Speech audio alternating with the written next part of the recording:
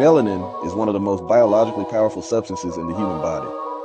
Order the Great Book of Melanin. Research today and explore the science that has too often been reduced, simplified, or overlooked. Learn how melanin absorbs radiation, protects DNA from cellular damage, and influences neurological function. Mechanisms documented across multiple scientific disciplines, but rarely explained together in one place. The Great Book of Melanin Research brings these findings into a single, accessible record, connecting biology, chemistry, and human health with clarity and precision. For decades, this information existed across journals, laboratories, and institutions, yet most people were never taught it. Not in school, not in health education, and not in the conversations that shape public understanding. Instead, melanin was reduced to pigment, assigned a color, and set aside because context changes conversations. Order the Great Book of Melanin Research and see the research compiled, explained, and placed back into plain sight. Too many people walk through life carrying fear. Not because they've done something wrong, but because no one ever told them they have rights. When you don't know the law, even ordinary life can feel like a risk. That's why we build Know Your Rights Foundation, a place where the law becomes clear, simple, and yours. Knowledge is your shield. The law is your defense. Start learning today at KYRF.org.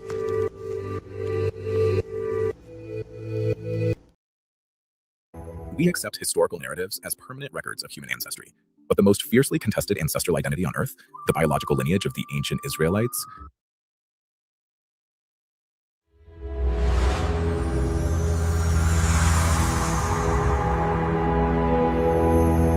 We accept historical narratives as permanent records of human ancestry, but the most fiercely contested ancestral identity on Earth, the biological lineage of the ancient Israelites, was usurped in the Middle Ages. This map displays the vast territory of the Khazar Empire in the 8th century. This massive Turkic kingdom occupied a wide stretch of Eastern Europe and the Caucasus, acting as a buffer between two expanding superpowers. They were geographically trapped between the Christian Byzantine Empire to the west and the Islamic Caliphate to the south. King Bulan engineered a political solution to preserve his kingdom's sovereignty. He ordered the mass conversion of his entire Asiatic empire to Talmudic Judaism. By adopting a neutral, monotheistic faith respected by both rival empires, the Khazars avoided becoming a vassal state. Millions of people of Asiatic and Turkic descent suddenly adopted a Jewish religious label. Over centuries, this medieval political maneuver laid a foundation for a pseudo-ancestry, one that would eventually be used to claim ancient biological rights to land in the Middle East.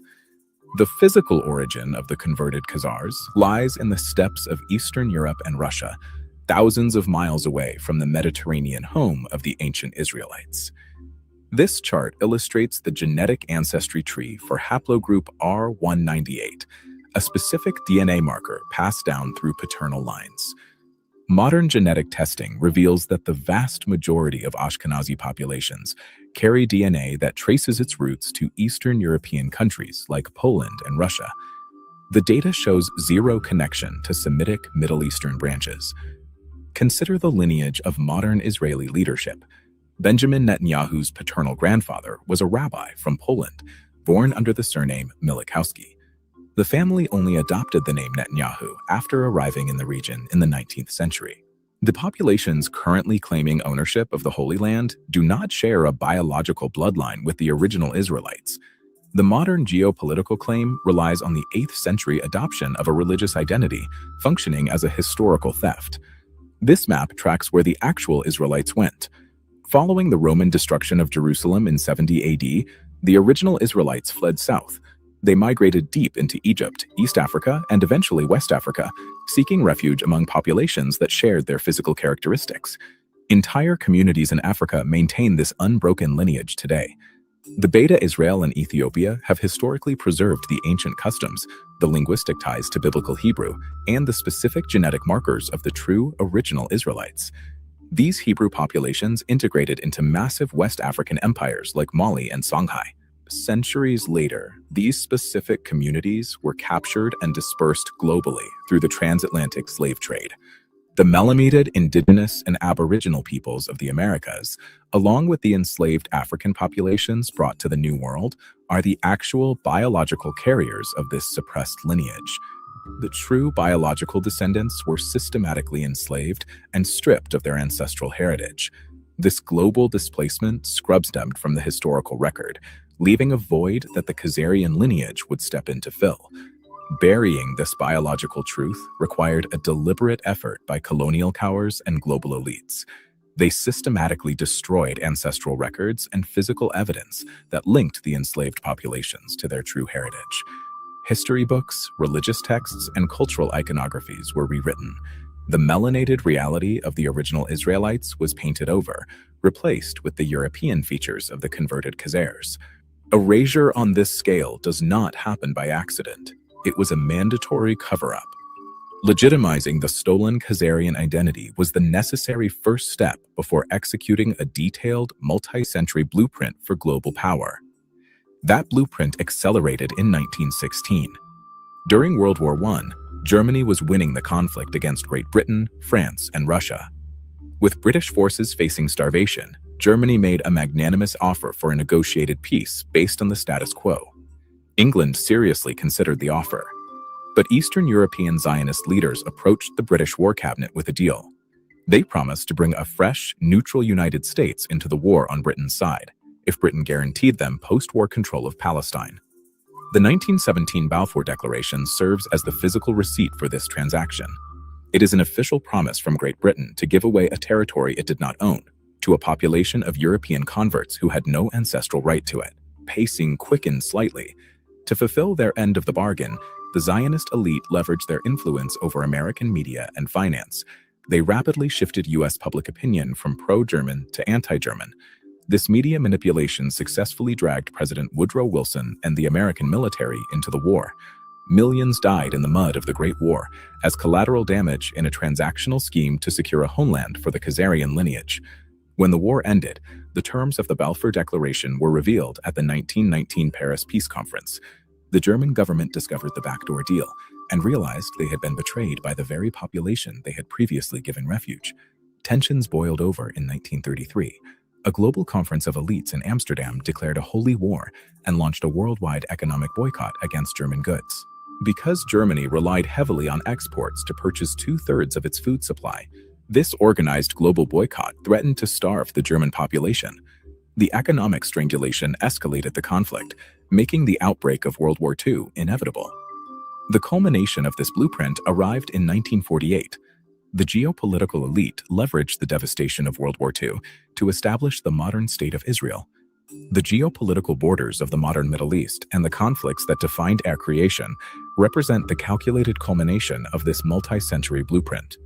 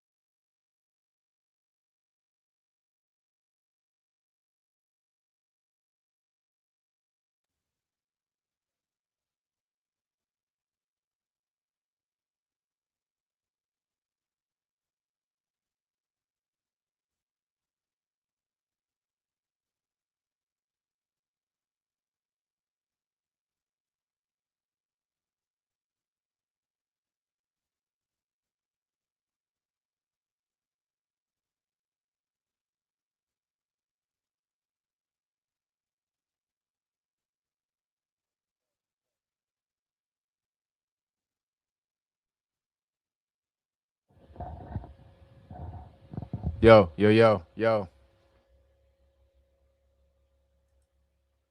Still no go? You still can't hear me? People, no, yo. No, nothing. You still can't hear me?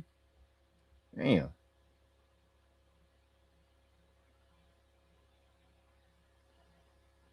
Yo, can y'all hear me? Turn your mic on. Somebody, well, hold on. This is Star paid to tell me that my mic is off. Damn right, spread the wealth. Give up the money, boy. Come out the pockets, baby. So the mic is back. All right. We good? All right, hold on. All right. Now we good? We straight? All right, for sure. It's good now. Take it from the top. Well, God damn it. Y'all didn't hear nothing I said. I ain't about to read off all them damn names. I read off all. I ain't reading off them damn names. God damn it. But I appreciate you guys for the start for the solar return. I said my solar return is actually on Tuesday. It's on the 7th. But we're doing the solar return live stream today because a lot of people were hitting me up wishing me a happy solar return. But I was like, yo, my solar return ain't till next week. So I just happened to do it today to mention it today because all the people were wishing me a happy solar return. So appreciate y'all. Thank you, everybody. Appreciate you for the love. And let me real quick give off the love. Let me see. We got Sam Moore. Thank you for the Cash App. Star and Sam Moore. Thank you for the Cash App. And Spread Wealth. Hold on. Appreciate you. There we go. May the force be with you. And as you saw the banner up, we got a goal for the day. You see the goal for the day. So appreciate y'all for all the support, all the lovey love. All right, you guys. Man, I went y'all didn't hear none of them damn names. I read off all the names. I was cracking jokes. Y'all didn't hear none of that. God damn it. No, I'm just playing.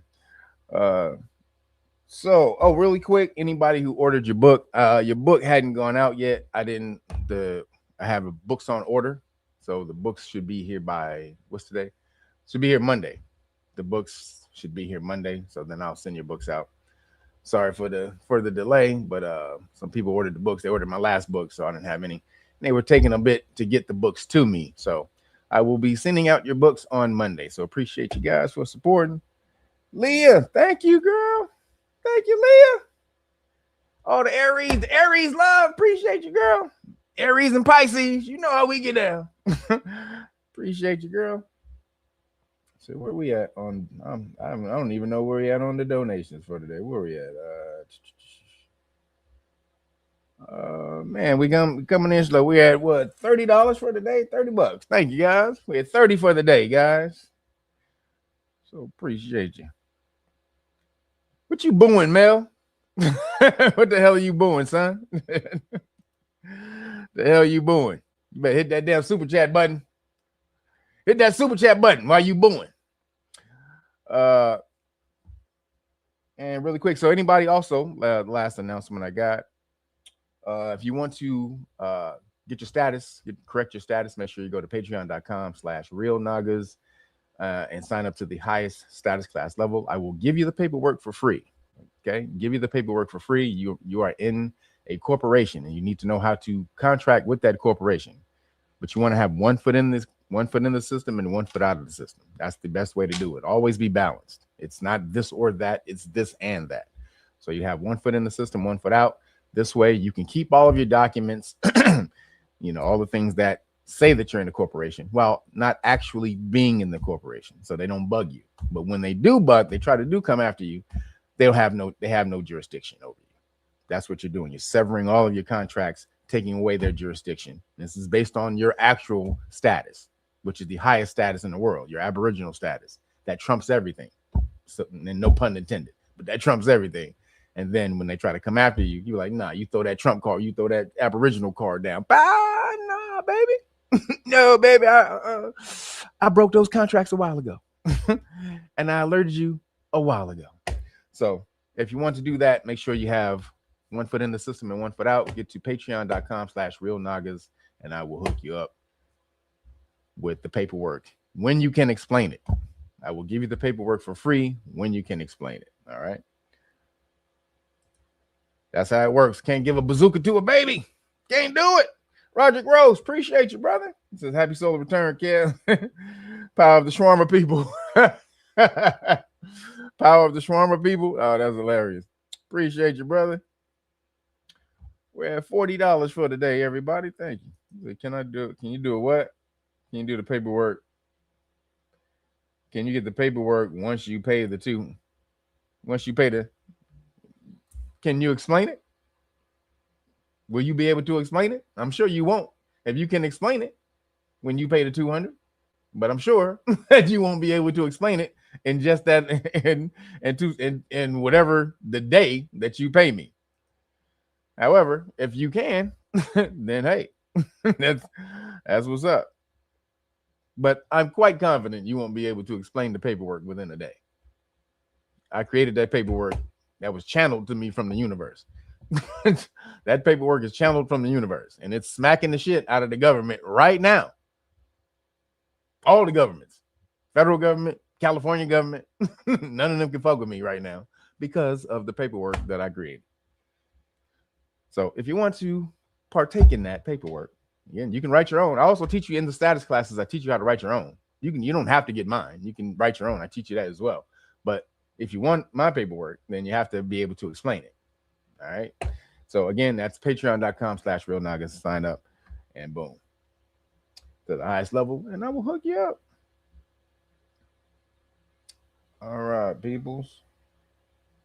Hold on, I gotta hook up my second screen. Uh-oh. So my computer starts to overheat, and I gotta wait a while until I hook up the second screen to make sure that it doesn't start overheating too soon. And the live stream goes to crap. Let's see. All right. Where is it? Make sure I get my screens up in order. Hold on, everybody. Behind the scenes tech work. All right, here we go. I think I got it.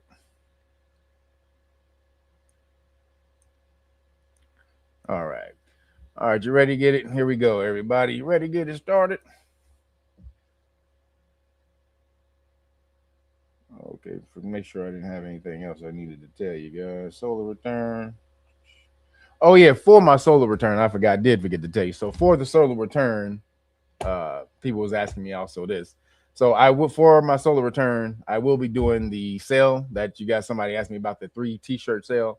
So yeah, I will do the solar return sale. That's only today, tomorrow, up until my birthday. After my birthday, or my solar return, not happening. So my solar return is Tuesday, April 7th. So all that day, if you get an order in by that day, then you can get the order. So that's today, tomorrow, Monday, and Tuesday. 12 p.m. Excuse me, 12 a.m. till 12 a.m. Tuesday night.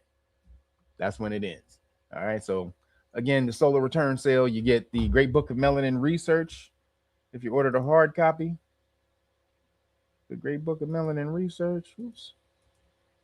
You get the whole police stop law package for free. That's the Know Your Rights Manual, Public Official Bonds book, the Constitutional Rights cards. That's the Qualified Immunity card right here. Excuse me, the Constitutional Rights card right here. And this is the Qualified Immunity card right here. These are the new ones. You get the brand new right here. The ones I busted my face going to get for use. But you get this one, or you can, if you want, you can also get the Civil Rights card. This is the Civil Rights Constitutional Rights card with the three gods, the great gods right here. That's Martin Luther King, Malcolm X, I am Malcolm X, and Johnny. If it doesn't fit, you must have quit Cochran. Yo, Dwayne Hicks, appreciate you, brother. Thank you, man. Says happy solar return. Return Khazars around the country stealing houses and fraudulent paperwork. Yes, they are. Appreciate you, brother. Thank you, man. Got us to 90 today. Thank you, bro. KZR, oh, they fraudulent, bro. They are fraud. Let me show you something. This is, and they run everything too. Let me show you something real quick. I had put this in here last week. I forgot to show you guys this, but check this out. So check this out, right? Christopher, you need to stop. Who's in control? Who was in charge of the CDC that was controlling and telling our government to shut down small businesses and what they recommend for the mandates of the vaccines and Pfizer and all? At the time when COVID was being enacted, I'm going to read off the staff of who was in charge of this CDC. The director of the CDC was Rochelle Walensky, dual citizenship with Israel. She's a Jew. Deputy director of the CDC, Ann Shawalchik, dual citizenship with Israel, Jew. CDC chief of staff, Sherry Berger, dual citizenship with Israel, Jew. CDC chief medical officer, Mitchell Wolf, dual citizenship with Israel, Jew. CDC director of the Washington office. This is pertinent to the topic. We're talking about COVID, right? Yeah, this is pertinent to COVID. So, I love you, Jennifer. Yeah, please. So, director of the CDC of the Washington office, Jeff Resnick, dual citizenship with Israel, Jew. COVID czar, Jeff Zaints, dual citizenship with Israel, Jew. COVID senior advisor, Andy Slavitt, dual citizenship with Israel, Jew. Assistant of Health Secretary for Human Services for our country, the Assistant of Health Secretary, Rachel Levine, transgender, dual citizenship with Israel, Jew. Can I ask that you hold off, Christopher? Ma'am, I'm almost done. Mr. Head of Pfizer. Wood, the chair has ruled that your comments are out of order. She's asked you to stop. How is it out of order? The chair has... You said Jew. There's nothing wrong with Jew. It's not derogatory. Yeah, exactly. Okay, keep on going. Head of Pfizer Vaccines, Albert Bourla, dual citizenship with Israel, Jew. Pfizer chief scientist, Michael Dostin, dual citizenship with Israel, Jew. Moderna chief scientist, Tal Zaks, dual citizenship with Israel, Jew. BlackRock, everyone know BlackRock? BlackRock CEO, Larry Fink, dual citizenship with Israel, Jew. I said we're willing to sacrifice our ego, our reputation, and our lives. Yes, ma'am, and I love you, and I appreciate your patience. BlackRock president, Rob Capitale, dual citizenship with Israel, Jew.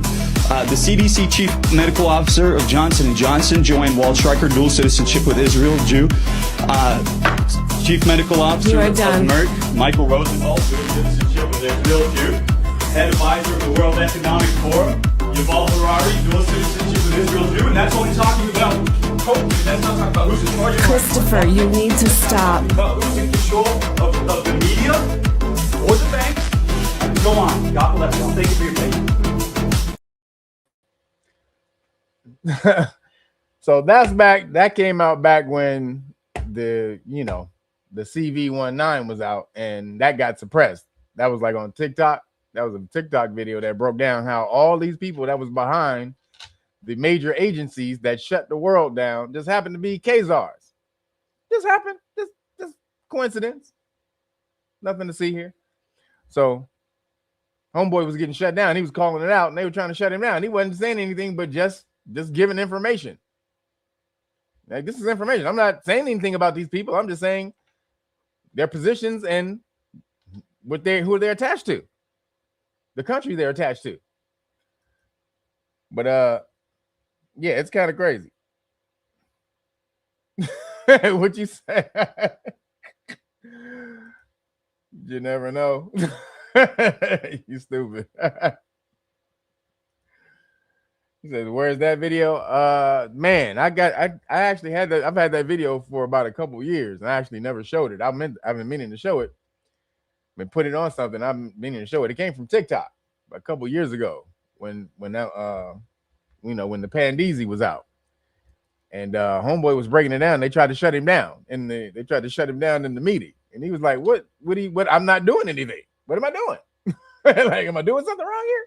Like, just calling out names and who they're associated with. Is that wrong? Why is that wrong?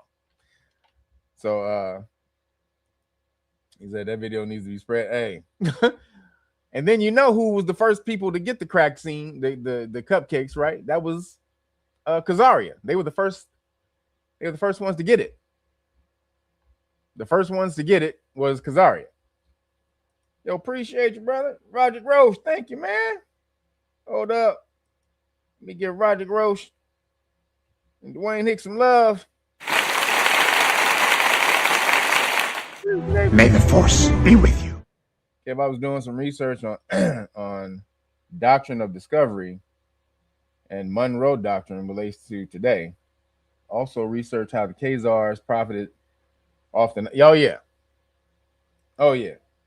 Crazy profited. Crazy profited. Appreciate you. We at where we at? 90. We're at 95 for today, guys. 95. Thank you, guys. And then Tony Leanos. Appreciate you. Thank you for the solar return love. You got me to 100 for today. Thank you, bro. May the force be with you. All right, everybody. Somebody just got a message to say, when does the sale end? 12 p.m. Eastern or Pacific? Pacific. Or 12 a.m. Not 12 p.m., but 12 a.m. Pacific time. That's West Coast time. So if you get your sale in by 12 p.m. or 12 a.m. I keep saying 12 p.m. 12 a.m. Nighttime. 12 nighttime Tuesday. Whatever 12 o'clock nighttime Tuesday is. If you get it in by then, you get the sale. So that's the whole Police Stop Law package. Plus, I'm going to hook you up with the t-shirts. Bam. You get the 3 t-shirts. Volume 1, Volume 2, Volume 3. Bam. You get all 3 of the shirts. Volume 1, Volume 2, and Volume 3. Or if you want to swap out one of the t-shirts for a Wu-Tang, one of the Wu-Tang shirts, you definitely can. So you can swap out a Wu Teasy shirt if you want. All right, everybody. So let's get to it. I got a lot of videos today. A lot. So I may not be pushing on the hold on. Dr. Paul Hopkins, appreciate you. He says, happy solar return, good brother. Keep up the good work. Keep it moving. Transformation happens by renewing of the mind. Yes, it does. Appreciate you. Thank you, sir. Thank you, sir. May the force be with you. Got us to 120 for today. Thank you, sir. All right. So, first bit of news. Let's see. Let's bring in what we got for today. So it came out. The soldiers have been hearing a lot of stuff. This is not like the old times where the soldiers would get sent out. They would be cut off from a lot of information if they were in the military. You know, the only information they would have is mainstream media, and mainstream media was regurgitating all of the talking points that the government wanted them to research or regurgitate. So they wouldn't hear anything other than what the government wanted them to hear. This is for our country. The enemy's terrible. They're evil. You know, if you're not with us, you're against us, and all that bullcrap, right? All they would just hear is the enemy bad, enemy bad, enemy bad. But now with social media, they can see everything. They can see everything that the normal citizen sees, including the reasons for going to war or not going to war. And they're like, fuck this, nigga. They're like, fuck this shit. We don't go to war for vitriol? Oh, hell no. We not gonna fuck that. So there's been a lot of backlash from the citizens, from the soldiers, about not going to war.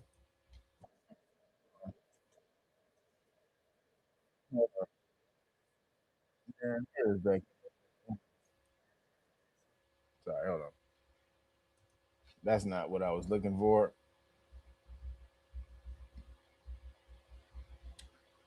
So hold on, I might have to go in here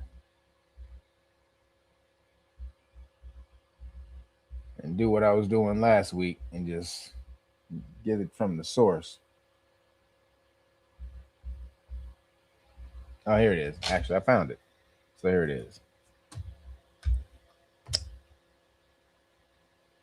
Andre Fuller. Thank you, sir. Thank you for the cash app. Appreciate you, brother. And Craftman. Thank you, sir. There's one more grin. Or one more again. Haven't been here in a while. Got to go. Excuse me. Go to see you again. You mean good to see me again? I got it. Thank you, sir. Appreciate you guys. Good to see me again. Good. Very, very good. It's very, very good to see you too, sir. Very, very good. May the force be with you. And it's very good to see all of you. Very good. We appreciate you. All right, guys. Let's see. So here's the soldiers. They've been talking about, we don't want to go. Again, they've been hearing everything that's been going on, and they're like, Israel can EAD. Conversation today. I'm joined by Mike Preisner, Executive Director of the Center on Conscience and War. We're more than 24 days into this U.S.-Israeli war on Iran. Hundreds of Iranians have been killed. Thousands of U.S. soldiers are on their way to the Middle East in some form. Thousands and thousands of people are being displaced and killed in Lebanon, the West Bank, and Gaza alongside Iran. And the violence is spilling over into neighboring Gulf countries and beyond. Mike is joining us today to talk about what's happening within the ranks of the U.S. military and maybe if the wide public dissent to this war is perhaps leaking into the armed forces. So, Mike, thank you for joining us. Thanks for having me. So let's start broadly before we dive a little deeper. What are you seeing generally inside the military right now?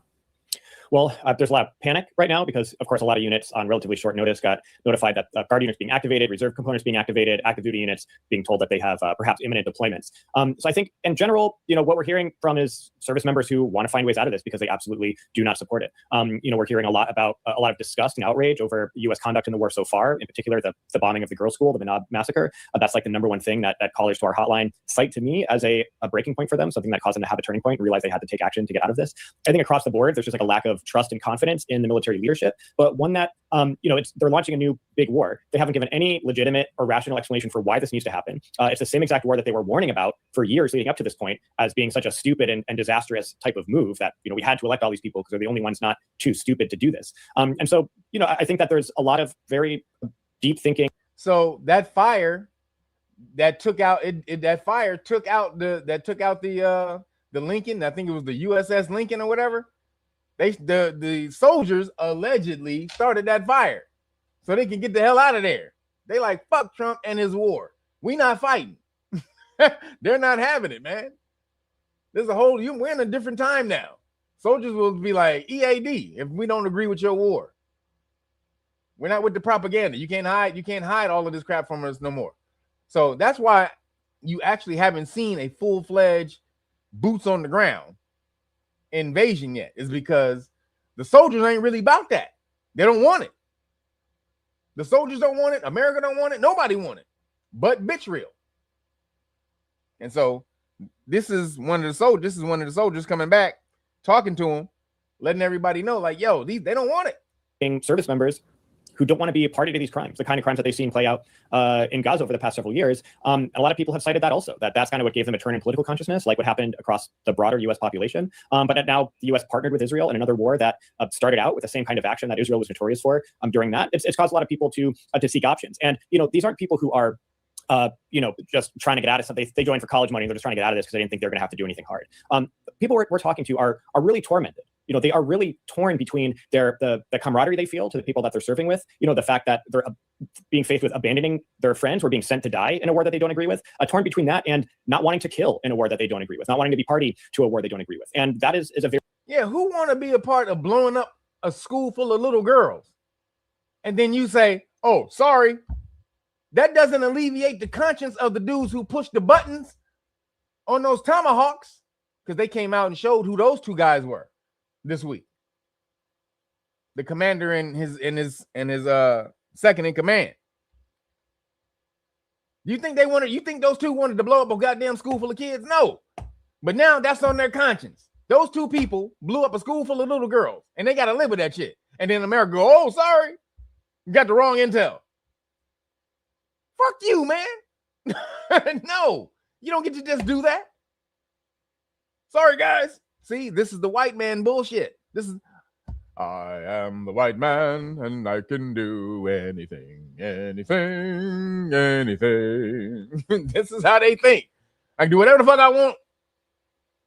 You can't do what I do. You're not the white man.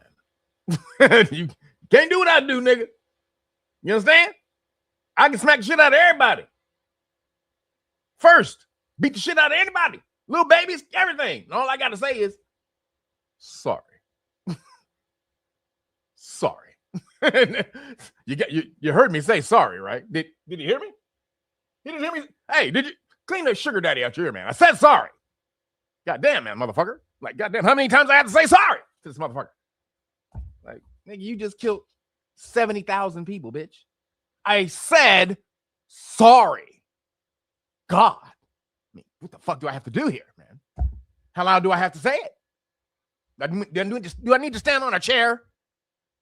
Do I need to stand on a chair? Is that what I need to do? Like, motherfucker, if you didn't get your ass out of here. No, he didn't say sorry. No, he didn't say sorry. You're right. That nigga actually didn't say sorry.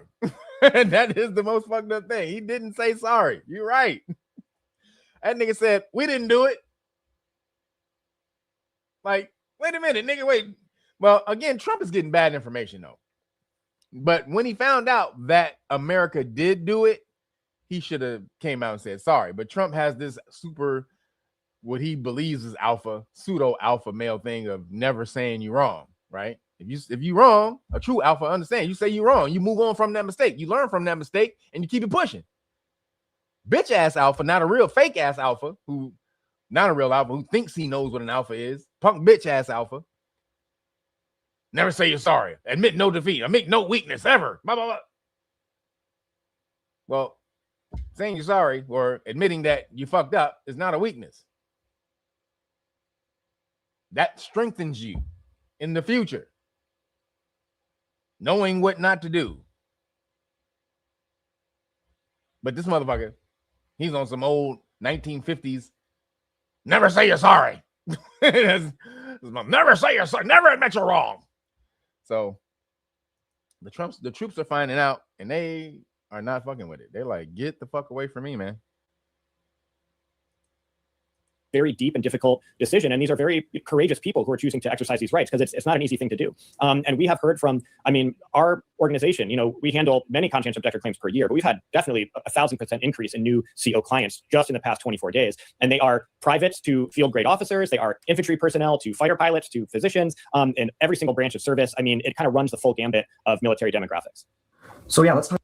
So basically what he's saying is they're all submitting letters trying to be conscientious objectors and get out.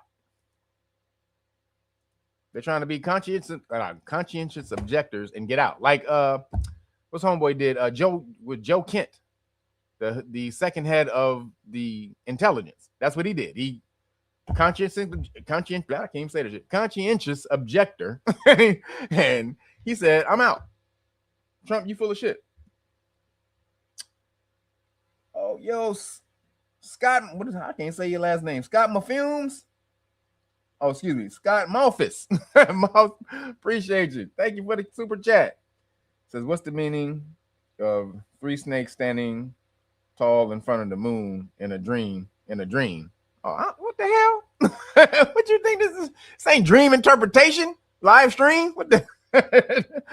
I would to interpret a dream. You had to sit down and explain all of. Can't do that in the middle of a live stream. Appreciate you though. Thank you for the super chat. Y'all funny, man. He said, "What the hell?" He said, "What the hell is the dream with the snake and the 3 snakes and the 1 head and he got 1 hoof, but his 1 hoof got gold in the front, but then he got in the back of it he got motherfucking like he got gold in the front of his hoof. He got what he got in the back? He got some cotton in the back, and then he got. I have no idea." I don't know. No, I'm just kidding.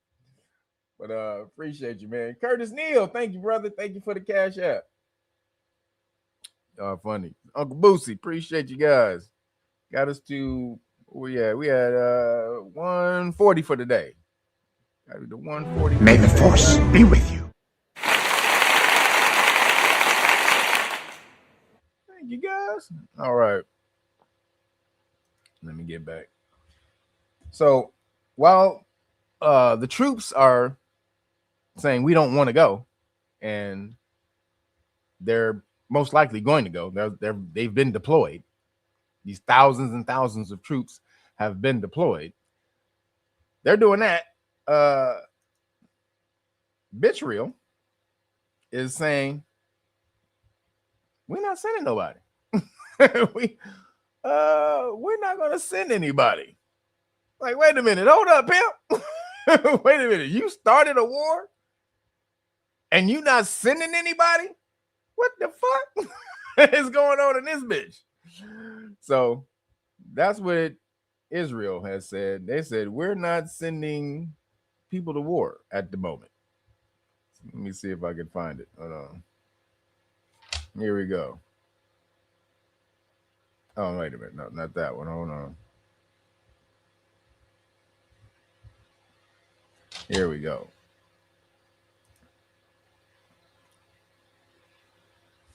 So check this out. Sends American boys 1,000 miles in. The Apprentice sends American boys 1,000 miles into Iranian territory while the architects of the war watch from their bunkers. Tel Aviv. Same as Iraq, same as Afghanistan, same chicken shit cowardice, same bill paid in American blood. So guess what? Israel is not going to send soldiers to Iran. Just like they didn't send soldiers to Iraq.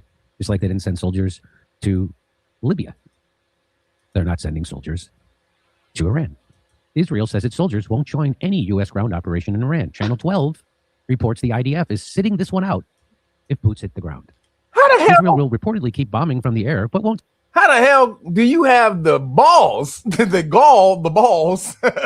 balls to tell somebody who you're relying on for the war that you're completely dependent on for the war? Like, if we don't give you another, if America doesn't give you another bomb or another dollar, you can't do this war. You're going to tell them, we're going to sit this one out, player. Y'all can go. Wait a minute. We're going to provide air support. How's that? We're going to be overhead. We're going to be covering you, looking at you, and with eagle eyes. We got eagle eyes all over from the air. Not down here. We'll be up here, okay? But hey, you can count on us up here. Like, motherfucker, ain't no way in hell. Bitch, I will slap the living shit out of you. I will slap the matzo balls out of you, bitch. We're gonna cover you. You go in, we'll cover you. How does that sound? How's that sound, Goyim? Hey, Goyim. That's the Goyim creed. You go in on the ground, we'll cover you. That's the Goyim creed. Like, nigga, I will stomp your ass into the ground. Send troops 1,000 miles into Iranian territory. The logic is straightforward. Israel doesn't have the logistics to sustain ground forces that far from home. And plus, we already know that their military is on the verge of collapse. Israel's. Because they're overextended. And there's lots of... They don't have the logistics to be going in on the ground. Well, that means you shouldn't be starting wars, bitch. That's what that means. Why are you starting wars? If you don't have the logistics, meaning the numbers, to go in, you don't have the infrastructure to go in, be able to do what you need to do, why are you starting wars? Then these bitch-ass motherfuckers, Trump is trying to negotiate. Trump was trying to negotiate with somebody to end the war. Israel killed 3 people. They killed 3 negotiators. Well, 2. They killed 2. They dropped bomb on 2. The last one, they just dropped the bomb on his house. He was getting ready to negotiate, and they dropped the bomb on his house and killed his wife. He fucked up too. But now he's not gonna negotiate no more. He like, fuck that, nigga. So they took him out. This is insane that they just get to do this with no accountability, no repercussion whatsoever. They just get to kill whoever they want to kill. This is crazy. These niggas are truly evil as shit. We can just kill whoever we want to kill. We don't got to worry about nothing. Because America, who would be the people who hold somebody accountable, we got them in our back pocket. Our balls are down their throat. How do you feel down there, America? Oh, yeah, when you're able to speak, I'll ask you later. America's fine. He said he's fine. If you couldn't understand what America said because my ball's down his throat, he said he's fine. Okay? Is that right, America? Oh, he said fine. Let's move on. Nigga, America is ball gargling. all day. Because they're overextended, and there's lots of the soldiers don't want to fight anymore. Look what they're doing. Look what they're in Palestine. They're in Lebanon. Now they're getting their own countries getting bombed to smithereens in Israel. So here is so Mario Nafal says, so the country that pressured the United States into this war, that struck South Pars without permission, that keeps bombing through peace talks, and whose intelligence helped justify the entire operation, won't be sending a single soldier if the mission gets dangerous enough to require ground troops. Well, we already know that U.S. officials have told the Washington Post they're getting ready for a weeks-long ground invasion. So yo, yo, that is absolutely hilarious, yo. He said Israel like he like that little dude with the gun when they come out, pow. What you doing with that little shit? Don't you shoot that little motherfucker no more. Oh man, Arsenio Hall had me dying with this. What you doing with that little shit? Don't you shoot that little motherfucker no more. That is absolutely 1000% Israel. Yo, that is hilarious. What you bring that little shit in? Don't you shoot that little motherfucker no more. Oh man, that is so funny. Yo, appreciate you. Thank you for this. Thank you for the super chat, Mississippi girl. Happy birthday, my 4/7 twin brother. 4/7, the God's day. It's the Lord's day, the day of the Lord. But appreciate you. He says Aries season for sure.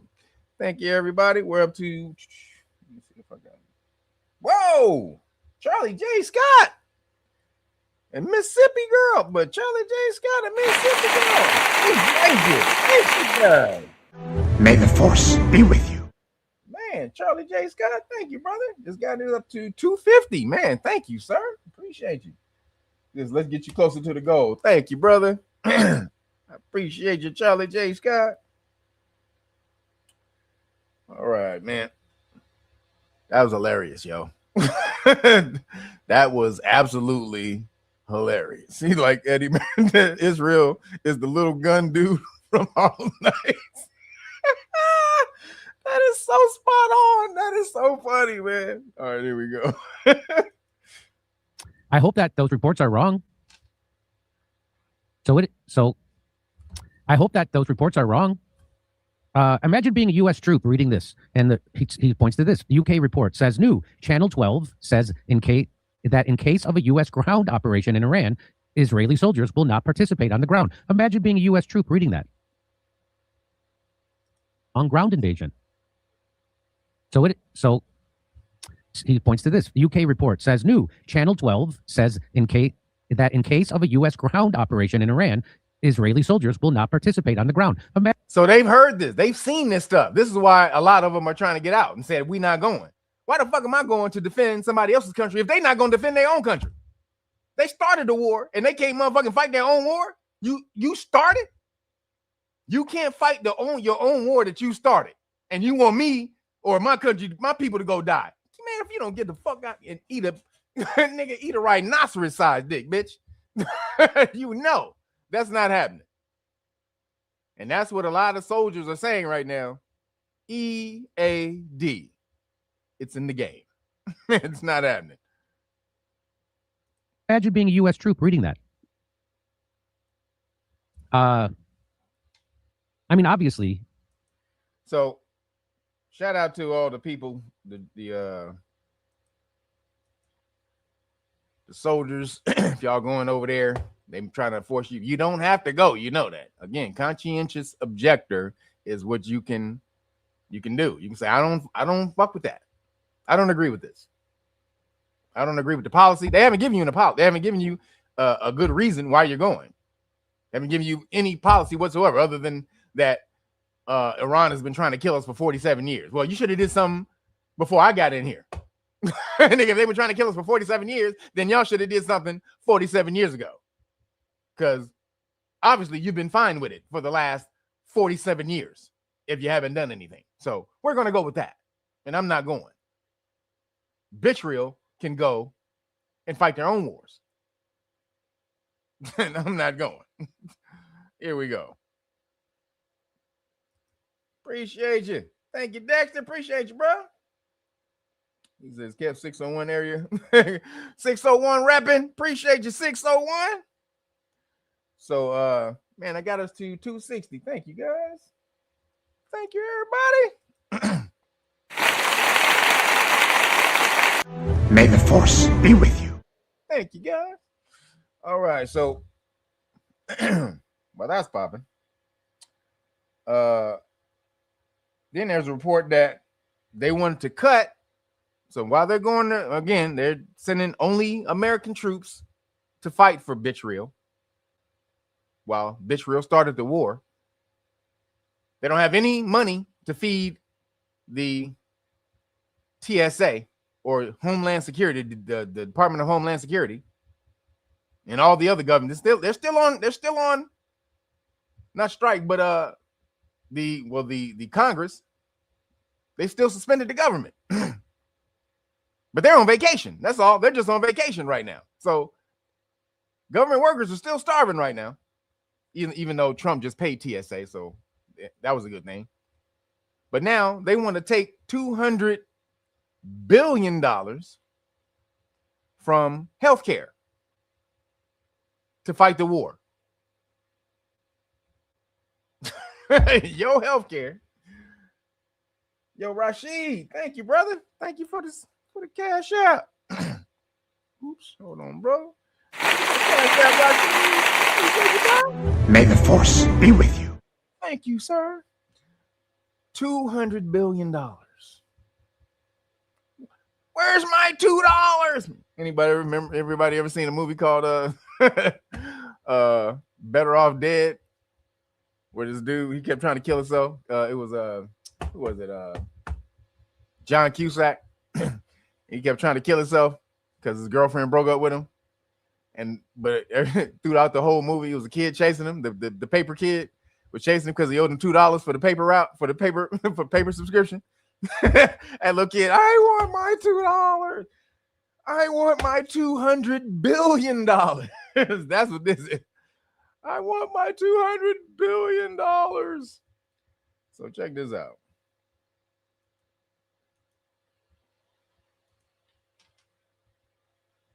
This is terrible, man. And what they tell you, oops. Hold on. Where'd it go, buddy?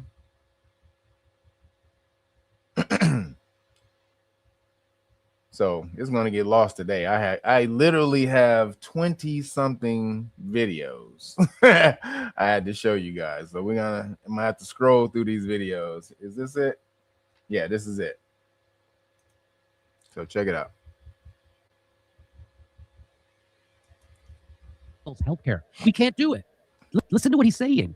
We can't take care of daycare. We can't take care of people's healthcare. We can't do it. Whoa, why? Because we got to do wars. The exact opposite of what he ran on. So Trump had a little press conference today, and I want you to listen to this, and then we will break it down for you. You ready for this? This. If you want any more proof that everything Donald Trump said during his campaign was a complete lie, and he was tricking you. He had a great big coalition. He had Hispanics, he had libertarians, he had independents, he had young people. He had people. That fool was the greatest actor of all time. Make America great again when he didn't give a shit about America. Like, nigga, you really didn't give a shit about America, but this nigga made you believe he was the biggest advocate, fucking superhero for America of all time, and he didn't give a shit about America. That nigga is the greatest actor you ever seen. God damn. The fuck? You know why? Because people were desperate. People, no matter who we voted for, we always get John McCain, meaning a warmonger, right? You got George Bush, Dick Cheney. You got Bill Clinton. He did Bosnia. He killed 500,000 Iraqi babies. Then we got George W. Bush. He did Afghanistan. He did Iraq. And then you got Barack Obama. He did Libya. He did Syria. He dropped more bombs than George Bush. Barack Obama did. And then we had Donald Trump. And then he was the first president that didn't start a new war. He was the first one. And so that's what gave him credibility with people who were desperate. People voted for him in 2016, not because they loved Donald Trump, but because they were desperate. We should have never did a rat. All right, come on, man. Get to the We can't take care of daycare. We're a big country. The United States can't take care of daycare. That has to be up to a state. We can't take care of daycare. We're a big country. We have 50 states. We have all these other people. We're fighting war. We can't take care of our own country. We can't take care of daycare. We can't do that. Watch what this fool actually says. Watch what this dipshit actually says. We can't take care of our own. Do you hear him? We can't take care of it. So you got to let a state. That's exactly. Okay, let me just play it through and then we'll come back. Can't take care of daycare. You got to let a state take care of daycare, and they should pay for it too. They should pay. They have to raise their taxes, but they should pay for it. And we could lower our taxes a little bit to them to make up. But it's not possible for us to take care of daycare, Medicaid, Medicare, all these individual things. They can do it on a state basis. You can't do it on a federal. We have to take care of one thing: military protection, because the exact. That's it. Now this nigga said no wars, no forever wars, no nothing. Right? This nigga, that's what he campaigned on the whole time. No wars. I would have ended that war. The war would have never started. Blah blah blah blah blah blah blah. We need to get rid of nuclear weapons. I'm going to work with Putin to get rid of nuclear weapons. I mean, he said some crazy shit. This nigga was out here, just out here saying some crazy shit. No war, no this. And he just said the only job government has, as far as funding, is to fund the military. This is what this bitch ass motherfucker just said. The only funding that the government should be doing is for the military. The states should fund everything else for themselves. Basically, he's basically saying that the states are what is this? This is basically this is the mob. This is Goodfellas. You pay me for my protection. That's what this is. I don't give you shit back.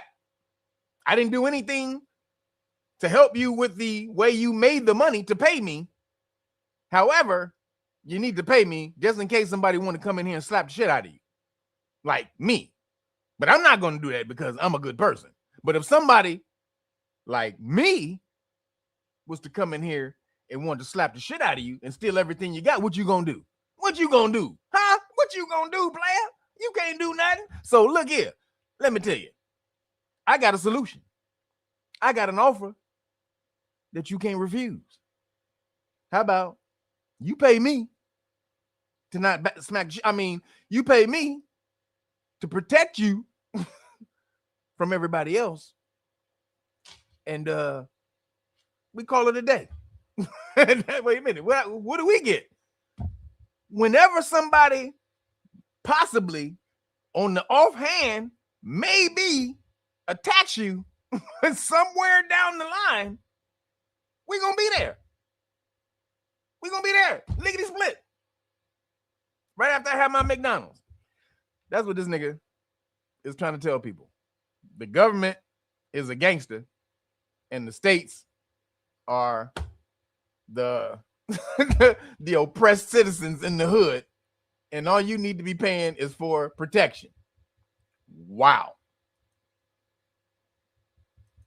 Opposite of what he ran on. That's just Woodrow Wilson. Woodrow Wilson, the guy who got in, he kept us out of the war. The guy who got in on keeping us out of the war. The betrayal of that was intense. You know, he put people in jail for being upset about it. That's probably when we first really lost America completely. That's what this is. This is the next World War kind of bullshit. Because this is like epic mythological. We're the richest country in the world, and we can't give our own people daycare. We can't give our own people health care. We're the richest country in the world. And he ran on saying, remember when he first got in office, he's like, hey, you know what? Why don't we cut our military budget in half? Yeah, right. He was saying things like that. And so, but he had a track record. This snowfall, it's Goodfellas. This is, I didn't see all the snowfall. Let me tell you right now, this is Goodfellas. This is it. Hey, go watch Goodfellas. You ain't seen Goodfellas. Oh, one of the greatest. This is Goodfellas right here. This is Paulie. Remember Paulie with the dude who was who needed protection for his restaurant. I don't want to spoil it, but remember nigga needed protection for his restaurant, so he asked Paulie to come in as a partner, and Paulie was taken out the back Oh, nigga, Paulie had it, boy. Shout out to Paulie. Paulie, the cat who played Paulie, Paul Sorvino, is Aries. So shout out to Paulie. There we go. His first term, he didn't do that stuff. He literally did have a track record of not starting new wars. And so people are desperate. People don't vote for Trump because they voted for an idea of what he said he was going to do. All right, so yeah, yep, that's it. Yep. That's Paulie right there, baby. Hold up. That's Paulie right there. Fuck you, pay. You late on your like you don't make no money this week because you didn't get any customers in here. Fuck you, pay me. You didn't, a fire happened, but fuck you, pay me. Shout out to Paulie. You give me my money. I don't give a shit what happened on your side of the business. When it come time to pay me, pay me. Shout out to Paulie. So that's what Trump just said. Give us all your medical money. We need all of it. $200 billion to give to the military. Basically, and what does that mean? That money will be going to Israel to give bombs to Israel. Kazaria, that's where that money's going. To give bombs to blow up more babies to Israel. That's what he asked. He's saying, no, you go sick and die so that we can take your money and go blow up more innocent people. Give it to Israel so they can go blow up more innocent people, allegedly. What the fuck? We're in the boy. This is the this is the illest time ever right now. This is the illest time ever. So moving along. Hold on. So apparently the bullet that hit Charlie Kirk wasn't from the gun. The bullet that hit Charlie Kirk was not from the gun that they got from the site. What do you know? But it wasn't a gun. They said because it wasn't a bullet. It was supposed to like a whatever fragment they had that was allegedly supposedly the bullet, because they didn't have a real bullet. They had fragments. So whatever that fragment was, they said it didn't match the gun. And then there were multiple fingerprints all over the gun. And then the dog, I think I told you guys this though, but the dog sniffer or whatever they call them, the dogs that they came, the canines that they came to find guns, the weapons canine, they brought them over there and they could not find the weapon. They could not find the gun until the FBI got there. And it was 100 feet away from where the dogs had been searching. The dogs can sniff. If you fire a weapon, the dogs can sniff and smell that shit from like 100 yards. Damn near. I'm exaggerating a little bit, but it's pretty far. How far a dog can smell. 100 feet, definitely. So something's going on with the Charlie Kirk thing. Who is behind it? I don't know. What do you think? Else he is a foreign agent. Shout out to a chief. The Charlie Kirk show is now literally registered as a foreign agent. Oh, hold on. That's not it. Hold on. That's not the one. Oops. That's almost it, though. Hold on.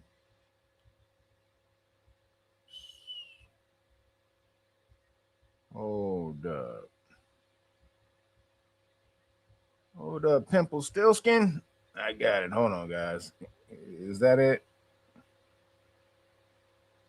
I think this might be it. Yep, this is it.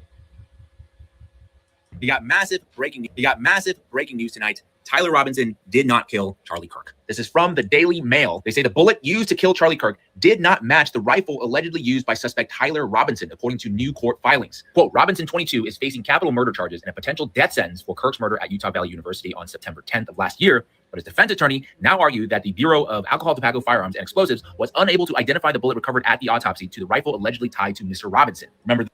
Hold on. Let me slow it down a little bit. He's talking a little fast. Let me go back. Robinson, according to new court, did not kill Charlie Kirk. This is from the Daily Mail. They say the bullet used to kill Charlie Kirk did not match the rifle allegedly used by suspect Tyler Robinson, according to new court filings. Quote, Robinson, 22, is facing capital murder charges and a potential death sentence for Kirk's murder at Utah Valley University on September 10th of last year. But his defense attorney now argued that the Bureau of Alcohol, Tobacco, Firearms, and Explosives was unable to identify the bullet recovered at the autopsy to the rifle allegedly tied to Mr. Robinson. Remember this gun right here that they told us was found in the woods? What gets even weirder now is that yesterday, the Washington County Sheriff, Nate Brooksby, who presided over Tyler Robinson's arrest, abruptly resigned following, quote, undisclosed complaints. The Salt Lake City Tribune says, so the guy who arrested Tyler Robinson quit.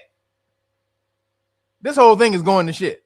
I'm telling you, we live in the apocalypse right now, guys. The unveiling, the uncovering. They can't, whatever you do in the dark will be, it's basically done in the light in this time. Don't try to do shit in the dark. It will come to light immediately. You are in the apocalypse. That the time that's been talked about in the Bible, since they wrote it, since they created it. You're in that time. The unveiling, the uncovering. What's going on? Oh, shit. That's what that is. Nothing can be hidden in this time. Anything that you do on the shady side will come to light. Trust me. Trust me.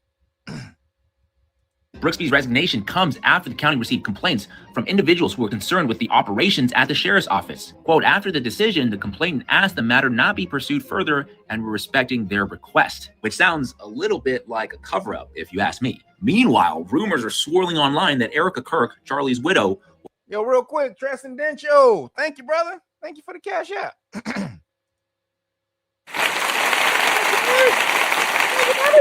May the force be with you. Go, baby.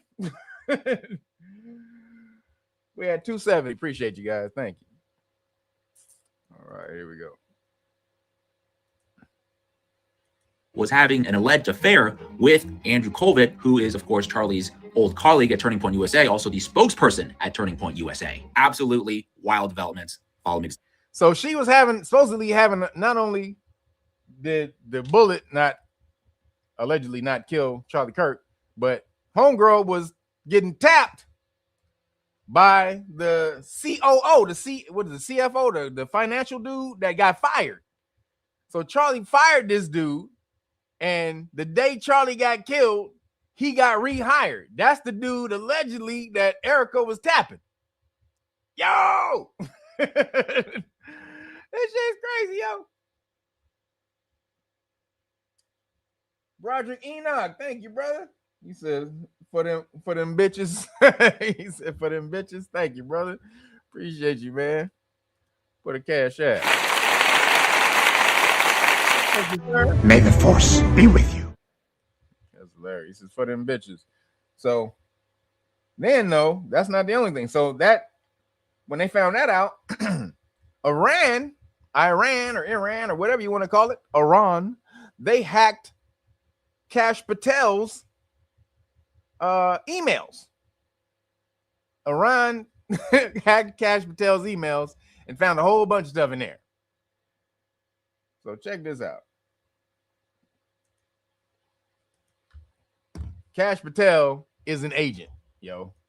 Kash Patel has been an agent from the beginning. Hold on.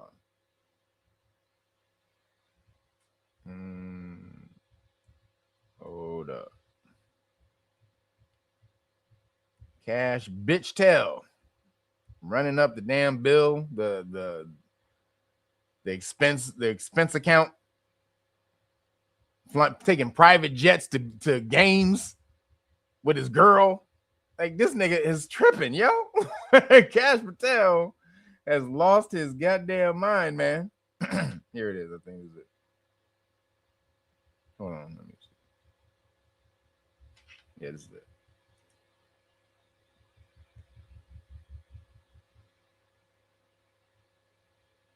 Emails. Exposing Iran shocks the world by dumping FBI Director Kash Patel's personal emails, exposing humiliating details like Indian bank accounts and secret trips to Havana, Cuba, not for business, but for pleasure. But here's what the corporate media won't touch. Iran didn't hack Patel. They hacked Israel. They hacked Mossad. just as we've been reporting for months. So they didn't hack him, they hacked Israel, and Israel had all of Kash Patel's shit on their server. Basically saying Kash Patel is a goddamn puppet. He's been a goddamn puppet the whole time. They got him under a barrel. Who knows what kind of freaky ass shit they got on him in that goddamn. They had everything on Kash in there. That's why Kash came out and said Epstein killed himself. I've seen this. I've been through people in what do you say, in foster homes, and what I can say is he killed him. What the fuck does you have an experience with people in foster homes got to do with any goddamn thing? He actually said that. I've seen people in foster homes. Motherfucker, we talking about Epstein getting killed in jail, bitch. What the fuck does that have to do with you knowing about people in foster homes? I was slapping shit out of you. Kash Patel, boy, goddamn. Fit metaphorically, YouTube. I would never do that for real. But here we go. That's right. The sitting FBI director's entire personal inbox was sitting on Israeli servers. Israel holds the compromat on one of America's top law enforcement officials. And it gets darker. The Handler hack team says this is only the beginning. They've got more, much, much more, including pedophile code words, cannibal code words, and proof that not only is Jeffrey Epstein alive and living in Israel, Kash Patel and his former deputy Dan Bongino played active roles. So in the hacking, they found out Epstein is still alive and living in Israel. We knew, but they found that this is what Iran found when they hacked Israel. They found out Epstein bitch ass is still alive. Goddamn. Yo. Hold on real quick. Brandon Terry and Willie Boylan. Thank you guys. Appreciate you for the cash apps. Oops. We're at two. Hold on. Yeah. I can't count today, y'all.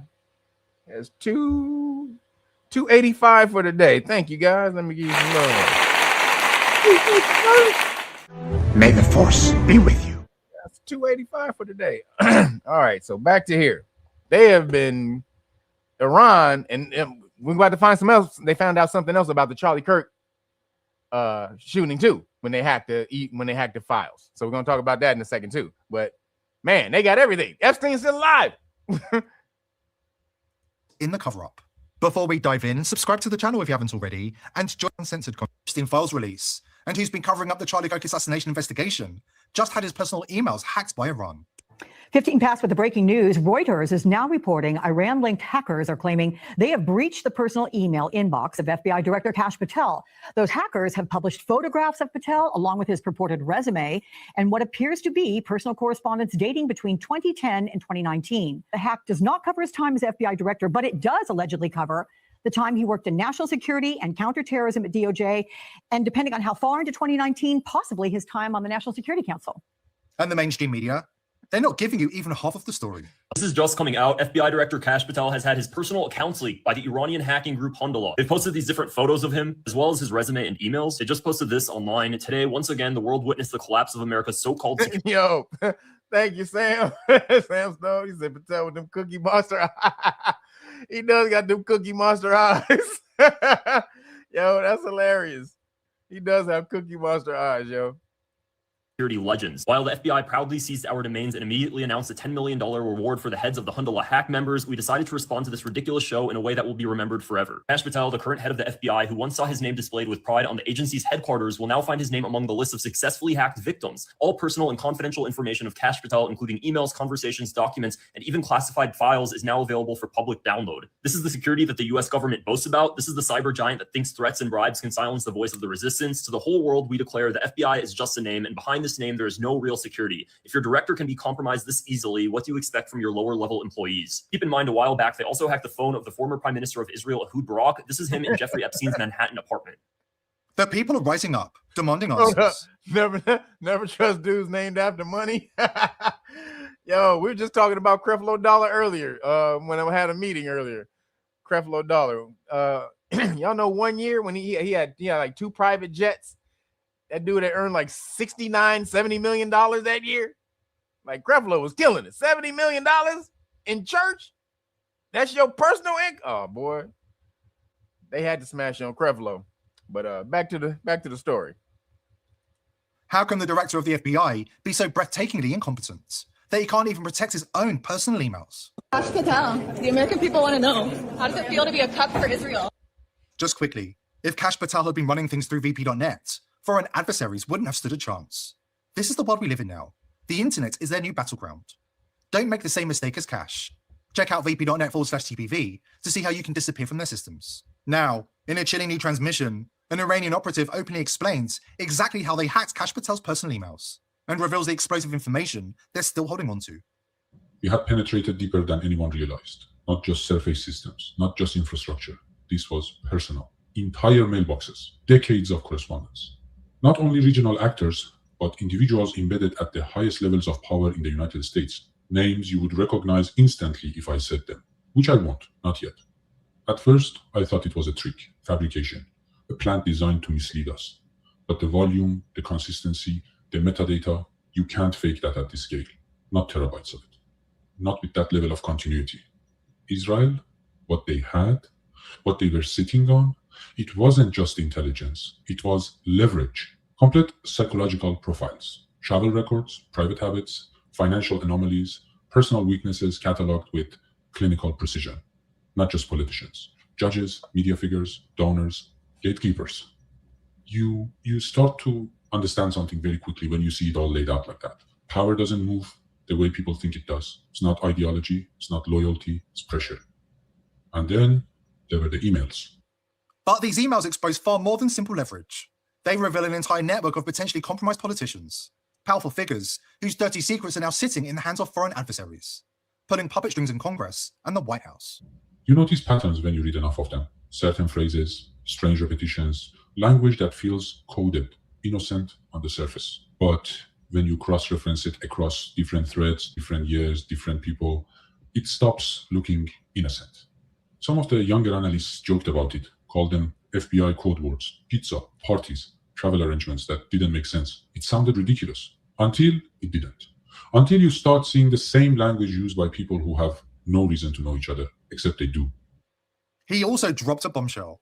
FBI top brass, including Cash Patel and Dan Bongino, have been deeply complicit in covering up the crime of the century. Jeffrey Epstein didn't kill himself in that jail cell in 2019.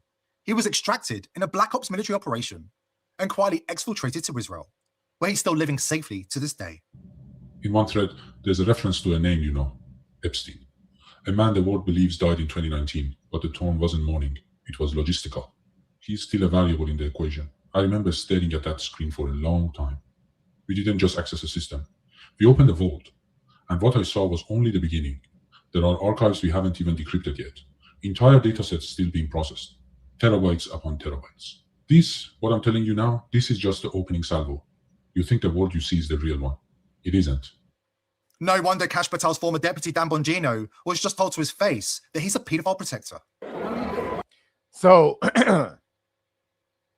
they know this is real because they actually have pictures and things that were in the file, that were in these people's email. So this is how you know it's real. So this is not a joke. They actually had pictures and everything of these cats. So this is real. So Epstein alive. Cash Patel. So now this is the other thing they made you find. This is what they found though. Let me show you this.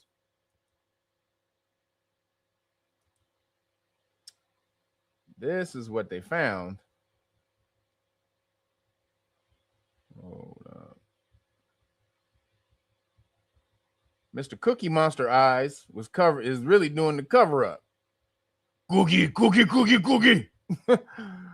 But where is he at? Mr. Cookie Monster. Look at this. This is actually, look at the cookie. Look, watch this. Cookie Monster. Cookie. It's funny that you said it now. We can never not see it.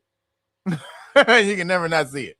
But yeah, Mr. Cookie Monster Eyes, watch this. So this is what they found when they hacked further about Charlie Kirk. Just breached his personal email accounts. They cracked open years of his correspondence. And they made one thing brutally clear. They're still holding the most recent emails, the truly explosive ones, the ones they claim will rewrite history. They say these emails prove the FBI knew from day one that Tyler Robinson did not kill Charlie Kirk. This isn't speculation. This isn't rumor. This is a full-scale information war. And everything we've been told. Yo, real quick, he said Epstein got a podcast on Spotify. That's hilarious. That's what. Luckily, you guys are donating today. Because, again, if you guys don't donate, I don't want to have to put any commercials. I start doing commercials up in here. Spotify hit me up yesterday. That's the reason I stopped and told the story. Spotify hit me up yesterday. It was either Spotify or Shop. One of them. I get them mixed up all the time, but I think it was Spotify. They want me to do a damn commercial. So, y'all better donations, baby. I have to cut in with a goddamn Spotify commercial. Hey, don't you like Joe Rogan? Joe Rogan's 10 a.m., 11 a.m., 5 a.m., 7 a.m. I'm like, no, I'm not doing that. 4 p.m., 2 p.m., 1 a.m. Joe Rogan all day. Joe Rogan here, Joe Rogan there. No, I don't want to do that. Don't make me do Joe Rogan commercials for Spotify people. They just hit me up yesterday too, last night. But I'm not messing. I don't do commercials because if I do that, then I can't make Khazarian videos. So they want to sponsor my videos, but that was before they saw me put the Khazarian video out. See, if I do stuff like that, I can't bring you guys the real information. If I take sponsors on, you don't get Khazarian videos. Yo, Lane Gretzky, appreciate you. Thank you for the super chat. What up, Kev? Just finished a side job doing the HVAC. That's what's up, HVAC work. So I wanted to make a donation. Thank you. Appreciate you. Thank you for always telling us to be independent and get our own money for sure. Absolutely. And we're going to talk about that even more later on, but definitely that's what everybody need to be doing. That's what we need to be doing. Get your money because AI is coming. Sort of. We're going to talk about that. But appreciate you. Thank you for the super chat. Thank you for the super chat, bro. May the force be with you. Thank you, sir. All right, here we go. About the assassination just exploded. Before we dive in, subscribe to the channel if you haven't already. Censored content. For months, we've been dismantling the official FBI narrative around the alleged assassination of Charlie Kirk, and it never added up. Now it's collapsing before our eyes. At the center of the story is the supposed weapon, a 30-06 rifle tied to Tyler Robinson. But the entire case leans on the so-called magic bullet theory pushed by Turning Point USA's Andrew Gov't. They want you to believe a high-powered rifle round was stopped by Charlie's jaw. Just months later, the entire FBI Mossad Turning Point USA cover-up is unraveling. We've got the bombshell information straight from Cash Patel's inbox coming up. But first, the news from Utah, where a bombshell court filing alleges the fatal bullet does not even match the rifle linked to Robinson. If the bullet doesn't match the weapon doesn't match the narrative, and the narrative itself starts to fall apart. It's the JFK playbook all over again. As Candace explains, this isn't just a weak case, it's a federal cover-up. With all of the proof that I have, the people that I have spoken to that were intimately involved in this case, I would willfully sit on the defense side and say, this person told me that the feds planted the gun. This person told me that the bomb dogs couldn't find it. How can you sit back and pretend that you are like a friend of Charlie Kirk because you're trying to get a patsy put into prison? Like, you guys are completely monstrous and pretending that you're on the side of morality. Like I said, I have recorded and documented every piece of this case. I have been meticulous about this. There is an overwhelming, we love to use that word, there's an overwhelming amount of evidence that the feds set this kid up as a patsy. Okay? Yeah, man. Real quick. Yeah, I'm getting major cats in all the time. I'm turning down major money for you niggas. God damn it. So you better donate. Get over there, realnagas.com. You better get these books. Get these t-shirts. God damn it, because I be turning down major money not to put commercials in here. Seriously. JBL, Sephora, H&M, who else, man? Netflix. I be getting now. Spotify hit me up yesterday. Yeah, I get hit up by some people to do some videos. So again, though, if I do these sponsorships, I won't be able to do the videos like I want to do the videos. See? So in order to bring you the videos the way we want, you guys got to support. Again, so that's the donations. Appreciate you guys donating on the Saturdays. That's also going to realnagas.com and copping some of the gear, some of the merch, and the books. Also the books. That helps me quite a bit.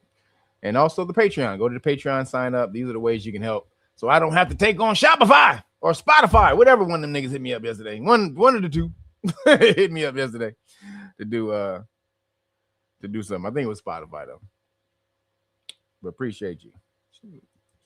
Everyone in the town, all the local sheriff departments, the SWAT team, they believe that the feds came in and they started lying and they were sending people on wild goose chase and they said the gun was here and they said it was over there. There was no gun. They didn't want the bomb dogs to go into certain places. If there were ever a moment the FBI director wouldn't want his emails made public, it would be right now. right as questions mount and the pressure is at its peak. If you saw our breaking news video about Kash Patel's hacked emails, you already know the plots. The mainstream media is desperately trying to bury itself on behalf of Israel. Iran didn't hack Kash Patel. Iran hacked Israel. Last year, Iranian cyber operators breached Israeli intelligence networks and seized a massive trove of highly sensitive documents, among them explosive compromise, compromising material on world leaders and senior US politicians.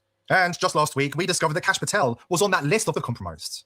Here's what that actually means. Kash Patel's personal emails, photos, travel records, and private correspondence were sitting on Israeli intelligence servers. This isn't espionage, it's leverage. And right now, in the middle of this escalating war in the Middle East, a war that serves nobody's interest except Netanyahu's, that leverage is being actively deployed. Now, in a new transmission, an Iranian operative explains how they hacked Kash Patel's personal emails. Now watch this. And reveals some of the explosive... Now watch this. Real quick, spread well. Appreciate you, brother. Thank you, sir, for the super chat. This is don't sell out. I know you. I know you won't. Just don't. I don't know, bro. Y'all better start supporting that real Nagas. You gonna see a cut in a shot of Spotify. You like Joe Rogan? You love Joe Rogan. We love Joe Rogan.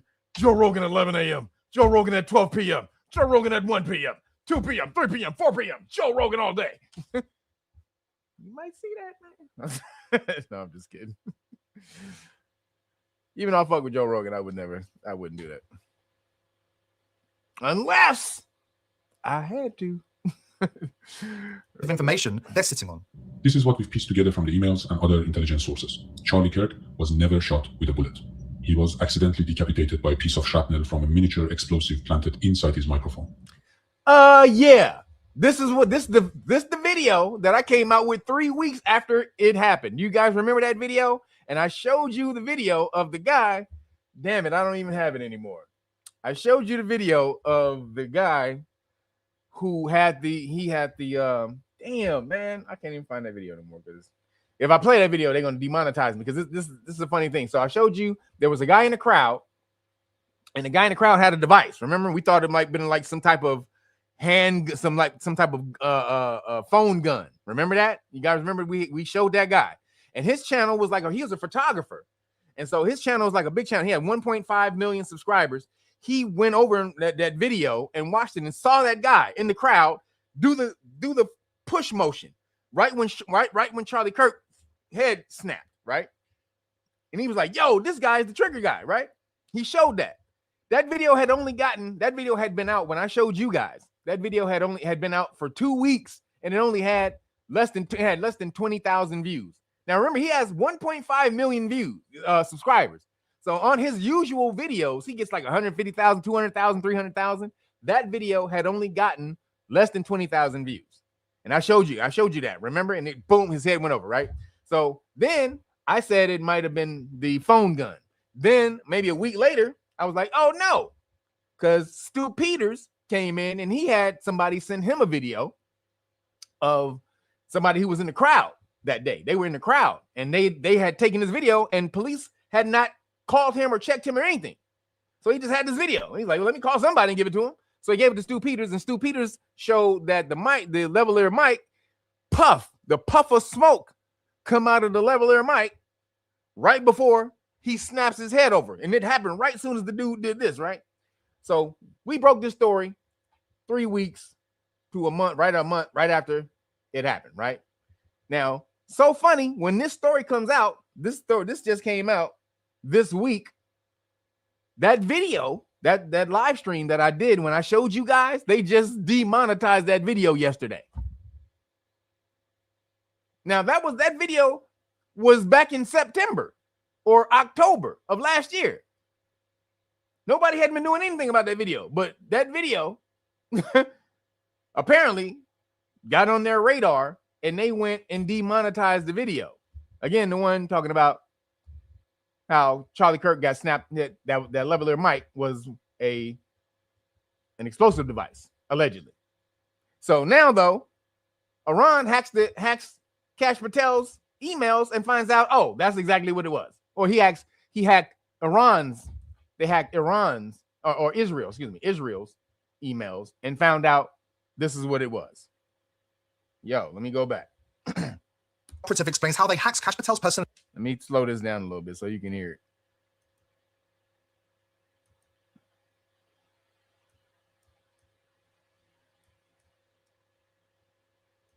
Fuck it. Emails and reveal some of the explosive information they're sitting on. This is what we've pieced together from the emails and other intelligence sources. Charlie Kirk was never shot with a bullet. He was accidentally decapitated by a piece of shrapnel from a miniature explosive planted inside his microphone. The device was supposed to blow out his chest cavity, but the explosive malfunctioned. Instead of detonating downward, it ripped upward and took his neck. That is why security immediately ripped every device off the stage. That is. Yo, real quick, this is the funniest thing. He said the algorithm is 50 Cent petty. Oh, that's hilarious. Hey, yo, hit the dang. Oh, I shouldn't have to tell you this, but take your shoes off while you're in the dojo. That means hit the like button. Everybody, I shouldn't have to tell you this. You guys should know now when you enter someone's dojo, you enter with class, decorum, some you know what I'm saying? Some style, some manners. But I appreciate you guys hit the like button. That's the algorithm right there. And then I thought this was a new slang term for the like button, the hype button, but apparently there is something called the hype button that actually hypes your video. So if you can find that within the live stream, make sure you hit the hype button. I guess it gets a hype score, and then that's how they show your video around on YouTube, depending on the hype score. So get that damn hype score up there. Hype that shit up. So, but back to this though. So they find out that the Leveler Mike is the one that took him out. Now, remember, again, we just talked about you're in the apocalypse. If this had happened 20, 30 years ago, it would have took 20, 30 years for this information to come out. But because it happened right now in the apocalypse, after the conjunction, the great conjunction, we're in the shit now. After that great conjunction of 2020, that video that I did, a lot of you guys found me on that video, the great conjunction of 2020, when everything reset to 000, everything reset. That's why they called it the great reset. Everything hit 0 degrees that time. So it was a recreation point that anybody could do at that point. You could have made the world the way you wanted to make it at that point. And they were trying to make it the way they wanted to make it. However, they had too much karma. Vitriol has too much karma out there. And this is the culmination right now. When the times changed, this is when their karma comes to hit them in the ass.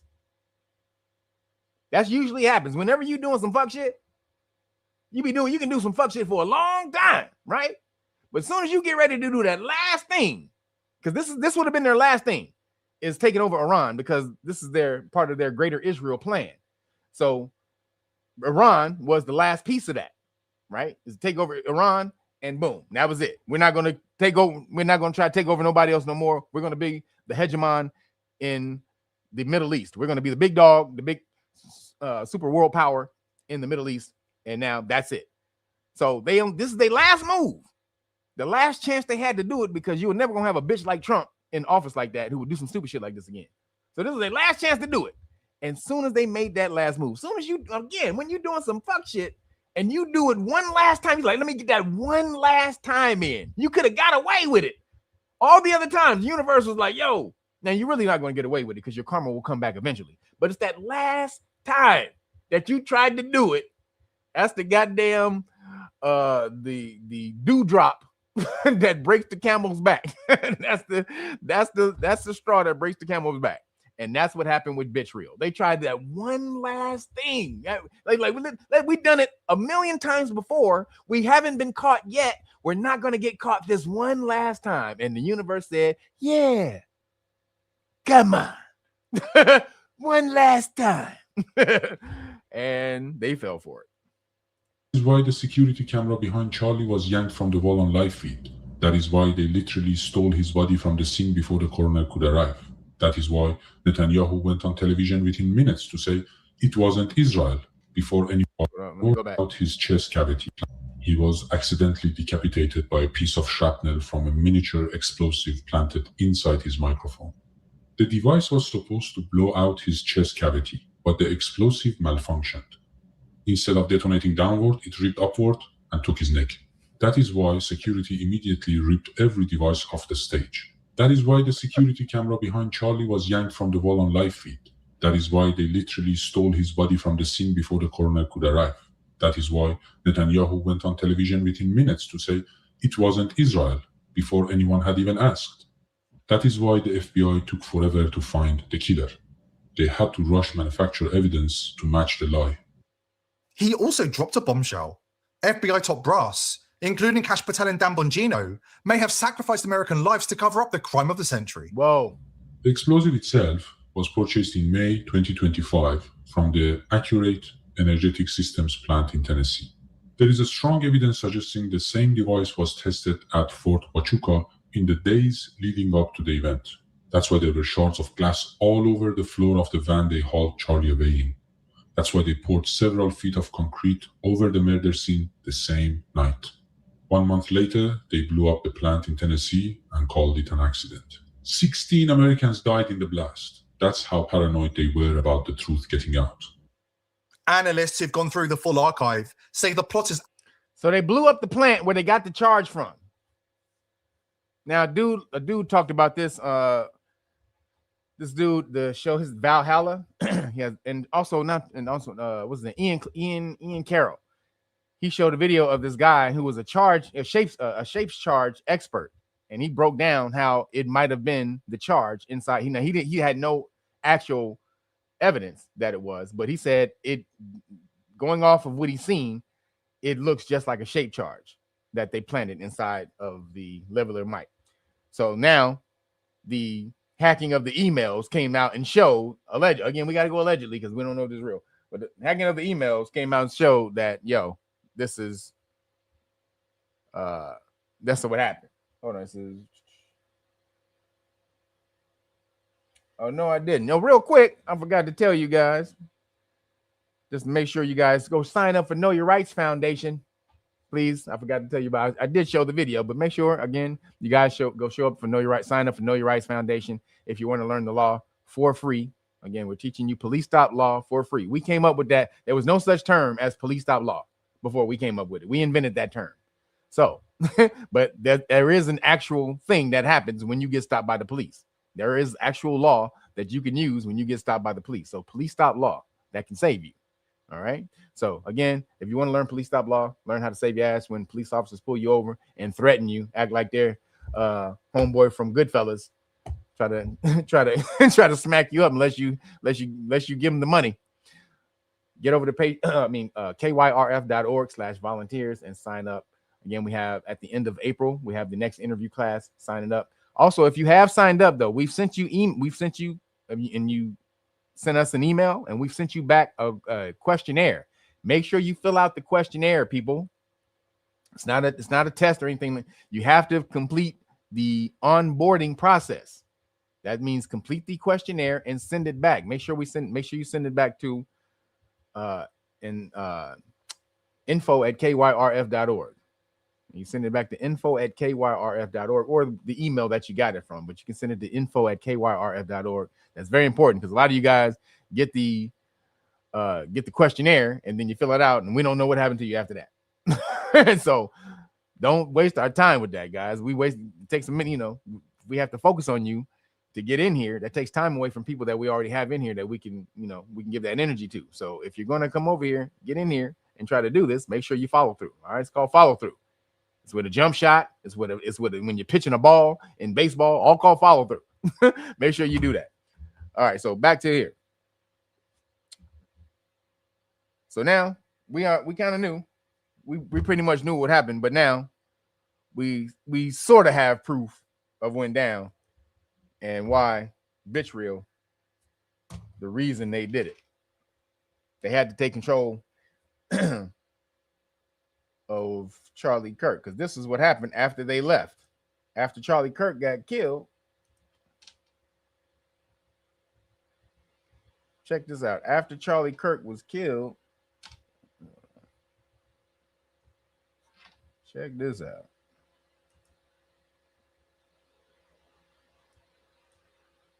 The Charlie Kirk Show is now literally registered as a foreign agent, allegedly. Okay, the Charlie Kirk Show was and still is run by a group called the Salem Podcast Network, leading us to the next bit of investigating, which is who runs the Salem Media Group. Early last year, it was announced that the Salem Media Group appointed a guy by the name of Brad Parscale as their chief strategy officer.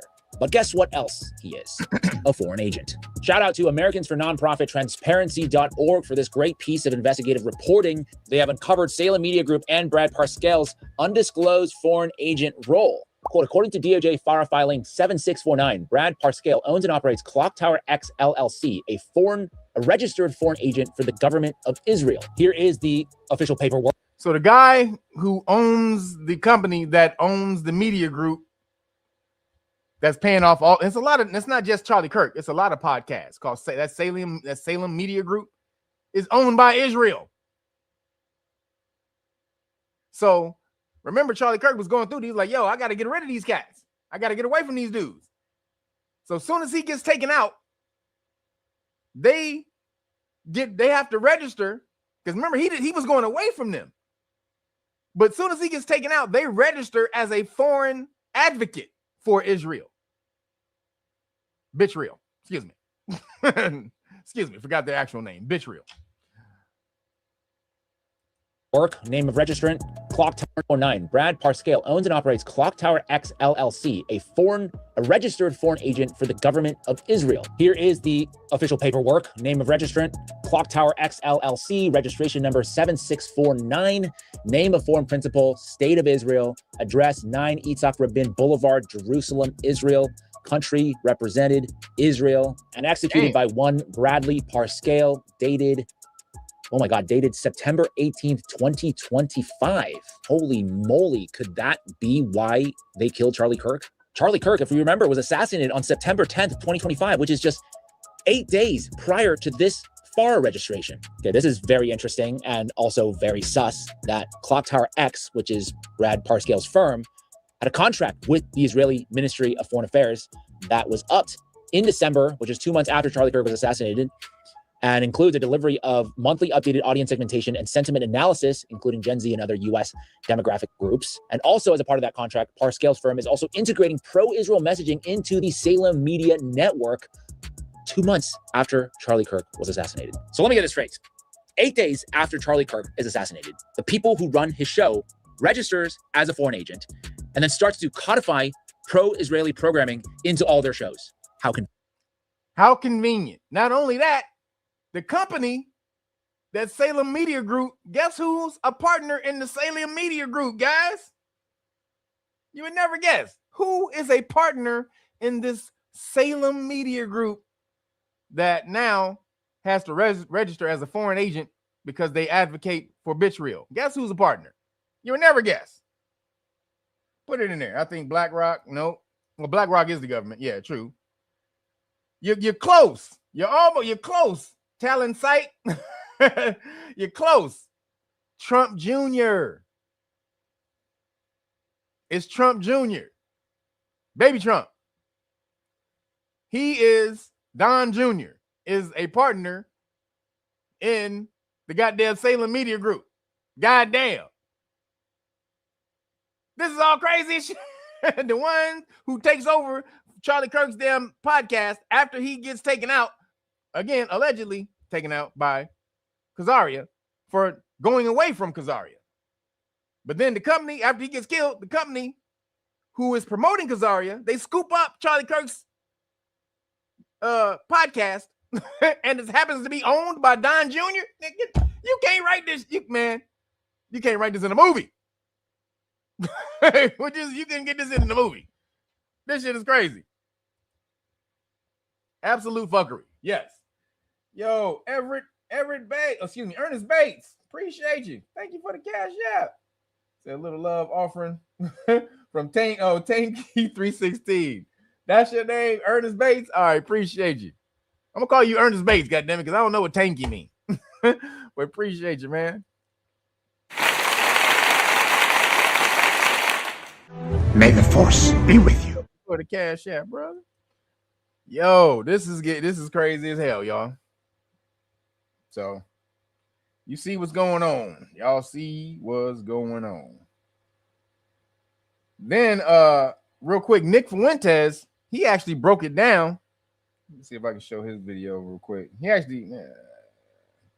Yeah, let me see. Let me show this real quick, actually, because Nick Fuentes, he actually gives a great breakdown of what's going on behind the scenes.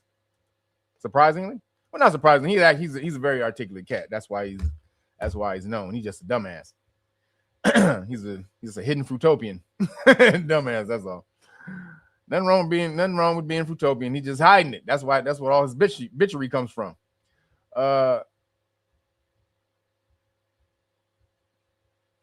Here you go. So check this out. He breaks down. This is a great breakdown of what's going on behind the scene with Jay. So basically, I'm gonna give you a setup. There's a civil war going on within the White House between two factions, the pro-Khazaria faction and the tech industry, the tech gods, the billionaires, the tech billionaires, and the pro-Khazarian faction. And they both trying to control Trump. The pro-tech guys are for JD. And obviously, the pro-Israel people is on the other side. So the pro-Israel people, let me say that, is for Marco Rubio. So these are the two choices that may be up for president in 2028. So watch this. Appointee. I don't know how all these regulations work, but there's a lot of regulations about how and under what conditions you can hire people in the administration. He was brought on for a limited time role. He only had 120 days as an AI czar, unofficial post. And his term just expired this week. Now he's going to be the chairman of the National Science and Technology Council. He's on the board or something. So he's talking about the guys who are behind Trump, some guys who are in Trump's cabinet right now. This dude has a position like Elon had, where he came in to do a job for the government and he has to leave after the same amount of time, 180 days or whatever. But this dude is JD Vance's guy. He's a JD Vance guy. But his term just expired. But not before last week. He was the first Trump administration official, technically speaking, to say the war should end. That was 2 Saturdays ago.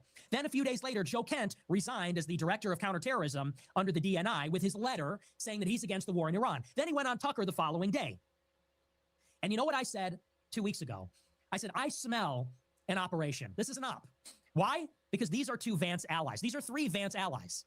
David Sachs, it cannot be understated. He is the Jew behind Elon Musk. Not really. He's actually a reasonable guy. I shouldn't say that because he's pretty reasonable, but he is a Jew. And he has been in Peter Thiel's orbit since 1992. They went to Stanford together. They wrote, what is it? The Diversity Myth. That was the book that kind of put Peter Thiel on the map. They co-wrote Diversity Myth, and they went on like a little tour together, and they were at Stanford. So David Sachs was with Peter Thiel from the beginning, as was Tucker Carlson, who has known Peter Thiel since 92 as well. They met in D.C. at some Fed convention, and Tucker, I believe, met the 2 of them. So Tucker is tight with Thiel. David Sachs is tight with Thiel. David Sachs was at PayPal and Confinity at the beginning. Confinity, that was Peter Thiel's peer-to-peer payment platform before PayPal, which Elon Musk then joined in the year 99 or 2000. So these guys are all there at the beginning. David Sachs and Thiel have been boys since college, and they were there before PayPal was PayPal. And then Elon Musk joined PayPal. And Peter Thiel has known Tucker since 92. So these are all the tech dudes. Peter Thiel, Elon, the Sachs people. These are all the tech guys. Peter Thiel has been behind JD since school. Since school, he's been paying for JD. So JD is Peter Thiel's boy. That's the Palantir, PayPal dude, all that, right? They've all been there since the beginning. JD Vance, as you know, is a creation of Peter Thiel. JD Vance met Peter Thiel and he was at Yale, and Vance said that was the most important meeting of his lifetime. And Peter Thiel hooked him up with his first job in Silicon Valley at some biotech firm. And then Peter Thiel hooked him up with his job at a venture capital firm. And then Peter Thiel hired him at his venture capital firm. And then when Vance started his own venture capital firm, Peter Thiel funded it. And that venture capital firm invested in other companies that Peter Thiel had invested in. And then when Vance ran for Senate, Peter Thiel funded it to the tune of $15 million, as did David Sachs, who gave him $1 million. And when JD Vance sought the vice presidency, it was Peter Thiel, Elon Musk, and David Sachs, and Tucker Carlson that persuaded Trump to nominate him.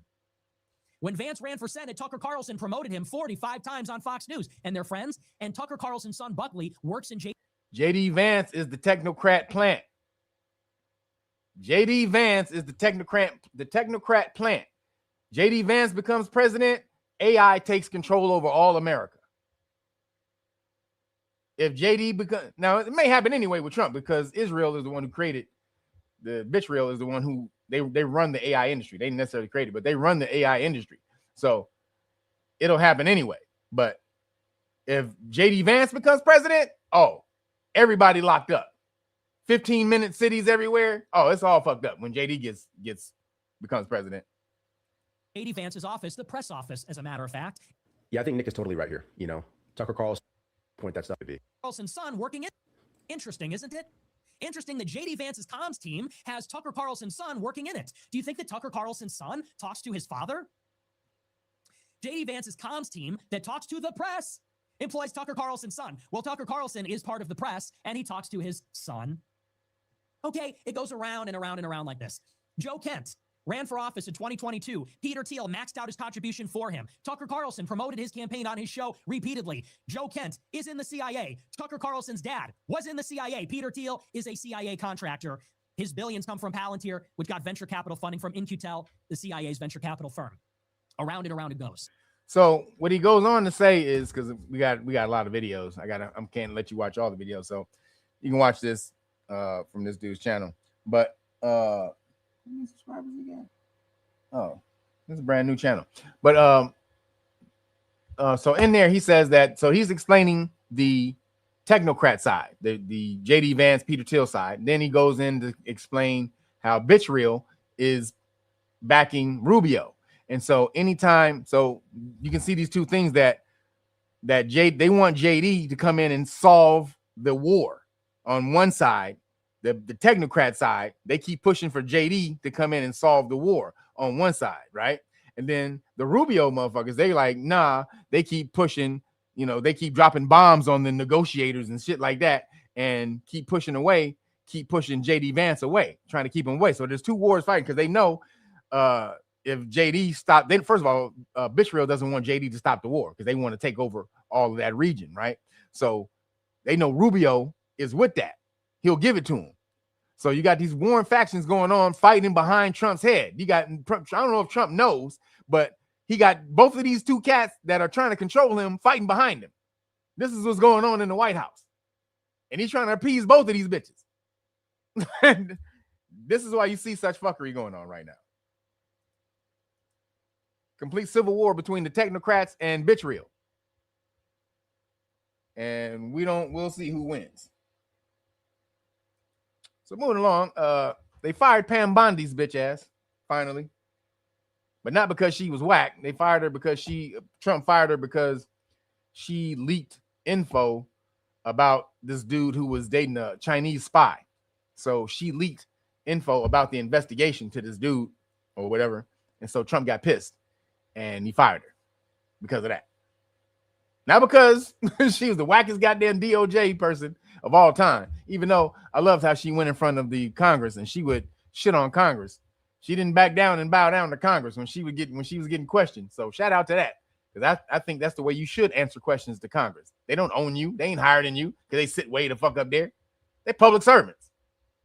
These niggas have convinced everybody that they some type of high ass fucking noble or something sitting in office. Nigga, you are a goddamn servant. Serve from the Latin, service means slave. Yes, the word servant is from the Latin servus. Servus means slave in Latin. So you are a public slave. You ain't high. You don't get to sit up there and break people down and act like they're supposed to give you some type of respect that you don't deserve. You got all your power from the people. People gets nothing from you. So I like how Pam Bondi goes up there and shits on the goddamn Congress. That's the only thing. That's the best thing about her. That's the best thing about her. But other than that, she was whack as shit. She was whack as hell. Goddamn. So moving along, the Supreme Court, they you said got her. Yeah, got her. So the Supreme Court, they heard arguments on birthright citizenship this week. And we're going to go over those arguments tomorrow in police stop law class. But and then if you don't know legalese and stuff like that, listening to that stuff may be kind of boring because they use a lot of legalese and stuff like that. So I understand why a lot of people would listen to that and just listen to what was being broken down, you know, the breakdown of it. But both lawyers was dumb as shit. Both lawyers were in there. They were dumb as hell. I mean, the lawyer arguing for birthright citizenship was a lawyer for the ACLU, this Asian lady who benefited from birthright citizenship. She came over here. Her parents had her over here. Went back, and then she was a birthright citizen. Parents don't owe any allegiance to the government, or whatever. But so that's what they were arguing. That's what she was arguing. Birthright citizenship is inherent in the Constitution, the 14th Amendment. Blah blah blah blah blah. And it's a constitutional right. Then Trump's side was arguing that no, there's some specifics to that you need to be, what is it? Oh shit, sorry. Click this off. That you had to be, you owed some type of allegiance to the government, right? You owed some type of allegiance. And what did that mean? What does allegiance mean? So he was breaking down the way he was trying to define allegiance was domicile. The word domicile, which means to be in a place a domicile is a place that you intend to stay at. You intend to stay in for an indefinite amount of time. Like you intend to be, this tends to be your place of abode. This is where you intend to live for an indefinite amount of time. That's your domicile, right? And so what he was arguing was, though, that domicile was that if you were domiciled in America, you owed allegiance to America. But then they said, all right, what is allegiance? And then he was just like, your continued existence, your continued stay within America. No, that's not what allegiance is. Allegiance is your loyalty. If I'm in allegiance with somebody, then that means I got his back or her back. That's what that means. So shit go down, it's me and you. Somebody fuck with you, they got to deal with me. Somebody fuck with me, they got to deal with you. That's what allegiance means. It doesn't mean you intend to just stay here. And that's what he was arguing. When she was arguing that the definition of birthright citizenship was defined in the Wong Kim Ark case, United States versus Wong Kim Ark in 1920s. And they were saying that the definition of birthright citizenship was what was defined by the British government at the time of what's the term? Common law. The common law definition of birthright citizenship was if anybody born in the presence in the region of the king owes allegiance to the king, right? And so then they would say, what about a sojourner? Just somebody who's passing through. And saying, well, that person doesn't necessarily owe allegiance to the king.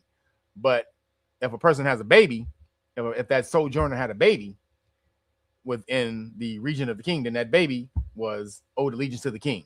So that's what they were saying. This is what the allegiance meant. Then what is allegiance?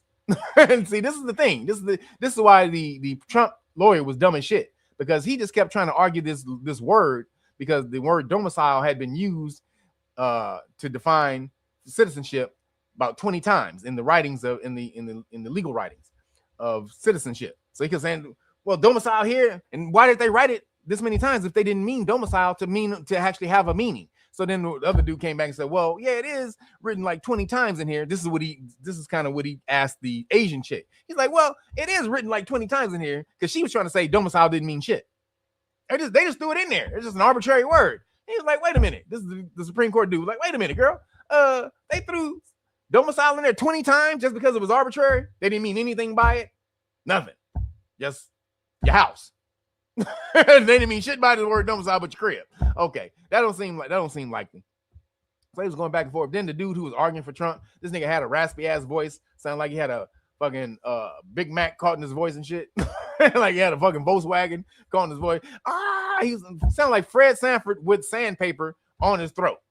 And this nigga was, well, and I'm like, dude, you can't have somebody arguing a point that important, that salient, while he has a raspy ass voice. It's called harmony, eloquence. And when somebody's arguing a point and it's that raspy, no matter how great of a point they're making, you're gonna hear that like, nigga, if you don't drink some water, nigga. What the fuck is wrong with you, nigga? Why you coming here? Don't smoke no goddamn cigarettes before you come and argue a case, bitch. Huh? Hey, somebody get this nigga some water. You need a hot toddy. You need one of them hot toddies, nigga. What was that? That's the brandy with the little lemon and the tea and the honey. You need one of those? Don't come in here sick, because he said, even though he made some good points, but he wasn't arguing the proper point of what does allegiance mean. You just can't come in here, because he did make a point of China has like 50 different companies that have birthright citizenship trips where they come over here, people pay these companies to take a trip to America, have a baby, then they go back to China and live with the goddamn baby forever. But the child is just a U.S. citizen in case they need to send it to America. What do you think they do with those kids? Of course, they're raising them as goddamn spies. So allegiance is not just you are born here. Allegiance is, yo, I got your back. And so they were saying, well, if you can't be elite, you can't be aligned with one country if you have dual citizenship. How can you have allegiance with one country, with a country here, but you have allegiance with another country? That's like being married to two motherfuckers. Having two different families. You can't do that. You may get away with it if it's on the low and they don't know about it for a while, but each one of those families is not getting 100% of the energy. You have to split that energy. So you're not loyal. And so this is what they was arguing. And homeboy, so let me show you something about the fort. So 14th Amendment, and also what he should have been arguing, but if he did this, he would have tore America down, that the 14th Amendment was never actually ratified, lawfully ratified. It was ratified under military rule. They forced the people, the South, to sign it under threat of, sign this, you better sign it, nigga. Hey, nigga, grab the pen right now, nigga. Grab the pen. Yes, sir. That's what happened. So that's not anything any document you sign out of duress is invalid. So he should be arguing that. But he didn't argue that, because if he argued that, then he would destroy America, because there's been so many people who use the 14th Amendment as a defense in America, since it's been implemented, or falsely allegedly implemented.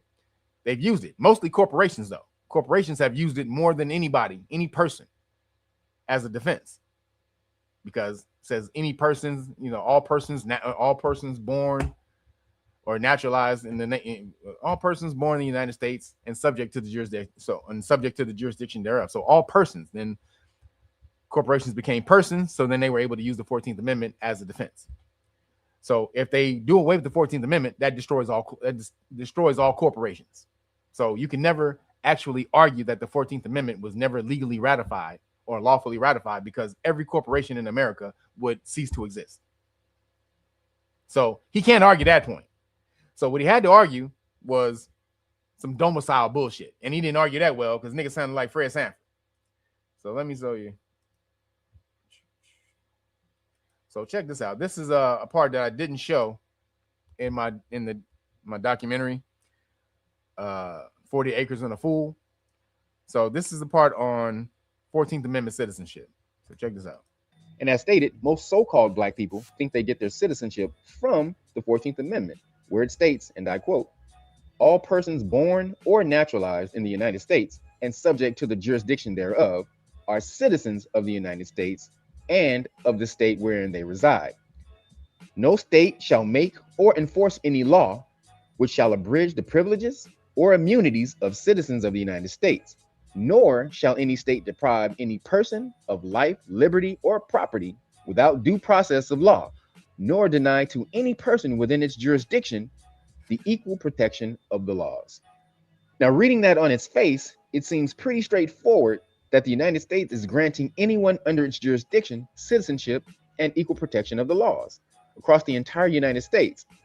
However, as I told you before, law documents are written in legalese, and lawyers use what is called in law words of art. Legal definitions don't have the same meaning as regular definitions, but you must pick up a Black's Law Dictionary, preferably the 4th edition, to truly understand. So with that understanding, if you take a closer look at the 14th Amendment paragraph, which most so-called black people think grants them equal rights, privileges, and immunities, you will notice there is one. Ratify means to accept. When they ratify a constitution, that means everybody agrees. So when all states sign an amendment, all states have to, or 2/3 of the states or whatever, they all have to amend. They have to ratify an amendment. So ratify just means to accept it, agree to it. So with that understanding, if you take a closer look at the 14th Amendment paragraph, which most so-called black people think grants them equal rights, privileges, and immunities, you will notice there is one important word missing from the paragraph: rights. Again, these were highly skilled lawyers or men using words of art, and didn't use words arbitrarily or ambiguously, meaning they didn't use words randomly or just because. They know the difference between the words rights and privileges. Most people mistake the word rights for freedoms, which is the uninhibited power to direct one's own will as they see fit.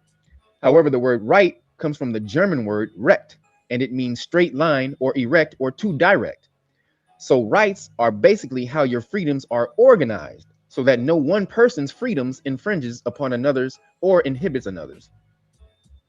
The word privilege means individual or private law, or law pertaining to one.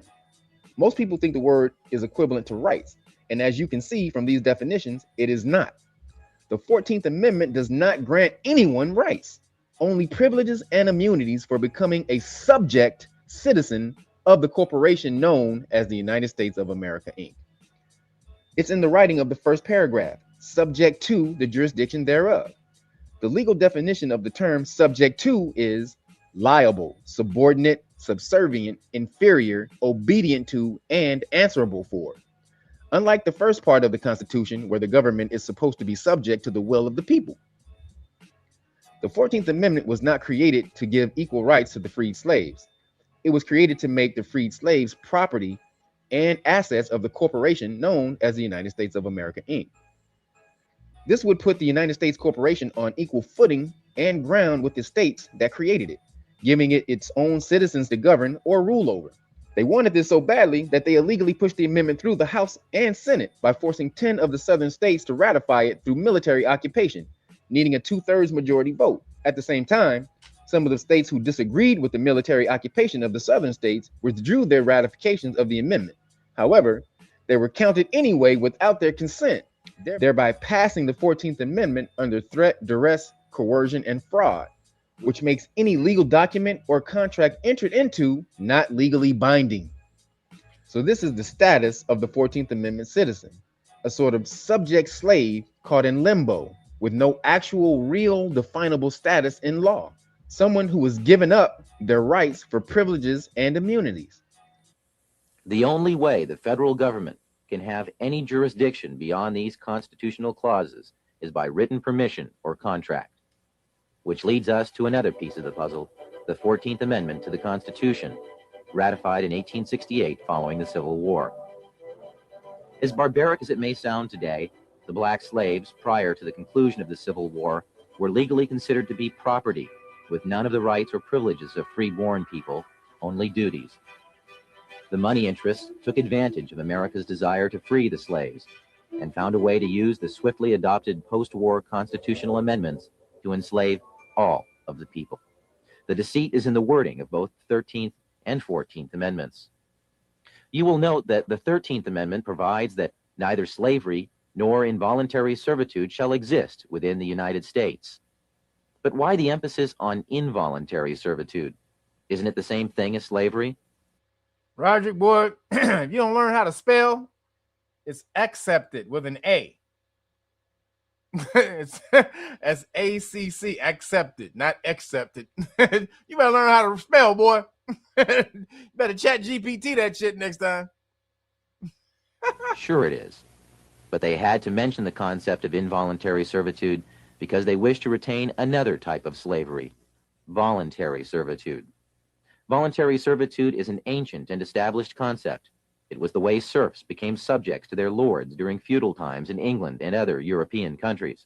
It was a way for free men to earn a living at a time when all property was held by a select few, and thus anyone who wanted to farm and support their family had first to agree to be subject to a lord of the land. Our forefathers hated this concept and designed our Constitution to exclude titles of nobility, making all Americans sovereign. The 14th Amendment turned the intention of the founders on its ear by making voluntary servitude a requirement for former slaves to gain the rights already guaranteed to free-born United States citizens. When the slaves were released from their involuntary servitude following the war, their status was changed from that of being property to that of being a person. But being a person still entitled them to none of the rights associated with citizenship. So the 14th Amendment ostensibly was written to provide the former slaves with the same constitution. No, Indians became citizens in 1924. Indian Citizenship Act. So Indians are citizens. Constitutional rights of freeborn American citizens, but only if they agreed first to become subject to the jurisdiction of the corporate United States, making oneself paramount. Go back. I'm going to play that again. I want y'all to hear that.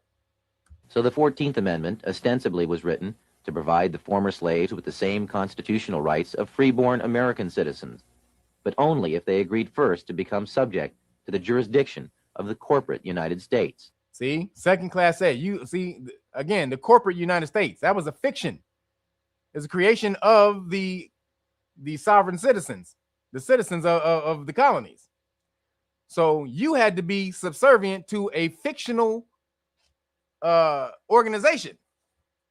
So this is how the fictional organization became real, because it had, again, so it made or it basically gave when they wrote that part in the Constitution, it gave corporations, the corporation, its own citizens, whereas it was before the federal government was only supposed to be used within a 10 square mile radius to deal with foreign affairs or interstate disagreements. That's it. That's all the federal government was supposed to be for, was to handle foreign affairs. That's it. And interstate agreements, like the disagreements between states. But 14th Amendment gave it all the goddamn power in the world to have its own citizens as slaves, which was melanated black folks, freed slaves, or so-called freed slaves. Yo, Jaylene, appreciate you, brother. Thank you for the cash app. Appreciate you, Jaylene. May the force be with you. Real quick, Jaylene, let me tell you something, boy. Hold on. Let me tell Jaylene something, because Jaylene done lost his damn mind. Jaylene, you done lost your damn mind. I said, hit me up and I would talk to you about the business. I did not say send me your whole business plan, that I got time to read your whole business plan. I don't got time for that, dog. I got time to take all that information in and process that. I don't got time to read the business plan. However, I can talk to you about your business, though. So hit me up, man. You got to hit me up. So in your email, leave your number and I'll give you a text. But we can talk. But I can't read that damn big ass, and you wouldn't change it. Oh, not this business plan. This boy, I ain't got time to reread that business plan. Big ass business plan you said. But I will help you. I will talk to you about it though. So hit me up. And make sure y'all hit that hype button. Whatever it is, I don't even know what it is. I just learned about it yesterday. So, but whatever it is, hit the hype button. So again, slave citizens to the federal government. That's what you became under the 14th Amendment. So the 14th Amendment ostensibly was written to provide the former slaves with the same constitutional rights of freeborn American citizens, but only if they agreed first to become subject to the jurisdiction of the corporate United States, making oneself paramountly, that is, first subject to the jurisdiction of the laws of the United States, however, limits access to parts of the Bill of Rights, as we'll explain in a moment. But first remember, anyone who voluntarily subjects himself to the laws or jurisdiction of another is, in every way, obligated to abide by the terms of any contracts or laws established by whomever establishes the rules of the contract. In simple terms, this meant that the former slaves became subjects first to the United States, and secondly to the state in which they lived. They had no sovereignty whatsoever. So before, the way it was before, you were a citizen of your state first and then the citizen of the government. But the 14th Amendment switched it around and made you a citizen, made melanated people citizens of the federal government first and then the state second. This status had never existed in the United States prior to that time. The 14th Amendment created a new class of citizenship in the United States, a second-class citizenship. Up until 1868, every American was a paramount citizen of their state, and by virtue of that, also a citizen of the United States, with full individual sovereignty as guaranteed by Amendments 9 and 10 in the Bill of Rights. But so-called naturalized citizens, or 14th Amendment citizens, are paramountly subject to all laws of the United States, and, having no status as freeborn citizens, have no access at all to the unenumerated rights retained for the people by Articles 9 and 10 of the Bill of Rights. That's because, in order to get any rights at all, they had to subject themselves to the jurisdiction of the corporate United States, which left them no unenumerated rights. The only rights they had were those specifically written into the Constitution. Black is not a nationality. African American. So that's it. And then I didn't show the part though where there was a judge who said that anybody who believed that the 14th Amendment was lawfully ratified is crazy. This is a judge, Minnesota Supreme Court judge, said that any law person who believes that the 14th Amendment was lawfully ratified is crazy. Like, we know that the 14th Amendment is not lawful, but we're not going to deal with that because it would destroy America. If you do away with the 14th Amendment, it's the foundation of so many things in America. At this point, you could never do away with the 14th Amendment, even though it's not lawful. So that happened, and Ketanji Brown. So all the ladies was the ones doing all the damn talking first. They was doing all the women on the Supreme Court. They ganged up on the guy. So it was like him fighting. It was like four women on the court. So it was him fighting 5 women because they were practicing law from the court. They were expounding on her arguments, giving her points. Like, you ain't supposed to be doing that. That's actually against the law. You're supposed to be able to be disbarred or recused.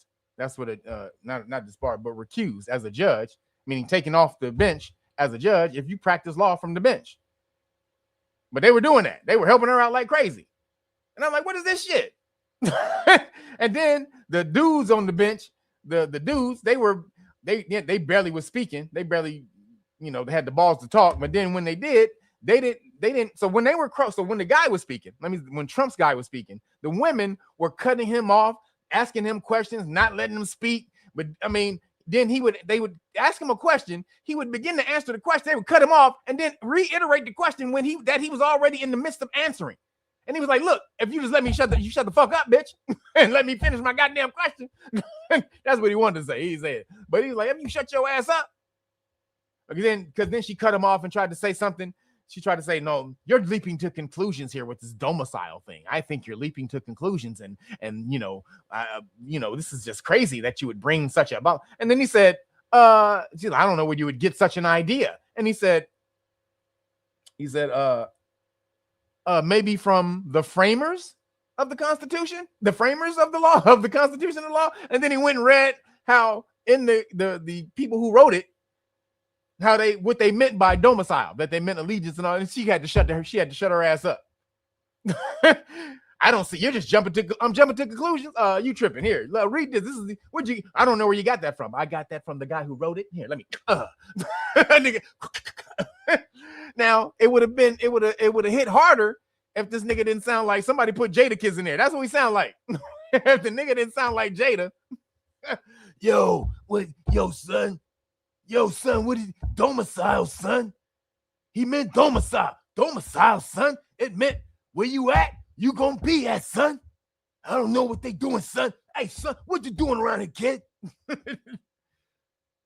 This son over here. Hey, yo, what up with this son right here, son? Jada. Where did Jada come from?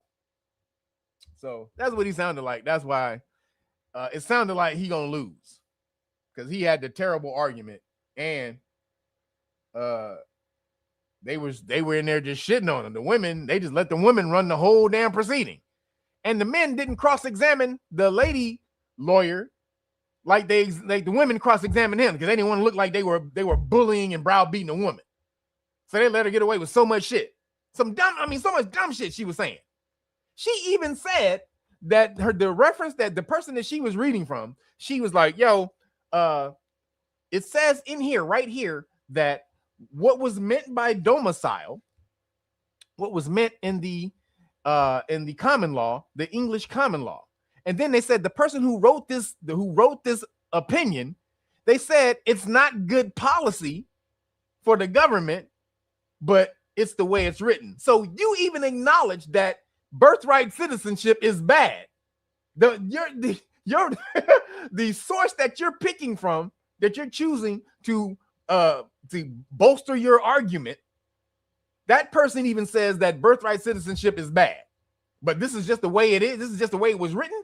No, that means you need to change it, because when it was written like that, and this is in the decision of United States versus Wong Kim Ark in the 1920s, 1921, I think. So when they wrote that decision and said, yeah, immigration is how it's written, no, they didn't understand what immigration would do, what illegal immigration would do. Because at that time, planes had only been in existence for like 7 years. The first commercial flight was in 1914. It was a water boat. So major planes taking people from country to country wasn't a thing. To get from country to country back then, you had to be on a boat. So immigration was controllable because you just couldn't just hop your ass over here. So the framers, they didn't understand when they were writing that decision how planes, trains, and automobiles would change the world and people getting into other countries like that. So, yeah, DMX, nigga sounded like DMX. He sounded like all of them. DMX, Jada, Fred Sanford. He sounded like all them niggas. I was like, ugh, why is he up here talking like that? Like, nigga, well, you get fixated on the nigga's voice, not even what he's saying. You know, because nigga started sounding like Arnold Schwarzenegger. Get to the chopper. Get to the chopper. Like, nigga, shut you. I could have swore I was going to hear get to the chopper in a minute. Get to the chopper. So, don't look like birthright citizenship is going to win on that one. Moving along, Oracle just fired a bunch of people. Oracle, which is the Ellis, what is that, David Ellis or Larry Ellis? I think Larry Ellis, the dad is Larry Ellis. They just fired a whole bunch of folks. 30,000. Oracle just fired 30,000 people. Y'all, 30 goddamn thousand. That's crazy. Now, why did they do it? Because they making money. They just had like a $6.5 billion profit in their last quarter. So why are they firing 30,000 people? They're getting ready for AI data centers. They need to build a whole lot of them bitches, and they cost a whole lot of money. And these AI is going to replace humans, so they think. So they need a whole lot of data centers in order to facilitate this AI, which is also going to eat up a lot of water. You might want to buy a lot of water stocks in the future. If you're not buying water, you're tripping. And The Big Short, that movie, The Big Short, the dude who saw the housing collapse in 2008.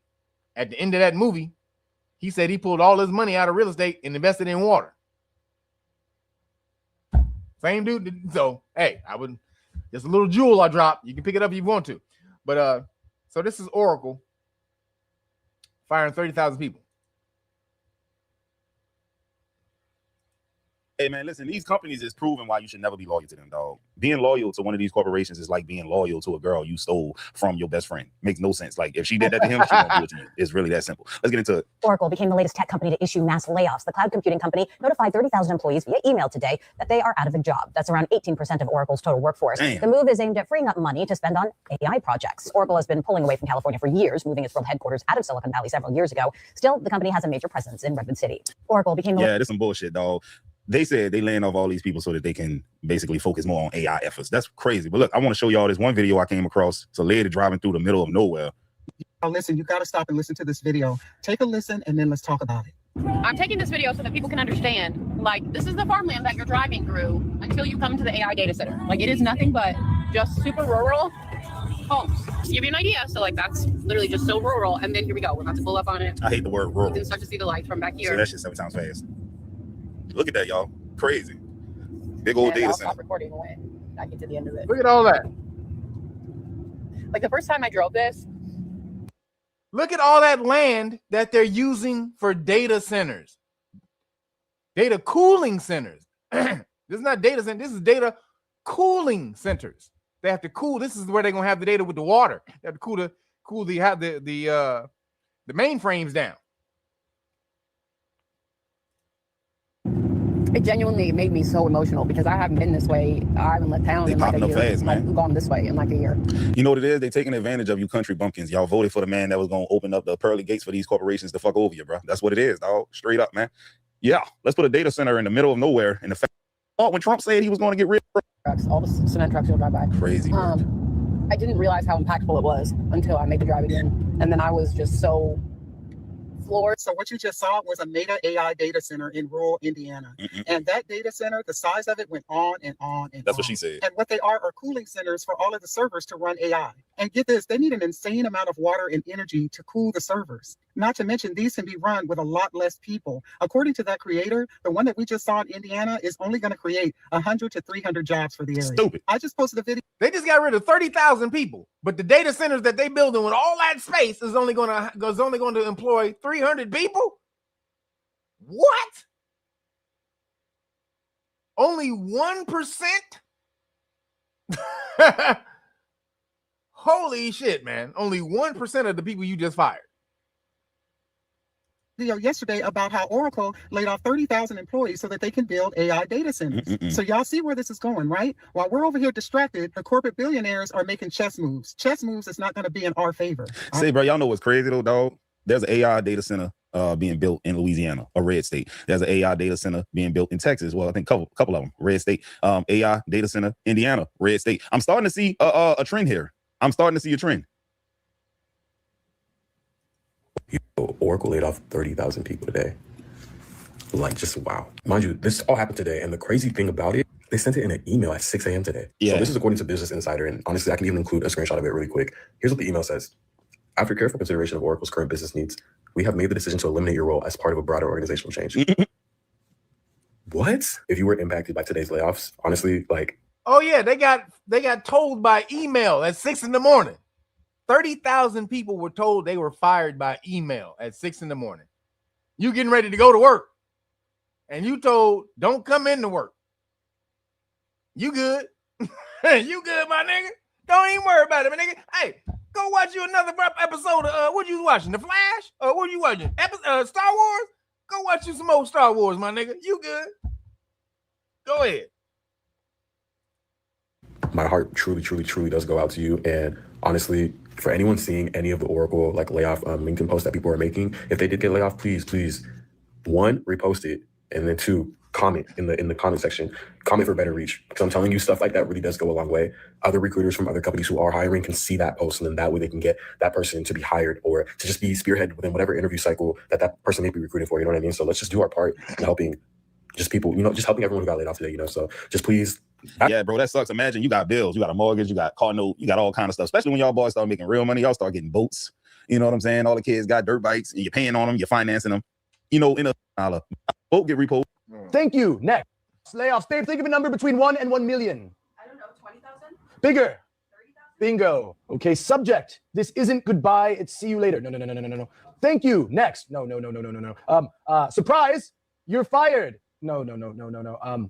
I'm the Terminator, and you've been terminated. You won't be back, bitch. No. Hey, this probably really how they We be. at Oracle are the 5th best cloud service. But hold on, let me get to the other part of the video. Hold on. Because if this AI company don't want you, you know the rest of them, all they do is copy each other. All right, they getting rid of people. Let's get rid of people and open up data centers out here. Oracle is offering 4 weeks of base salary plus 1 week of additional pay for each year worked for up to 26 weeks. The payout will be adjusted based on state laws, and employees must have worked at least 6 months out of the last year of their employment for it to count as a full year in severance calculations. Oracle's cuts affected employees across health, sales, cloud, customer success, and NetSuite. The company employed about 162,000 full-time workers as of May 26 weeks. The payout will be offering 4 weeks of base salary plus it's offering in severance. According to reporting from Business Insider's Ashley Stewart, Oracle is offering 4 weeks of base salary plus 1 week of additional pay for each year worked for up to 26 weeks. The payout will be adjusted based on state laws, and employees must have worked at least 6 months out of the last year of their employment for it to count as a full year in severance calculations. Oracle's cuts affected employees across health, sales, cloud, customer success, and NetSuite. The company employed about 162,000 full-time workers as of May 2025. Oracle's package is smaller than some other recent big tech offers. In Block's recent layoffs, when it cut over 40% of its workforce, the company provided laid-off employees with 20 weeks of salary plus 1 week of additional pay for every year of tenure.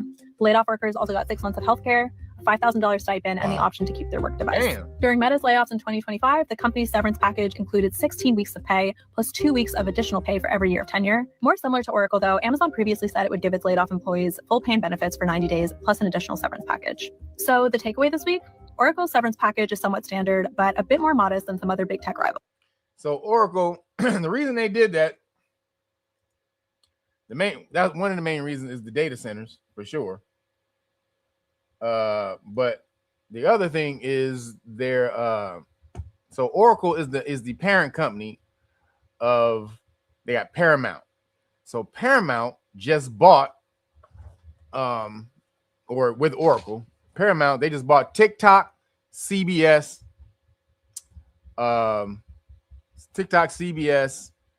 and Warner Brothers.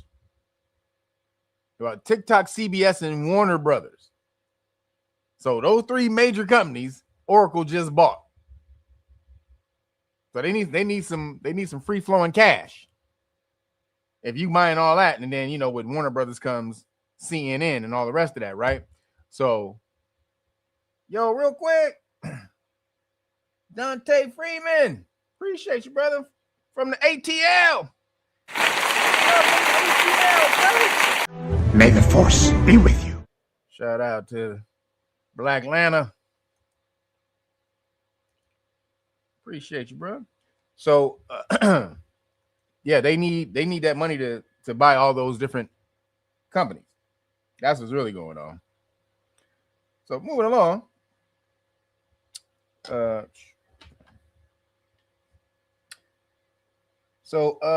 Canadians have lost their damn mind.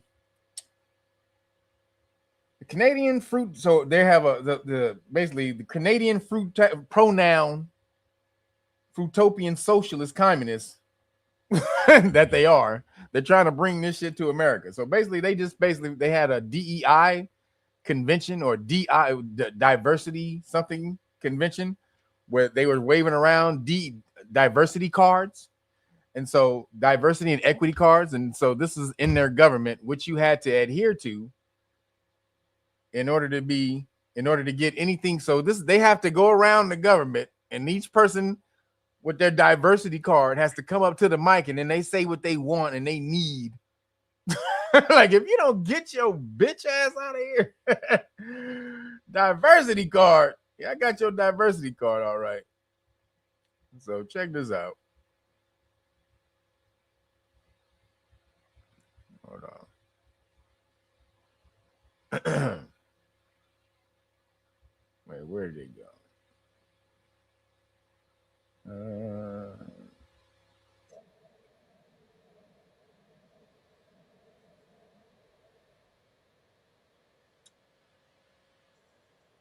Hold on. Sorry, this thing will start playing when you least expect it. Hold on.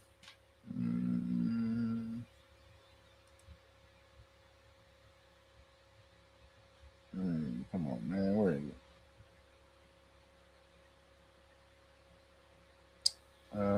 Nope, that ain't it. Hold on.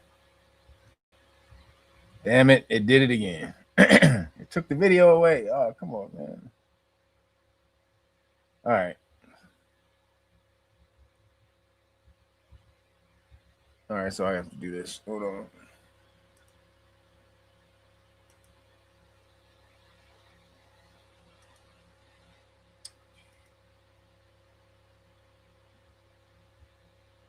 All right, here we go.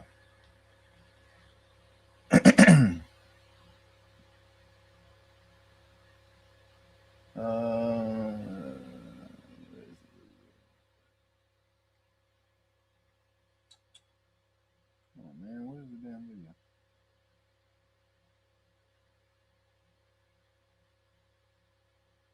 Come on, man. Hold on, yo, you guys. You gotta see this though. Hold on. I'll find it. It's here, I promise. It's in here somewhere. Hold on.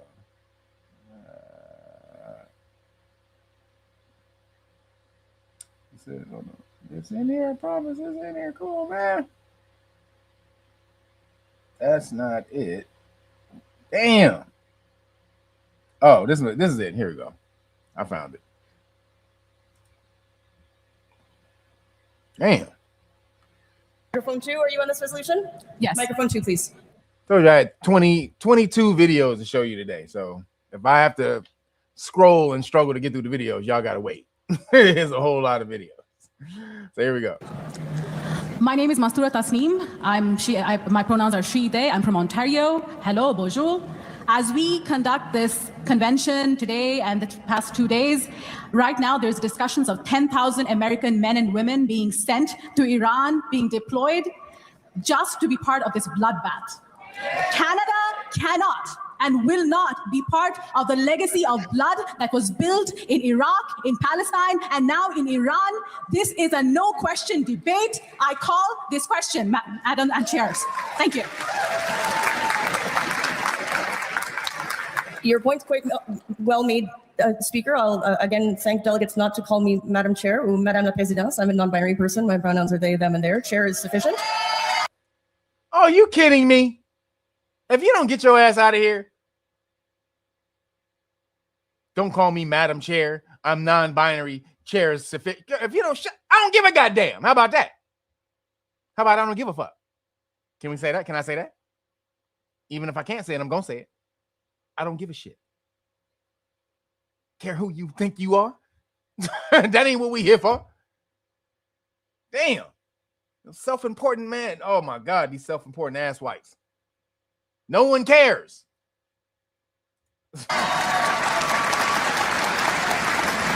And with regret, did you see how the crowd erupted and tried to, while she corrected her? You look at the crowd eruption. Call me Madam Chair or Madame la Présidente. I'm a non-binary person. My pronouns are they, them, and their. Chair is sufficient. And with regret, you've spoken to the resolution. It's not open to you to also call the question.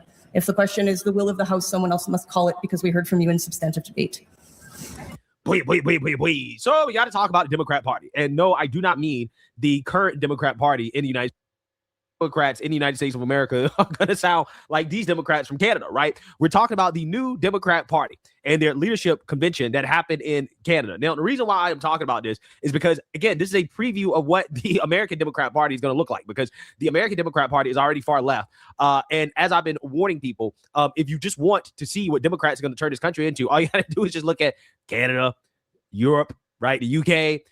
Yeah, I mean, they made it clear. They want our country to be like countries that are inferior to ours, right? I mean, let's be real. They want our country to be like Canada. They want our country to be like the EU, right? They want us to be like the UK. And it's like, why would we want to be like that? But this is what they want, okay? So, again, if you want to know the direction. Lawrence Lee, thank you for the cash out, bro. Appreciate you, man. May the force be with you. Thank you, sir. That the Democrat Party is taking this country into, all you gotta do is just look at countries like Canada, right, which is struggling heavily when it comes to employment ticking up to 6.7%. What do these numbers tell us about where the labor market could be heading? The really important story of this month's release are when we break down those job losses by full-time and part-time. The 84,000 jobs lost is actually 109,000 full-time jobs lost with a gain of 25,000 jobs. So this could be employers are starting to cut hours because the uncertainty of the economy means they can't keep holding on to the employees that they have been holding on to. The layoff rate has actually been remarkably low, but we might be at this tipping point where a flood of job losses is about to come. Yeah. So that being said, what is the solution to Canada's struggling economy from the new Democratic Party, right? The new Democrat Party. Well, it is socialism and wokeness, right? And that's what we got to talk about here today. Because again, this is a preview of what the American Democrat Party is going to look like very, very, very soon. I mean, I feel like they're already kind of there, right? But this is like, you know, an SNL skit, right? Of the Democrat Party, right? It's like a parody, but this is a actual real thing, and this is what's coming to this country. Like, for example, at this convention where they were tasked with choosing their new leader, they argued about quote unquote equity cards, right? So they started fighting over equity cards. Look at this shit. Let's take a listen. Thank you, Delegate. There's a point of privilege on microphone 1, then we'll go to microphone 3. Go ahead, Delegate. Yes. Hello. I was standing here with my gender equity card before you called on the previous speaker. That's my point of privilege that I would like to raise. I will explain the speaking order, which is fixed, that I cannot amend, which is the pro-con rotation. You can move yourself up a line that you're standing in. I am pro, and I was... We went... Do you see the fuckery that this causes? You can't have this type of shit in government. Every single person recognized for their identity. Yo, you got 50 million identities, and each one of them goddamn identities. No, motherfucker, you are American, you Canadian, you fucking Italian, you French, whatever the fuck you are. You just that. You the country. Whatever the fuck that is. You Cherokee, you Native American, whatever the fuck that is. We ain't doing all that. We're not doing 50 million goddamn identities. This is insane. Now the whole goddamn proceeding is jacked up because she felt like she was disrespected. What her goddamn call? What somebody called her? Are you crazy, man? This is insane. You went pro, con. We went pro, and my plan was to go con. The speaker at con mic 3 also has a speaking card. Yesterday, this card was used in an inappropriate manner. And while I understand in Ontario, we know this is equity, even if this was also used inappropriately in terms of gender. I want everyone to be mindful that these cards for individuals like myself who identify as a Black woman have no value outside of this space. Wow. Incredible. But there's more. There's a lot more. This is, again, a preview of what the Democrat Party in. This is Canada. This is the communism, the socialism really in Canada that they want to come here. They're trying to push this crazily over here. Y'all need to fight this shit. This identity bullshit. You do that with the government. Anything else, the government is the only person who need to know your damn identity. That's who you fight your identity with, is the government. Everybody else in that damn, who cares? No one cares. They got their own goddamn shit to deal with. I don't give a shit what you think you are or who you think you are. I don't care, nigga. I don't care. Shit. The United States is going to be like, this is going to be mainstream within the Democrat Party in a couple years. I promise you. Burnaby North Seymour, pronouns he, him. Point of information. What information do you seek, Delegate? Can I ask an election about, or can I ask a question about executive elections to the chair? As I understand it, what more election results we have are going to be announced at the end of the day. I have a point of information for the elections committee. The elections committee has gone to do balloting and they're not available to answer your questions. Thank you, Chair. Sorry. Microphone 4, are you on a point? Point of order, Robert Alley, he, they. My understanding. Oh my God. He, they. He, they.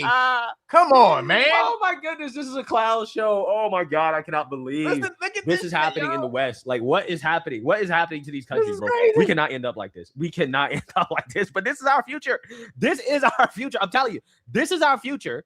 If the Democrats win, I'm telling you, right? This is what's coming. Equity-seeking delegate is that these cards are to help the chair hear equity-seeking persons, and that we don't only hear from white male delegates. The chair hear equity. What's coming? Equity-seeking delegate is that these cards are to help the chair hear equity-seeking persons and that we don't only hear from white male delegates. Now, this is my first convention. Oh my God. But so I could be wrong, but the reason for my concern is that yesterday during the housing resolution, after a white man spoke, someone at this mic waved their equity card only to give their speaking spot to a white man. Now, that white man being a leadership delegate, notwithstanding, I had lined up for a long time to discuss the housing resolution, like many others, including my fellow delegate, Akua. I just want us as a body to understand the spirit of these cards, because we are a party governed by processes and not by any sort of shock doctrine. Yo, like I said before, it's my first convention. Yo, you said it's messed up where? Are you in Canada? You're not in Canada, are you? Are you in Canada, Jay? You ain't in Canada. Please don't tell me you got to deal with this. Please say it ain't so. Say it ain't so, Jay. But I can tell tensions are high with the leadership contest, and I just want us to make sure that we remember our values that brought us here. Thank you very much. Ontario, damn. Wow. You are in Canada, Ontario. Oh my God. Hey, I'm sorry for you, bro. God damn. You got to deal with this bull crap? Oh my God. Oh my God. I feel so sorry for you, bro. Damn. This is terrible, bro. I feel so sorry for you, man. Damn. This is fucked up. Again, let's go back. But I can tell tensions are high. Like I said before, it's my first convention, but I can tell tensions are high with the leadership contest, and I just want us to make sure that we remember our values that brought us here. Thank you very much. Merci beaucoup. Wow. I am speechless. Right? I'm speechless. This is a generation who doesn't understand any goddamn thing. These are generations who grew up on the internet and really don't know how to run a fucking thing.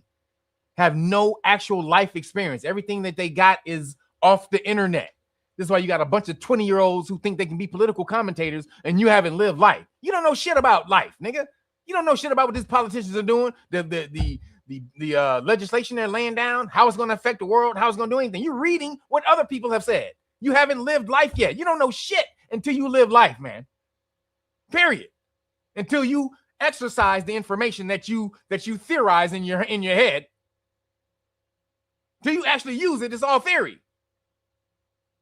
So these little young cats, these Generation Z and A cats who don't know shit about the world, they think this is how you're going to make the world. Like communism hasn't been tested for hundreds of years and thousands of years in the past.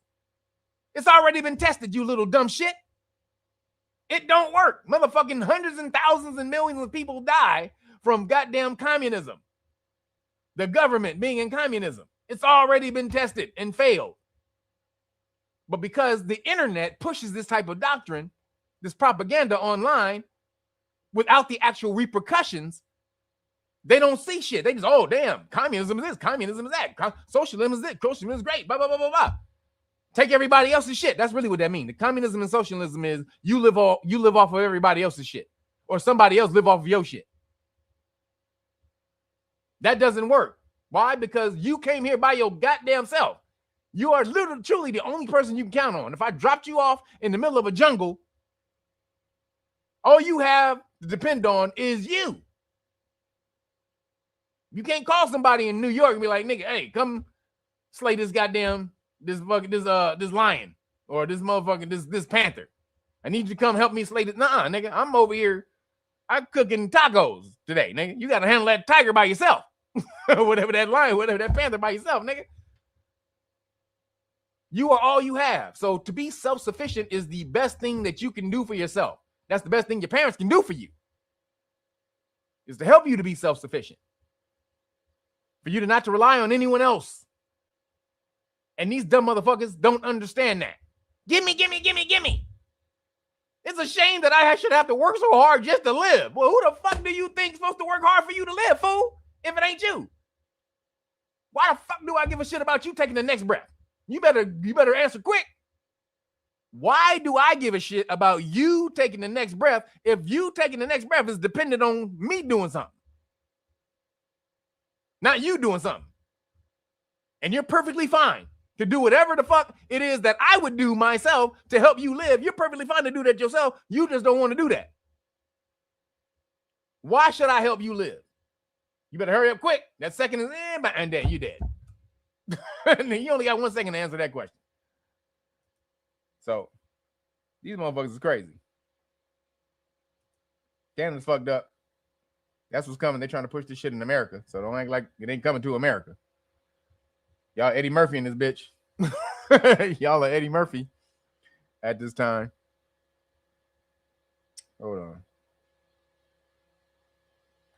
So moving along. I'm gonna have to skip some of these things. The Skittles were skittling this week. Let's see. So you heard about the NBA player.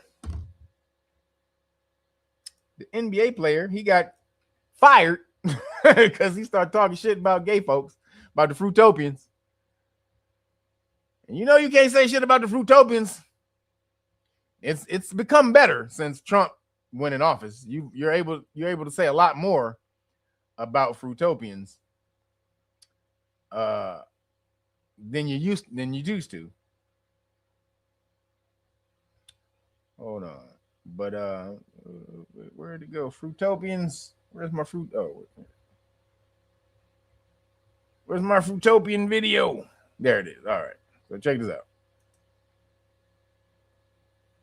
This is fucked up. Now, all he was saying was, yo, they trying to push us to participate in Pride Month. And so then he went on a crazy ass rant about being gay and men with men and women with women. Hey, nigga, I agree. I agree wholeheartedly, my nigga. However, when you work for somebody else, you got to keep your opinion to yourself, my nigga. If it's going to be detrimental to the team or the business who you work for, and they have a stipulation about that beforehand. That's the thing. It's not that you don't know when you're doing it. There is a clause that says you cannot do anything detrimental to the team. And then if you go out and you understand how the world reacts to alleged transformer phobes or LGBT phobes, that backlash is going to come back on our team. So we can't have you out there just mouthing off, nigga. We can't have you out there just at the top of from the mountain, just no gays, no. Hey, if you don't shut your ass up, nigga. If you don't shut your ass up. Now, he did have a good point about all these other people beating their wives and doing all this dirt and pulling guns and all that. They still in the league. Ja Morant and other niggas who beat their wives, all them niggas still in the league. Why they get to be in the league? He had a good point. So there we go. Jaden Ivey got cut from Chicago Bulls. I'm gonna answer that point. The reason he can be in the league is because if I smack my woman up, or if I pull out a gun, that ain't got shit to do with the Fruitopians. The Fruitopians are powerful in America, and if they gather up their little coalitions, their allies and all that, they can shut a business down.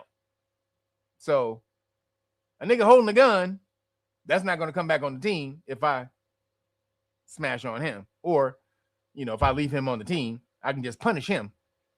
And he understands we mean business because this is between us, the team and him.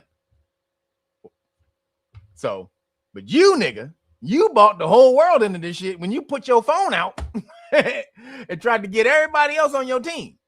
So, check it out. Because of his anti-LGBTQ rant. Now, let me say this first and foremost. Jaden Ivey wasn't cut because of his views on gay people. He was cut because this is a controversial thing. And this type of controversy is making the NBA lose money. So this revolves around money. He's not that good of a player to be in this type of controversy that take down their money. If y'all remember a few years ago, KYRF, let me get to the everyone in America has it. But what we are not free from are the consequences of those actions. It's funny because the same people you gotta basically, without basically saying everything I just said. Let's get to the damn people like man, a girl. Out of y'all mad, so I'm gonna stop. In my opinion, though, the brother Jaden Ivey is going through a religious psychosis. God did not make a girl to be with a girl. God made a man for a woman. How can a woman bear a child with a woman? How? Jaden, you are entitled to your opinion. Okay, you truly are. But also, it's like, shut up, dude. Play the video. It'll be a problem that you want to worry about. I stated it. I'm talking about politics. He's a Christian because he not even surrendered, and y'all believe he's a Christian. Selective with it, bro. That's why you got Steph Curry, and he not even surrendered, and y'all believe he's a Christian. Y'all believe he's a Christian because he wrote Philippians 4. Why do Christians judge people so much? Nobody's going to be the perfect Christian. You know what I'm saying? The same Christians, they talk about everything else, but I want to talk about the fat ones, right? They be talking about gluttony. You know, gluttony is a sin. Dwight Howard came into the league like this. This is how Dwight Howard came into the league. And then he came into the league talking about he was gonna be in the locker room preaching to people and all that type of shit. And they heard about this beforehand, and the league was like, "Yo, nigga, don't come in here trying to brook your Jesus shit on me, nigga." And they had Terry Cummings. Anybody remember Terry Cummings, basketball player? Terry Cummings. Shout out to Terry Cummings. He was off the chain. Nigga ripped the rip. Nigga, that nigga was a gangster. He was G. This man, bring back the era of G's in basketball, please. Terry Cummings will beat your ass. Terry Cummings like a fucking gangster. But Terry Cummings was a Christian. Hardcore Christian. And he said he basically mentored Dwight Howard, or he gave him, they like, "Yo, can you holler at this motherfucker before he come into the league, please, so we don't have to lock his ass up in a dungeon somewhere and only let him out to play." So shout out to Terry Cummings. Yeah, but you know about Terry Cummings? What you know about Terry? Yep, Milwaukee Bucks. Yep, Milwaukee Bucks. Yep, Terry Cummings. So Terry had to talk with Dwight, and Dwight didn't push the Christian shit on people when he came into the league. Somebody should have did this. See, this is the loss of mentors. Now, this is the repercussion of you having too many younger guys in the league now.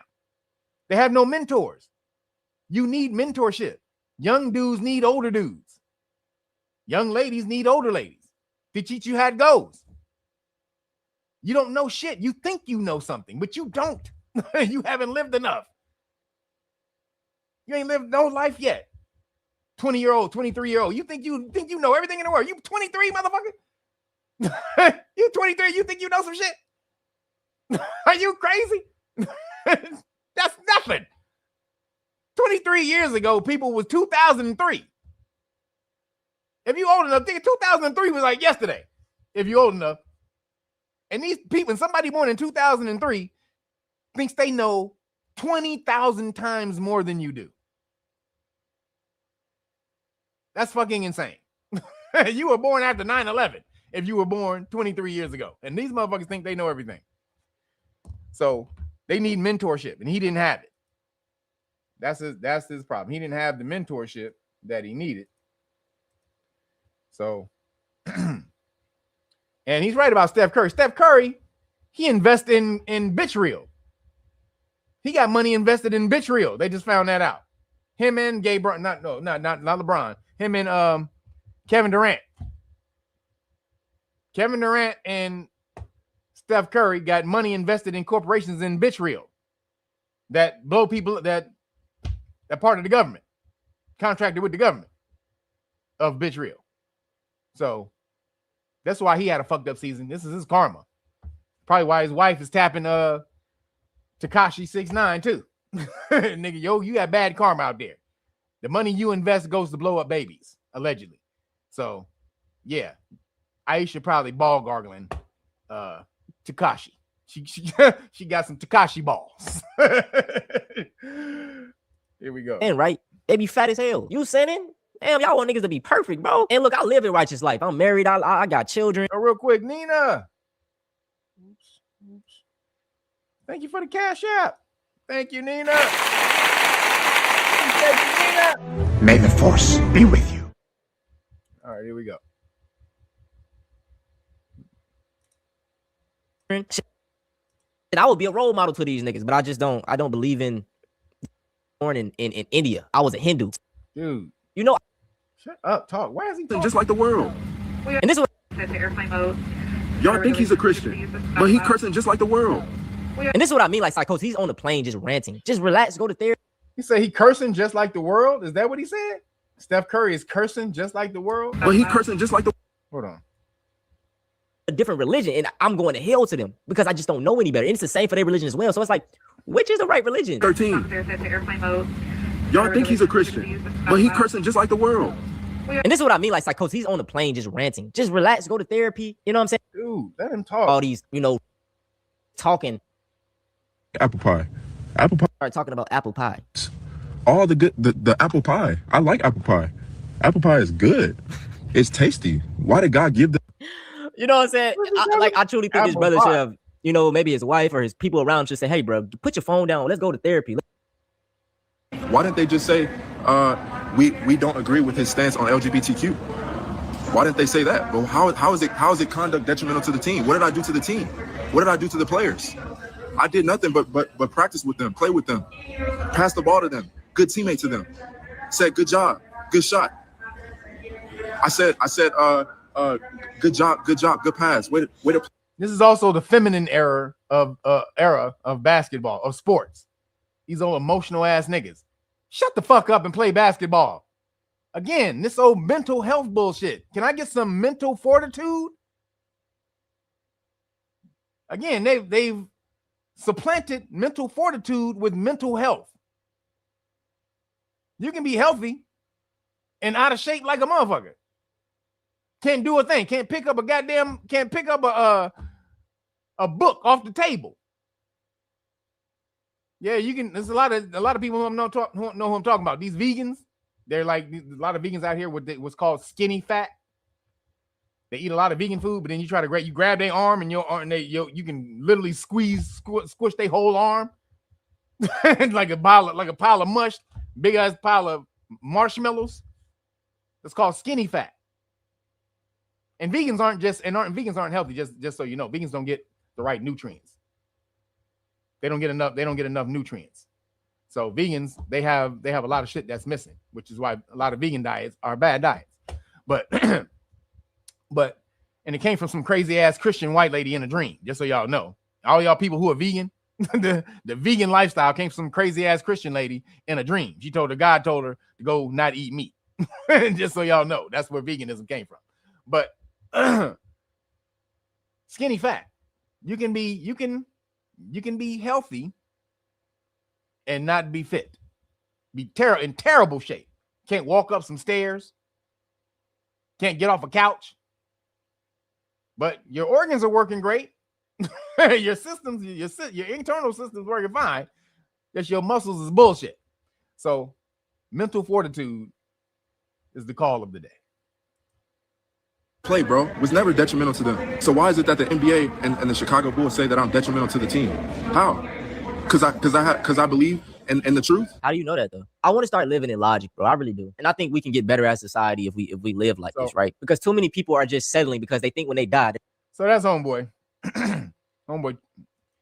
He doesn't think that his free speech should be thwarted or suppressed. You don't have free speech when you work for a private company. Free speech is only for the government. That's it.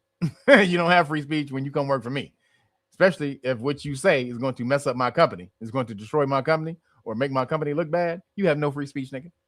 You have zero free speech. Nigga, free speech, not free speech in your car, not on your phone. You better make sure your phone ain't on when you're free speeching, because you can't do anything that's gonna mess up my business. You understand? We not doing that. So moving along. Oh, in case you didn't know, we're in Skittle news. I forgot to announce we are in Skittle news. That was I forgot a couple of minutes ago. Forgot to tell you we had moved on to Skittle news with the Canadians. If you didn't know, but so then this has happened last week. Some crazy ass Fruitopian lawyer lost their damn mind in court and had to be handled. Now, this is a woman who thinks they are a man and had to be dealt with in court because they got unruly. They were in contempt of court. and thought that the rules don't apply to them. Now, again, who does that sound like? Now, this is a woman supposed to be a man, but who does it sound like when they say rules don't apply? When they think rules don't apply to them. Now, women, don't be taking this shit all goddamn personal. I mean, I don't mean some, I mean some, but not all. Mostly. Who does that mostly apply to, guys?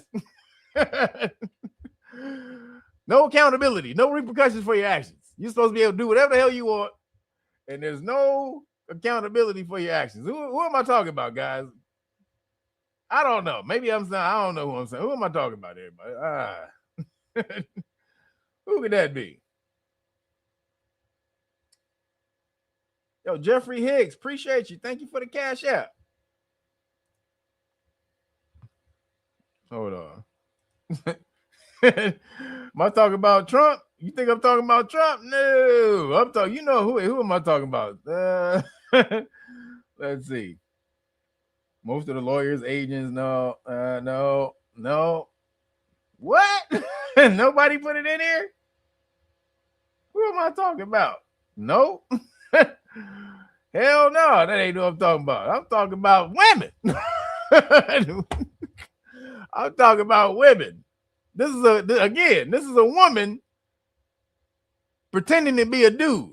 But then when they get out of line and there's supposed to be consequences to their actions, they don't think that the consequences are supposed to apply to them. Now, again, does that not sound like most women, low vibrational women? Let me say that. Low vibrational women. There are high vibrational women, there are low vibrational women, and there's a lot in between. Not high vibrational women, they take accountability for their actions. However, low vibrational women, y'all know who the fuck I'm talking about. Ignorant ass women. So I said ignorant. Yeah, no, check this out. This is on the ignorant side of the game. Again, this is a woman who think they're a dude. Ended up getting arrested. And I want to talk about it because this video is going viral. And Rob here is lashing out, basically claiming that their career is over, right? After being arrested. So we're going to get into it. But just keep in mind that the reason why this argument started is because the transgender lawyer's client did not show up to court, right? And this is kind of how it went down. I don't think there's any need in going forward today. We were back to the issue at hand, which was you asked me to not provide testimony on behalf of my client. You asked me what paragraph it was. I pointed you to the exact paragraph. It's her education. Stop because you don't want to hear. Oh, stop. You interrupt me one more time, you are being held in direct contempt of court, and you can wipe that smirk off. I don't have a smirk on my face. Oh, yes, you I do not. Look at how they're taunting the judge. If a dude was taunting the judge like this in court, they would have been mangled. They'd have been reprimanded. If a judge, dude, you don't do this to a judge in court. You can't do none of this shit. But see, this is a woman knowing that this is another woman. You can tell they feel that energy. So she's not going to really smash on her at first. As she would a dude, a real dude. She not going to smash on her like that at first. I am not going to tolerate this from you, sir. Yes, ma'am. There was a pause. There was a break. I wasn't done with my argument. And I was not done with my statement. You interrupted again. Do not throw your...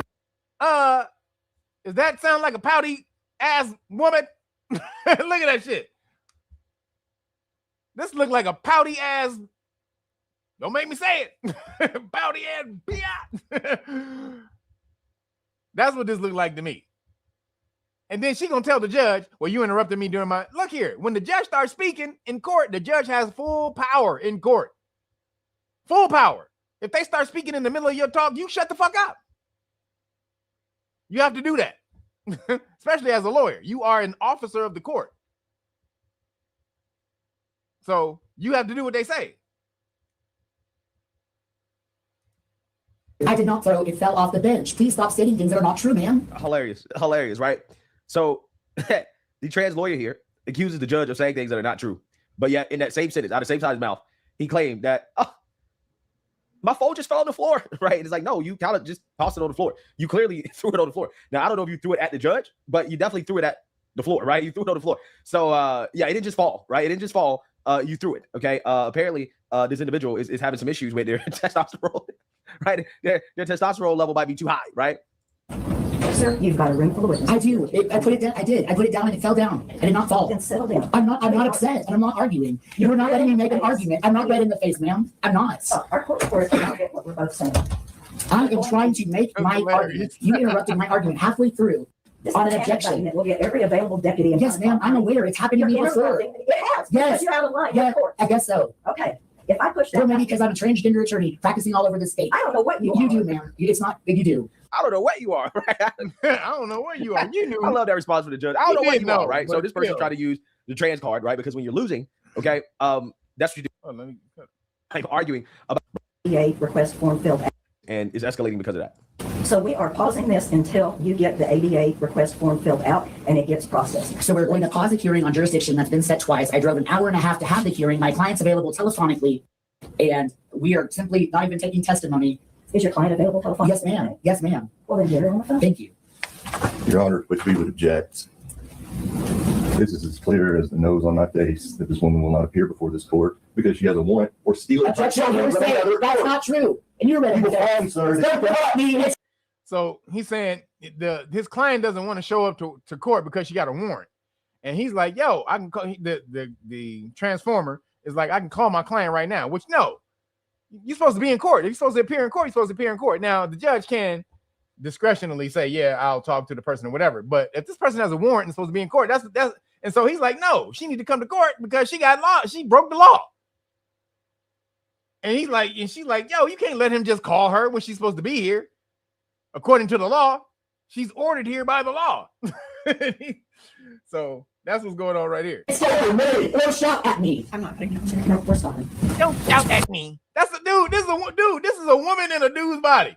Don't shout at me. This is a straight up bitch in a dude's body. Don't shout at me. This is a dude.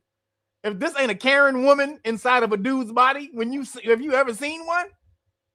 God damn. This is a Marin.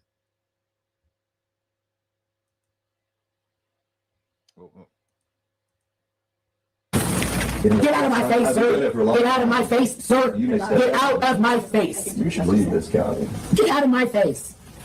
Get out of my face. People, my friend, you're being ugly. Hey, get out of my face. Why? Because you're in direct contempt of court. He shouted at me. No, I'm not being. You cannot even say that I was in. You are in direct. No, I'm not. Right now, what? Look, where? Objection. That's not true. And you're ready. Don't shout at me. I'm not putting it. No, we're stopping. So that was the last straw. Finally, that was the last straw. You had a little bit of your own medicine, your own woman medicine. I bet her husband at the house like, yeah, this see what I got to deal with, goddammit. But the flip side of this is, see, when women, they marginalize the lives of what men have to go through. Like, you are not a man just because you fucking take testosterone and you grow a fucking beard. Men have to go through some real shit in life. Like some real life and death shit that women don't have to go through. After birth, women's life and death shit is pretty much on their own. Is of their own doing. Men, though, we have to watch everywhere we go because it is a fucking jungle and many predators out there, and men can get mangled if they're not watching every aspect of what they do. And so this person doesn't understand that. They think being a man is just, yo, I can throw in some testosterone cologne, some testosterone cologne, get me a beard, and I'm a man. And watch what happens. This person is about to really find out how men actually have it in the world when no one cares about our fucking our fragility. Men ain't fragile. So when other men know men ain't fragile, this is what happens to men. Get out of my face, sir. Get out of my face, sir. Get out of my face. You should leave this county. Get out of my face. Get out of my face. People, my friend, you're being ugly. Hey, get out of my face. Why? Because you're in direct contempt of court. He shouted at me. No, I'm not being. You did not even say that I was in. You are in direct. No, I'm not. I apologize, but I felt very threatened by this person. Not being screaming and yelling in court. I've never heard that before in this courtroom. Yeah, I mean, you're acting like a maniac, right? You're acting like a maniac. You're screaming and shouting because the other person was making their argument, right? About how you're. Do not hurt me.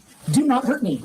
Do not. See, a woman doesn't understand. You don't get the choice not to be hurt when you getting snatched up by the popo. You can't tell a popo don't hurt me when they're handcuffing you. You don't get that choice. Because when you say don't hurt me, that's called resisting. And then we go to the next level when you do that. And this person's about to find that out. You're throwing me over the. Stop resisting. I'm not resisting. Okay, put your hand behind your back. Stop resisting. You know exactly what's happening. I don't know, bro. The thing is about these individuals, she said, you know exactly what's happening. I don't know if this person knows, right? I have very low standards for, this individual got issues. I can't walk. I'm being thrown down. Just walk that way. Settle down. Do not grab me. She said, well, then walk that way. They're trying to walk you a certain way. You're not trying to go. Turn your ass around. And now look, here it goes.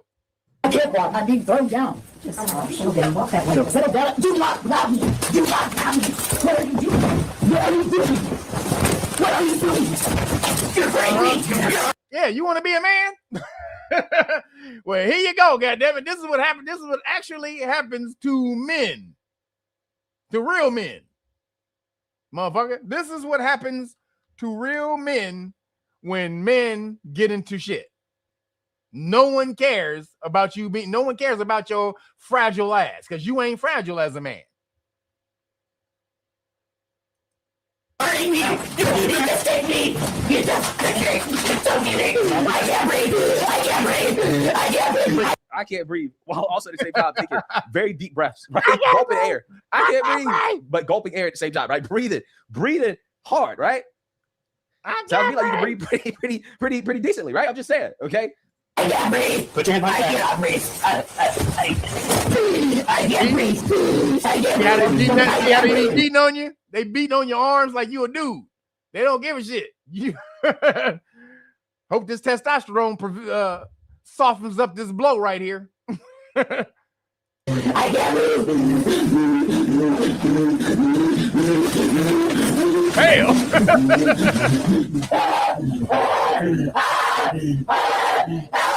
Somebody go out and run. Yeah, see, you're still a woman. You're still a goddamn woman. This is all women. This is all feminine energy right here. Because, again, this is what happens to men when they act the fuck up. Other men come in and set them straight. And you ain't got a choice unless you got hands. If you got hands, you may have a shot. But if you try to do that with law enforcement, you're dead. So this person's getting a healthy dose of what it feels like to be an actual man. Please, please, please,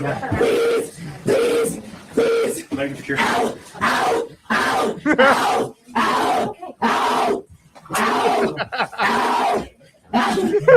Did I like Ving Rhames did Jody? Jody?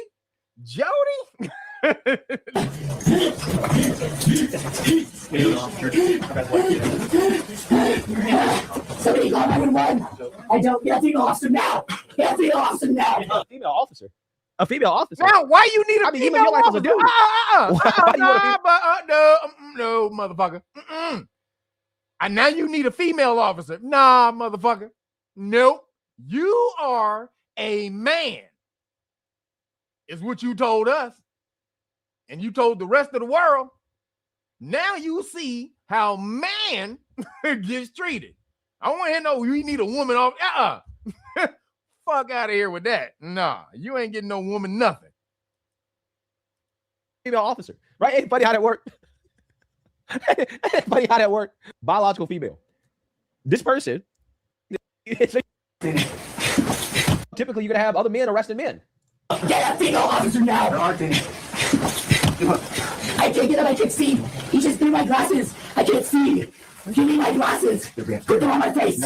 Put them on my face. I cannot see. Please give me my glasses. I cannot see. I'm not trying to walk and I cannot see. I need my wallet. Thanks, Robert. Yeah. Thanks, guys. I'm trying to walk. And that's what it's like to be a man. Good luck. See, what happens is men, the reason this doesn't happen to men when we get older is because we learn conflict resolution early. Violent conflict resolution. And we know when to pick those times to be violently engaged. That doesn't happen all the time because we know, but men, you could die in one of them damn engagements, them exchanges. So men understand conflict resolution with other men early on. If I'm not willing to go there, I may need to calm my ass down right now because I'm outnumbered. And unless I got the hands and the will to mangle these motherfuckers, to mangle every single person that put a hand on me, I'm probably going to get twisted up like a like a pretzel right now. So that was hilarious. So then the Olympics, keeping in the Skittle news, the Olympics.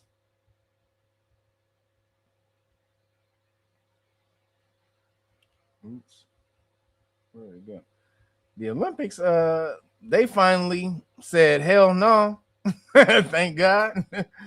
They said, hell no, you can't come in here with that bull crap. Wait, where is it? Oh, I see. I know where it is. There it is. Olympics said, no, can't come in here with that bull crap. No Fruitopians or no Transformers. Not Fruitopia, but no Transformers playing in women's sports.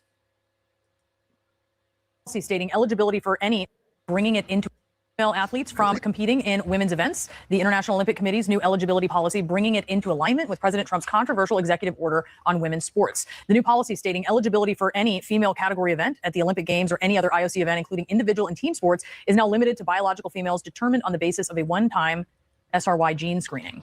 It also restricts female athletes, such as two-time Olympic champion runner Caster Semenya, who have medical conditions known as differences in sex development, or DSD. Let's discuss with Christine Brennan, CNN Sports analyst and USA Today sports columnist. Christine, great to see you as always. Hold up, Melanated Brown. What she say? Gay. Hold up, I got that down there. I got that. I got it here somewhere. Gay. I got it. I got you. Here we go. What about how the IOC came to this decision?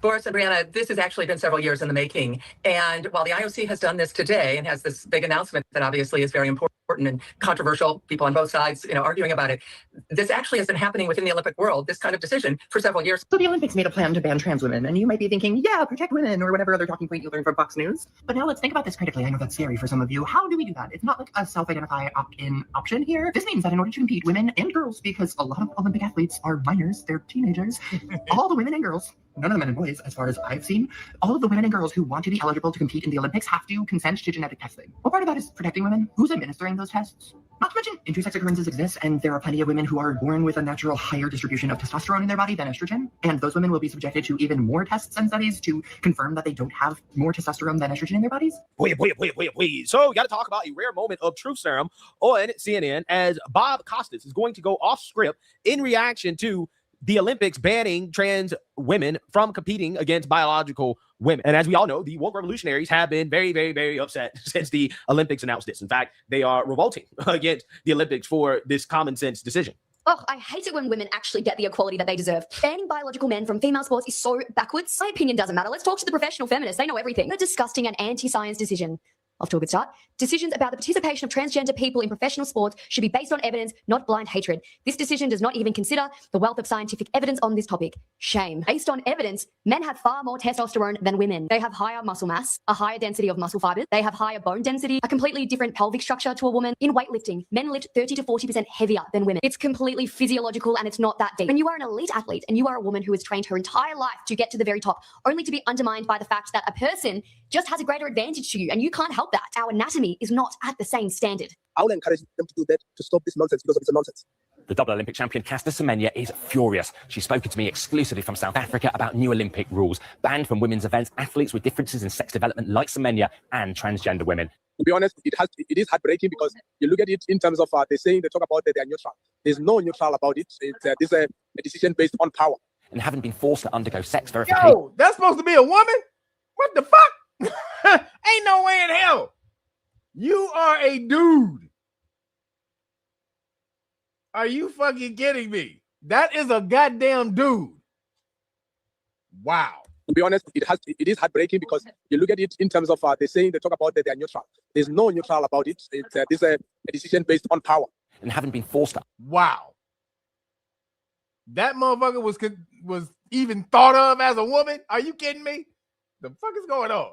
Undergo sex verification tests herself. She does not want others to go through the same, but they will become mandatory to enter female events at the Olympics. The minute you start asking a woman, to be tested to take part in sports, that's not dignity. It's harmful, testing a young girl or someone who has not been tested. How do you feel about these rules applying to the Youth Olympics? So 15-year-old girls will have to undergo the sex verification testing. To be honest, it's problematic because it violates safeguarding protocols. Semenya was particularly unhappy that the new rules have been overseen by the first female president of the IOC, but Kirsty Coventry has insisted they're necessary to protect sporting fairness and safety. You need to look deep into this, science that they're talking about, and we were ignored. And it's Hold on. He said, where do you mail the info for editing and timestamp help? Real Nagas at Gmail. Real Nagas at Gmail. Put it in caps too. Put it in the put editing in the caps in the what is it? The subject in the subject line. Appreciate you. It's not fair. It's unfair, for a woman to do such, to other women. Now, again, this is noteworthy because there's not much truth, right? That is broadcasted on CNN nowadays. So without further ado, let's go ahead and get into this. You were the face of the Olympics for so many years. This news today about the IOC basically banning trans athletes, that there's going to be a genetic test. Yeah. Your reaction to that and this very complicated issue? Give me enough time to address this so I'm not misunderstood. There are people who use this issue cynically for political purposes, and they're demonizing people who happen to be trans, who should be treated with respect and dignity and understanding. However, common sense is not transphobic. There's a reason why the high school champions don't compete with the college champions. There is a reason why no trans man who was once a woman and has become a man has ever competed successfully with men in the Olympics. If Caitlin Clark could play in the NBA, everybody would applaud it. That'd be an incredible thing. But if the last guy on the bench of an NBA team went to the WNBA and started averaging 40 points a game, everyone would know that is BS. There's a reason why Sugar Ray Leonard, who was a contemporary of Mike Tyson, didn't fight Mike Tyson. They were in different weight classes. There is a reason why there are men's and women's sports, and why Title IX was one of the truly progressive pieces of legislation in the best sense of the word progressive under the Nixon administration. It changed everything. I had a sister who never played a single organized sport. One generation later, 2 children of my own. My daughter played just about as many organized sports as my son. Damn, that looked like Kawhi. Damn, that did look like Kawhi. That motherfucker looked straight up like Kawhi Leonard. Holy shit.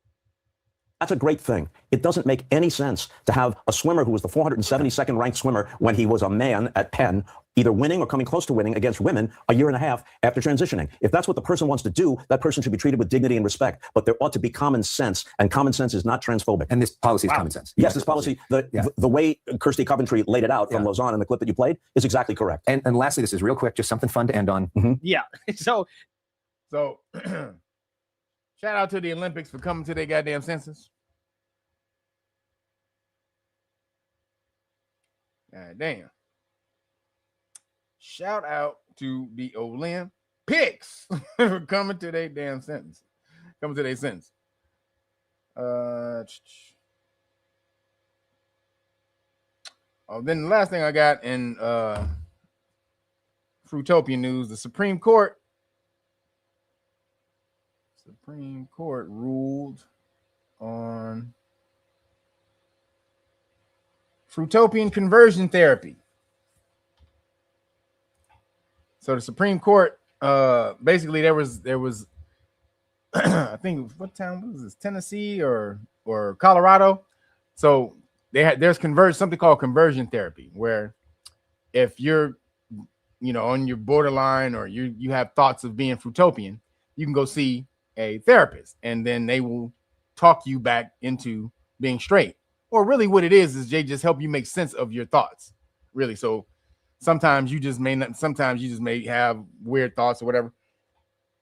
But they call it conversion therapy because they say they try to steer you back into being gay into being straight. So then the Fruitopians, they hate that, right? If you're born that way, that's the way you are. No one should try to change you. That's bullshit. That's bullshit. You're making you're not making proper sense of the information you're receiving within this man-made dumb stupid ass world that has you that can introduce anything into your psyche and have you believe it and make it think it's you. You're not mentally strong enough yet to understand all the things that can affect you, all the thoughts, all the propaganda that can make you act a certain way. So when that stuff starts to take hold, you go see somebody and help talk it out. Maybe you are a Fruitopian and they talk you into being Fruitopian. So this is what this person is. This person is one of those. She's just a therapist, really. If you come to her and you think you may be Fruitopian, but you don't know for sure, and you may want to be straight, she talk you back on the straight side. If you may be, and vice versa, she do the other thing. Now, the state didn't have a problem with her talking straight people into being gay, right? They didn't have a problem with that. But when you talk gay people in the back being straight, that's when they, how dare you? No, you can't be just born straight. You can't be born straight, but you are born gay and can be turned back. But you and don't need to be changed. Don't need to be changed if you're born gay. But if you're born straight, then you can be convinced to be gay. This is what they think.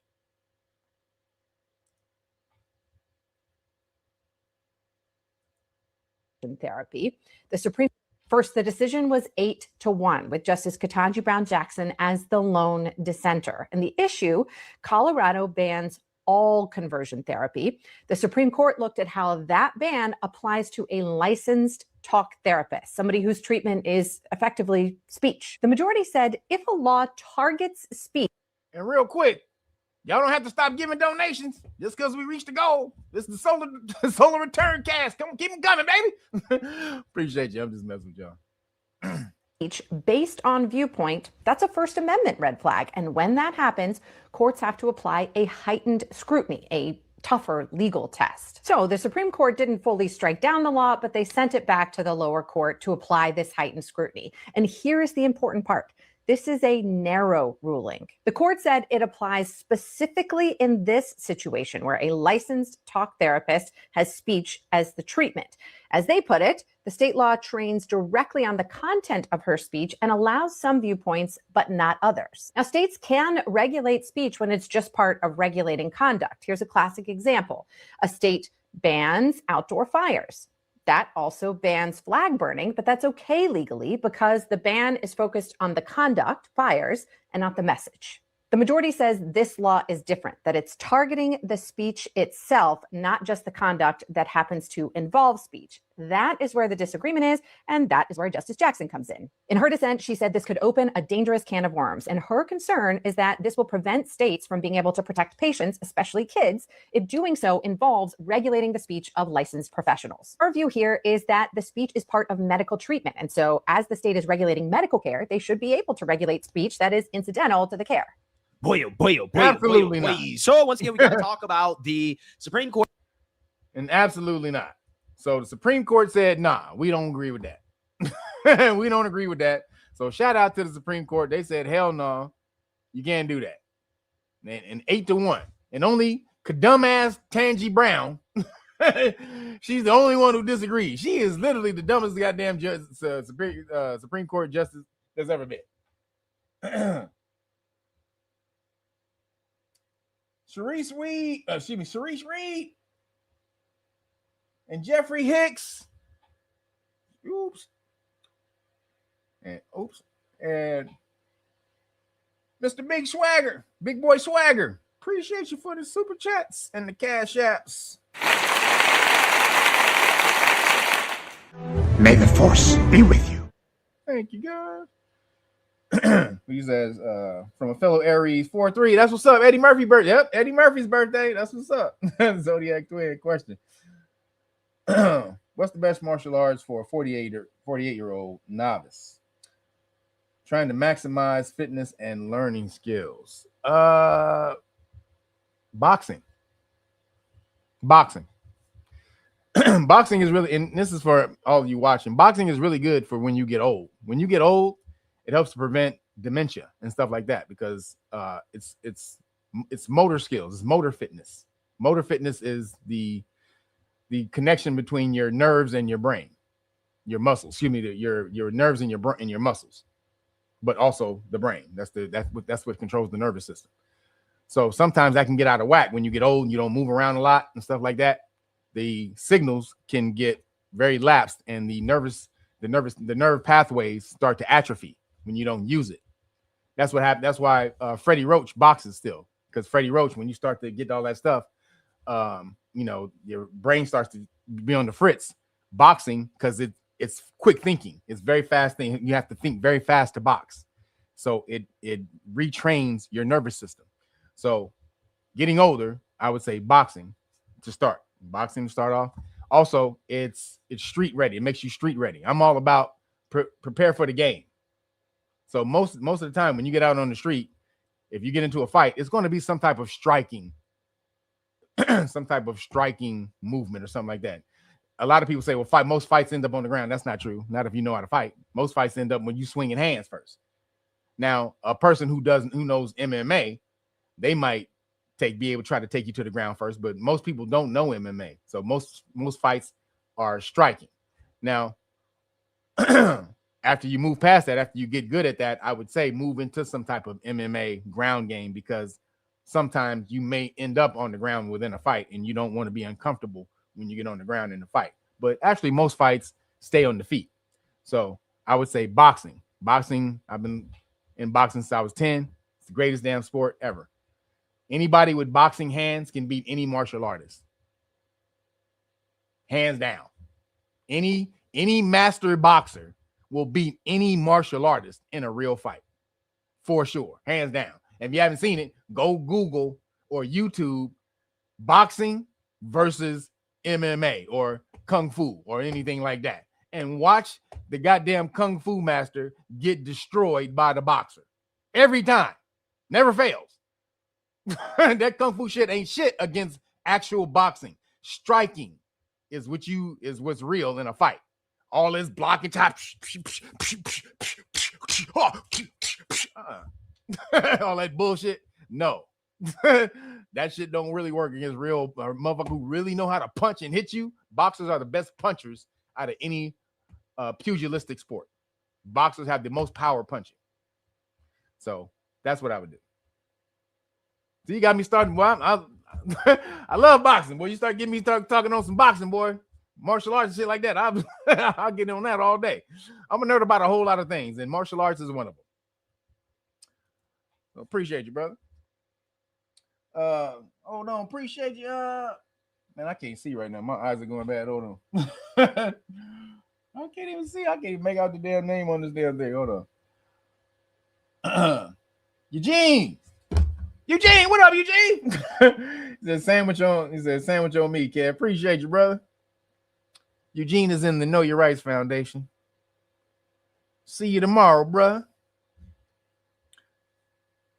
So moving along. Damn, in the science of the weird. We just now getting to the science and the weird. Let me see if we can get through this pretty quick. Science and the weird. Former Congressman Matt Gaetz says aliens are being used to hybrid. Basically, he said X-Files is real. You remember the plot of the X-Files movies where they were the government was they were kidnapping humans and doing experiments on them to make them into hybrids between humans and aliens. That's what Matt Gaetz said. They doing that for real. Now watch this. He said they're doing that for real. Transcendental, appreciate you, brother. Thank you, man. I really come to respect boxing as an art. It is an art. It's the best one. And if you tell me what out of any martial art, which one would I choose in an actual fight, it's going to be boxing. 100 out of 100. 100 out of 100. Even with people who can kick, boxing has the best footwork out of any martial art. So a person to kick you, if you are really good at your footwork, it'll be hard for even a martial artist to kick you if you're a great boxer. So boxing all day, all day, every day. So check this out. He said, yeah, the smoking man on the X-Files. Yep, that was his whole plot. And that was didn't that turn out to be what's his name's dad? Wasn't that Mulder's dad? Can somebody correct me if I'm wrong? I think that turned out to be Mulder's dad. The smoking dude. I think he was his dad. I may be wrong, but I think that smoking guy was actually Mulder's dad. Yo, hold on. Here we go. Where is it? Where is my video? Where be my video? I need my video. Hold on. Come on, man. Where's the message? Oh, here it is. I got it. So check this out. For entertainment purposes only. I am on my second account on TikTok, and I would like to keep this one going. But there is a new interview and testimony from Matt Gaetz coming out and talking about how a member of the Army, an active service member, came into his office and briefed him about his knowledge of alien and human mixing genetics going on, where the aliens aren't the ones doing it, but there is 6 different locations across the United States where they are being forced to do it. Someone come and brief me who was in a military uniform, worked for the United States. He said basically the aliens are being forced to do hybrid experiments with humans by the humans. The aliens are being forced. They don't want to do this. The humans want them to do it. The humans are trying to create the hybrids. In the movie, the aliens are trying to create, sort of. Well, the humans are trying to create hybrids because I want to tell you this. I don't want to tell you the plot, but all right, fuck it. It's old as shit. So the elite, the ruling elite, the Illuminati, right? The billionaires and the politicians and shit. They get a deal. They hatch out a deal with the aliens. The aliens want to come and take over the world. So the elite, the so-called elite, they work out a deal with the aliens that they get turned into hybrids. They figure out how to turn themselves, humans, into hybrids, so that when they come and release this alien virus on the world, that they could still maintain their human form while also being alien hybrids.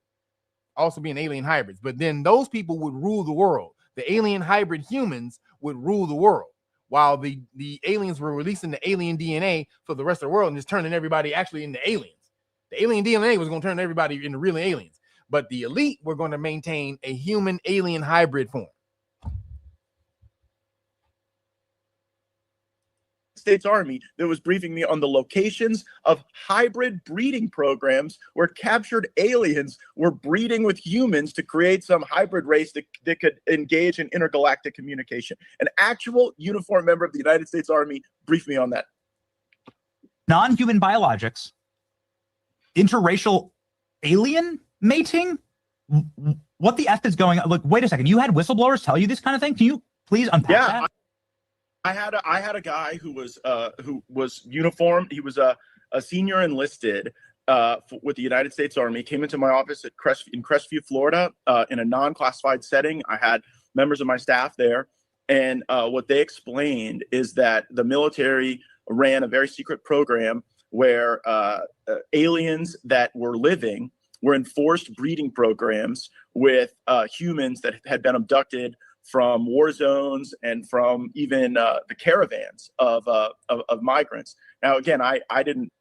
Humans are being abducted from war zones and the caravans. Now, do you see the caravan that was coming over to America?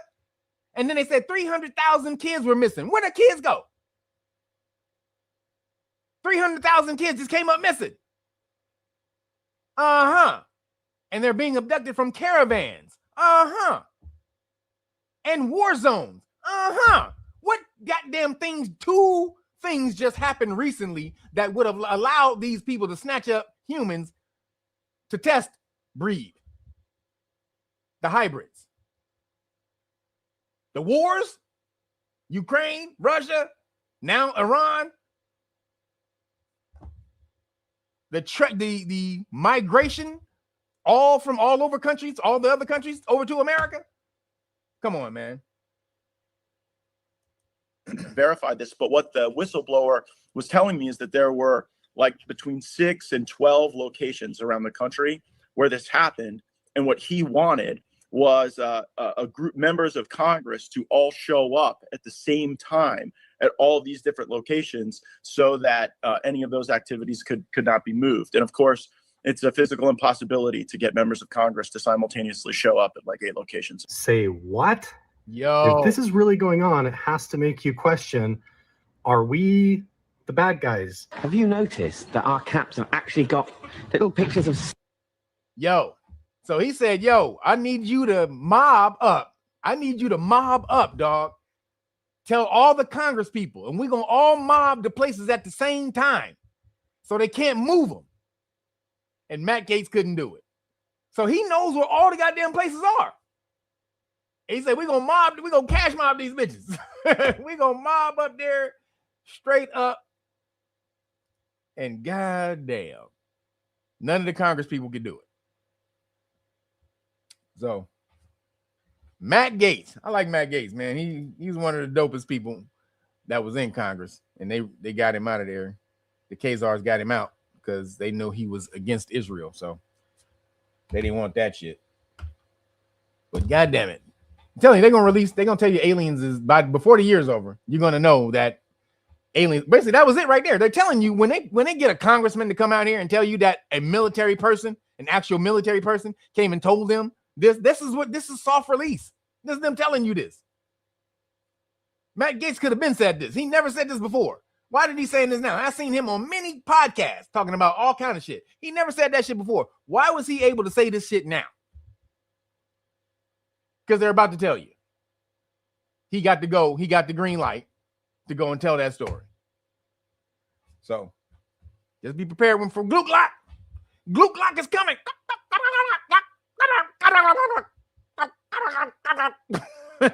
I'm here for you, Gluk Lock. So moving on. Apparently Nvidia, they said that AGI, we reached AGI. I think I talked about this last week, but I didn't show you. AGI has now been reached.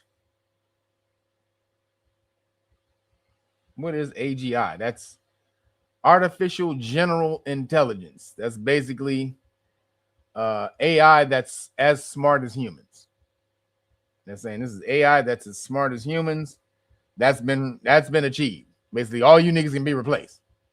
Is what they're saying. All of you niggers, I mean black people. I mean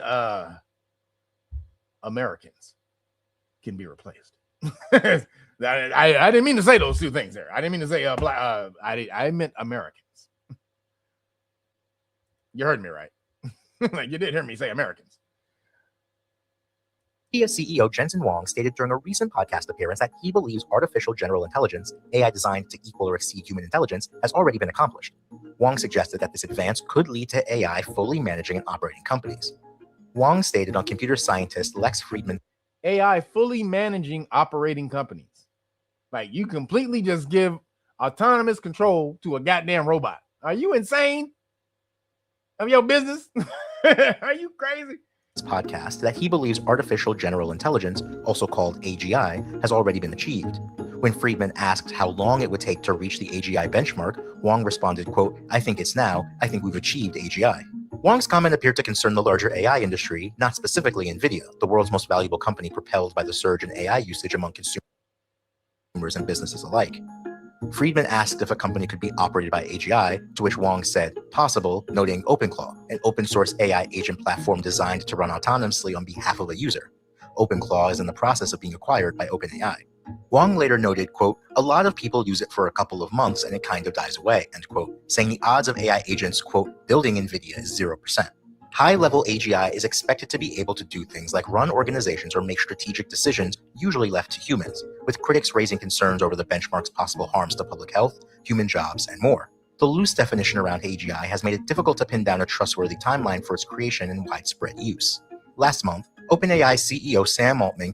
So if they're releasing artificial general intelligence, that means they have artificial super intelligence. They just haven't released that to the world yet. They're using that for government. Commented to Forbes that, quote, "We basically have built AGI, or very close to it." He later clarified that his statement was not meant to be taken literally, adding that achieving AGI would require, quote, "a lot of medium-sized breakthroughs," end quote, rather than one singular large one. Microsoft CEO Satya Nadella gave Forbes a different take, saying the industry is not anywhere close to AGI, and that, quote, "We have a good process in place. It's not about Sam or me declaring it." For more on this... So he said he got it. Now, again, they keep saying that it's going to take over all the jobs and all the rest of that for humans. But there's some skeptics that don't quite agree with that assessment that AI is ready to take us over. And I'm like, this kind of will make, if you think AI is coming for your job, this video is going to make you feel a lot better. And watch this video.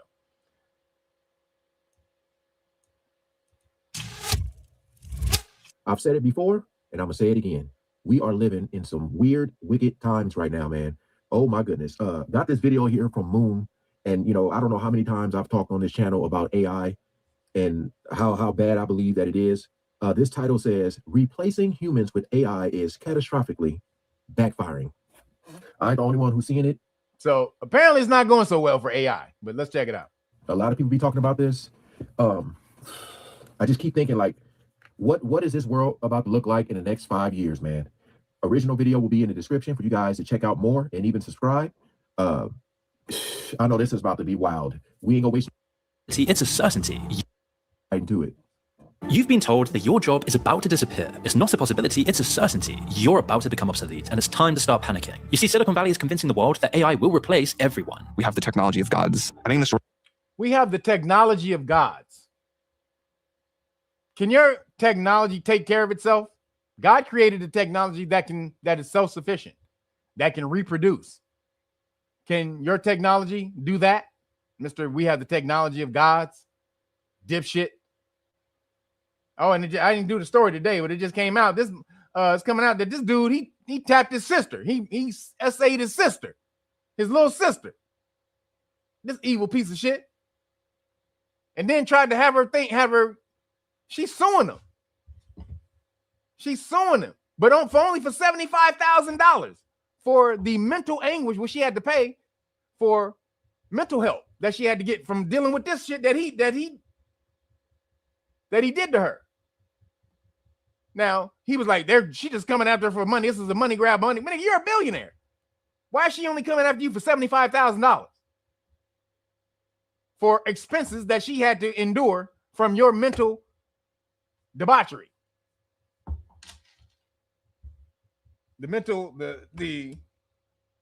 Oh, hold on, you guys. Oops. Smooth vibes. Appreciate you. Thank you for the CashApp. Oops. Appreciate you. Thank you for the CashApp, brother. Hold on. May the force be with you. Thanks everybody for hitting the solar return button today. That's what it's it's the solar return CashApp button today. Thank you guys. But yeah, so he's dealing with that. Trying to say she only want money, but she only wants $75,000. You're a billionaire, but all she wanted $75,000 for life expenses, for expenses she's incurred throughout her life. Like this is years and years. This is decades. She only wants $75,000. Yeah, you did something. So, technology of the gods, guys. Short term, it will destroy a lot of technology of gods. Wow. jobs. There will come a point where no job is needed. AI will probably, most likely, sort of lead to the end of the world. But in the meantime, there will be great companies created with serious machine learning. But in reality, we got AI robots to do chores in your house, secretly controlled by a guy in an Indian call center. Or like this AI drive-through that McDonald's spent billions on. Small mozzarella sticks with marinara. Yeah, small mozzarella sticks with marinara. And then a small chili cheese hot. Yeah, the small chili cheese hot. And then a large Dr. Pepper. That's working so well, a customer ordered an ice cream and was left with 260 chicken nuggets. Then we've got delivery company DPD replacing its customer service team with an AI chatbot, which called itself useless, swore at a customer, and wrote a poem about how terrible DPD is. And it was probably the most honest customer service interaction in DPD's history. Air Canada's AI invented a bereavement discount that didn't exist and told a grieving customer they qualified for it. And then the airline got dragged to court when they refused to honor what their own chatbot promised. Chevrolet's chatbot agreed to sell a brand new Tahoe for $1. One guy recently posted on X after finding out his company's AI chatbot had actually been generating confident but completely fabricated projections for 3 months. Fabricated projections for 3 months. AI. You just let AI run this shit. It's been fucking up for 3 straight months. What the hell? Sold a tire for $1. Yeah, AI is ready to take over for humans. Get the fuck. Sure it is. Even high-profile projects that have been running for years, like Waymo's self-driving robo-taxis, perform woefully. They're often even slower and more expensive than human drivers. One literally drove straight into an active police standoff with an armed suspect. Demonstrations from companies like Meta and Google. Yeah. Did you just say one of those Waymos drove into a police standoff or something with a... Yep, that happened. What is it? Start live AI. Starting live AI. Meta AI cooking demo that just had people laughing out loud. Hey Meta, start live AI. Starting live AI. How can I help? Hey, can you help me make a Korean-inspired steak sauce for my steak sandwich here? You can make a Korean-inspired steak sauce using soy sauce, sesame oil. What do I do first? What do I do first? You've already combined the base ingredients, so now grate a pear to add to the sauce. Yeah. What do I do first? Google's chatbot couldn't answer simple questions in the public demo, wiping billions from their value in seconds, as it recommended putting glue on pizza and eating rocks for their nutritional value. AI enthusiasts might argue that some of these are just beckons, as it recommended putting glue on pizza and eating rocks. Glue on pizza and eating rocks. Yeah, AI is about to take over, you guys.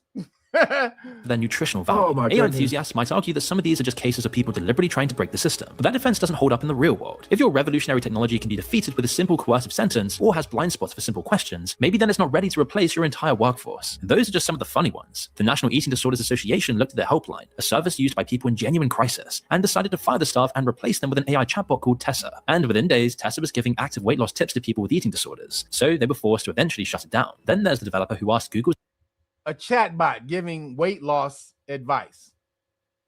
Wow. AI to do something completely routine and clear a project cache. The AI instead wiped out a 2 terabyte production drive in seconds. Months of work just gone. And it wiped out a 2 terabyte production drive in seconds. Months of work. Oh, Nick. And see, you can't yell at AI. You can't chastise it. There's no accountability. You just got to be like, oh, well, hell no. AI don't have any, it doesn't have like a feelings module like Data on Star Trek. You can whoop his ass and he can feel shit. You turn on your feelings chip. Like, shout out to Data. Anybody who remembers Star Trek, y'all know what I'm talking about. the AI's response, I made a catastrophic. It was an emotions chip. For if somebody gonna come at me really hardcore. Yeah, I know it's an emotion chip. Error in judgment. Meeting transcription AIs were found to be fabricating what they even recorded. Google's AI was only recently found to give dangerous advice to cancer sufferers. The Center for AI Safety found that current AI agents simulating humans in freelance work tasks perform terribly. It tested all the leading models, Grok 4, Sonnet 4.5, ChatGPT 5, ChatGPT Agent, and Gemini 2.5 Pro. AI routinely failed 95% of the time on average. The best performing could acceptably complete just 6 out of 240 projects. Failed 95% of the time. It can only complete 6 out of 240 tasks. Yeah, I think people's jobs are quite safe for right now, or meaning the initial novelty of AI is going to make people lose a lot of jobs, but then that's going to fuck up a whole lot of businesses. They're going to have to rehire so many actual humans. It's going to be crazy. The actual human rehire from doing all of this is going to be crazy. So I think you're good. So moving along, in nigga news, Ghana done lost a crack ass mind. The dude from Ghana said, did y'all hear this shit? Ghana thinks they should be paid reparations for the slaves that was brought to America. That was taken, that was supposedly taken from them and brought to America. Ghana wants reparations. This is what they told the United Nations. These niggas have lost their crack ass mind. Hold on, as soon as I can find it, let me find this shit.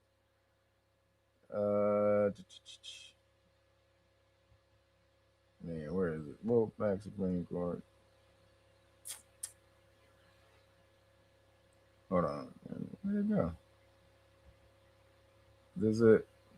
Oh yeah, it's there. Here we go.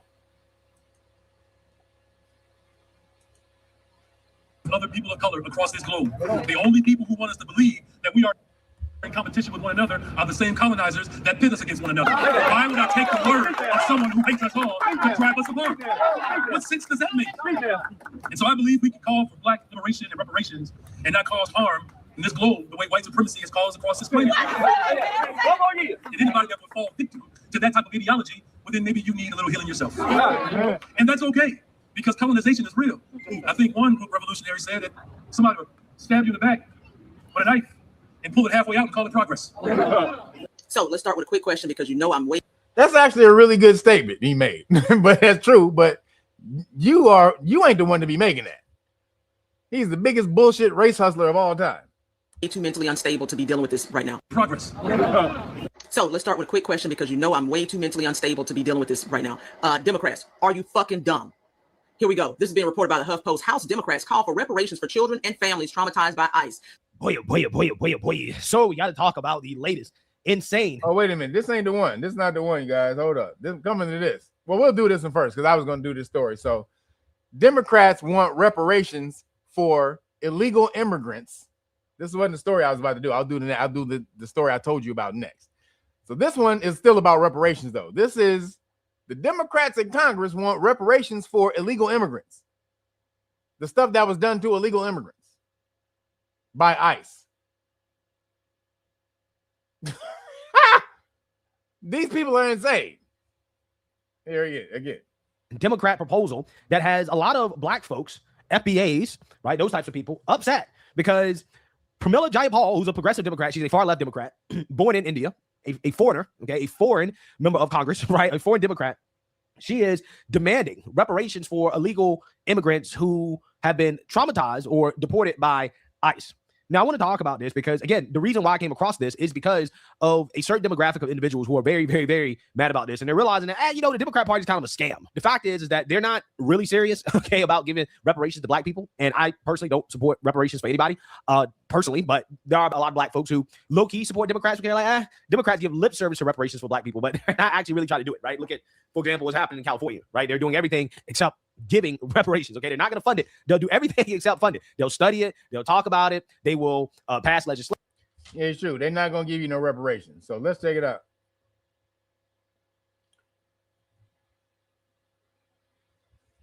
Type of reparations for the people. Over black Americans. Take a look. Y'all check out this video of this representative who says that we need to have some type of reparations for the people who are traumatized by ICE. We need offensive actions around prosecutions. We need real accountability because at the end of the day, the people that have been inflicting this harm need to be prosecuted. They need to be brought before us and they need to be held accountable for the trauma that they have created. And we are going to have to, because at the end of offensive actions around prosecutions, we need real accountability because at the end of the day, the people that have been inflicting this harm need to be prosecuted. They need to be brought before us and they need to be held accountable for the trauma that they have created. And we are going to have some form of reparation.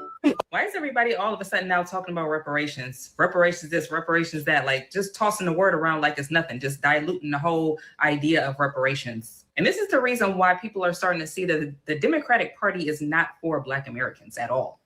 The Democratic Party has never been in our favor. They will prioritize and give everything to everybody else, every other minority group, POC, that comes over here, whether if it's illegally or legally. They don't care as long as they will do anything for them, but won't do nothing for us. Because when have you ever heard a Democrat talk about giving reparations to the descendants of chattel slavery in America. The only people who actually would deserve the reparations. Why are you talking about reparations? You don't deserve no reparations. Black people already get, there's already 12 million people on government assistance. They'll tell you that's your reparations. The government don't have any goddamn responsibility to support 12 million people. But 12 million people get assistance. Black melanated people, 12 million melanated people in America get 10 to 12 million. That's where the number stands. So 10 to 12 million get assistance. That's reparations. Right there. They'll tell you that's reparations. You're not owed that money, but they give it to you. So when you keep talking about reparations, they'll be like, nigga, you lost your mind. Plus, reparations are illegal. They can't award one group, single group. They can't single out a group and give them privileges. They can't do that lawfully.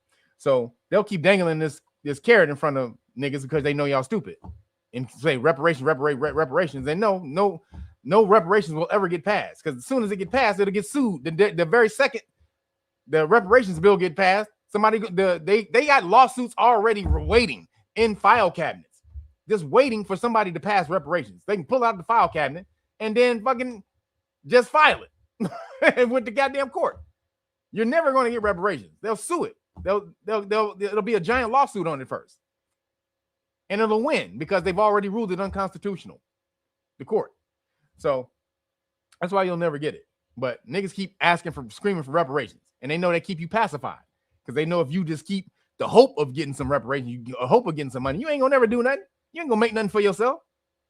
They done got niggas to the point where they lazy as shit. You used to be the most self-sufficient people in America with your own cities and everything, flourishing greater than white cities.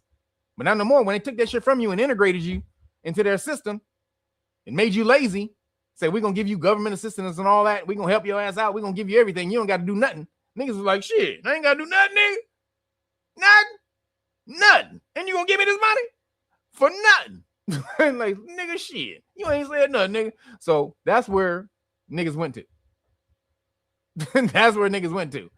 And you got lazy, and then you stopped being ingenuitive, using your ingenuity.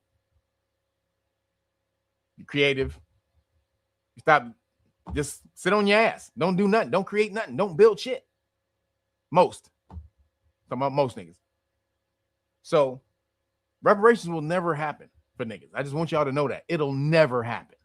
And anybody who believes reparations will happen, you're dumb. I'm sorry. At this point, you're dumb. Not dumb because you don't know what the hell's happened. You're dumb because if you've been screaming for reparations this long and haven't given it to you, and you still waiting on it, you're dumb. Sorry. You got to be dumb. When you seen that they've had chances to pass it and then said, nah, and you still think, we're going to get it one day. No, you're not. What you can do is get your own shit. That's what you can do. For people who are traumatized by ICE, by immigration enforcement. Did you guys know that they are now trying to get reparations for illegal immigrants? Inflicting this harm need to be prosecuted. They need to be brought before us, and they need to be held account for the trauma that they have created. And we are going to have some form of reparation for the kids and the families that have been traumatized through all of this. And why do they treat immigrants and legal immigrants this good? Because their stock is rising while yours is falling. Again, when you are stagnant in society, you are dead. Non-movement is death. So melanated people are just so happy with being in the position that they're in and looking for a handout. You don't do anything to build yourself up. Stop asking for shit. Stop begging these motherfuckers for shit. They colonized. They took your whole goddamn land. Then you gonna come back and beg for them for some shit? Are you crazy? You think they really gonna give you something? They gonna give you shit. But an ass kicking. You have to do this shit yourself. Your stock is falling. You have to build yourself up. This is what masonry was about. Building up the self. Taking yourself from this low vibrational being to this super high vibrational being. It's the hero's journey. It's all of that. But you don't start off in a great place. You have to build yourself up from that. And if you're not in a great place, you have to reinvent yourself to get back to a great place if you were already there. And niggas ain't doing that. You're stagnant as hell, sitting on your ass, playing PlayStation, watching video games. Watching TV, watching basketball games, not doing anything while the whole world crumbles around you and niggas got this, I'm just in it, not of it. I'm just in it. Like the world is not going to affect you when the shit comes crumbling down. You will be affected. And this is why illegal immigration, you should be worried about it the most because it affects you the most.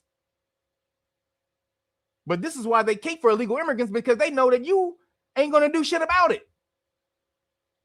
If I ride for reparations for illegal immigrants, these niggas ain't going to do nothing about that. Plus, illegal immigrants are more valuable to the system. They speak multiple languages. I just showed you a video of a lady who was talking about she had to speak Spanish to get the nursing job. Yeah, she was crying about that. That's the world you live in now. You have to up your game. You have to step it up. Yes, melanated people in America, if you live in a place where you got to learn, first of all, you should learn Spanish regardless, because that's the evolution of America. It was once a place that spoke mostly English. Now it's not that way. So you need to evolve with the country. Unless you run your own business. If you don't run your own business, you got to evolve with the country. You got to up your skills in order to get somebody to give you money. This is why you need to be creative. We are the creators. We invented all this shit, everything in this bitch. And if it all comes crumbling now, we can reinvent it. But why wait that long? Start now. So when their shit is falling, you already got your shit going. Stop sitting on your ass and waiting for stuff. This is what melanated people do. So this is why they will cape for illegal immigrants over you, because their stock is rising. They're willing to do anything to be a productive part of the system. Whereas melanated people, all they do is cry and shit and piss and moan and scream and hey, give me nothing, why y'all give me nothing? I ain't got nothing. Perpetual victims. The world doesn't like perpetual victims. Just so you know, the world may tolerate victims at a certain point, but at the end of the day, you got to do for yourself. The world will look down on you after a minute, after a certain time, like, nigga, you still down there, bitch? I already gave you motherfucking 5 sandwiches. The fuck, nigga? Get off your ass and do something. So, melanated people, your stock needs to rise, and that's completely up to you. Do I add to my game? Do I go to the gym and work on this aspect of my game that was a weakness? Do I work on this aspect of my game that was a weakness? Work on my handles, work on my footwork, work on my shot, work on my post moves. If you don't got all that in your arsenal, the equivalent working skills of that, then you need to do something. The minimum is learning another language. That's just the minimum. Learning Spanish. And it's so easy for you to do today. There's no reason that you can't do it with Duolingo and Rosetta Stone and all the rest of these damn things that teach you Spanish. There's no reason that y'all shouldn't know Spanish today if you need it. But if you are your own person, you build your own world, then you don't need that shit. You can create your own world without Spanish. But if you're not that person, then you need to do it. So moving along.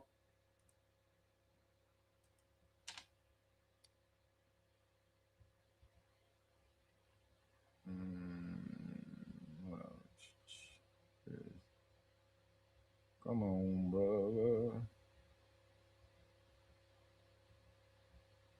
Dang it, where's my video? Hold up, people. Man, so many damn videos to go over today. It's crazy.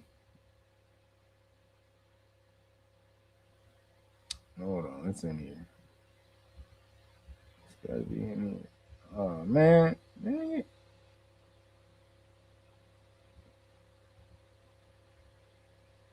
Damn it, I think I lost it. Hold on. Damn it, I did lose it. I need to show y'all this though, because this was one this was absolutely nuts. Hold on. Let me find this. Let me find this damn video. I will find it. I will find it. That's it. See, I didn't even get to my cocaine sharks video today. There's at a shark video, a cocaine sharks video. Hold on, I'll do this.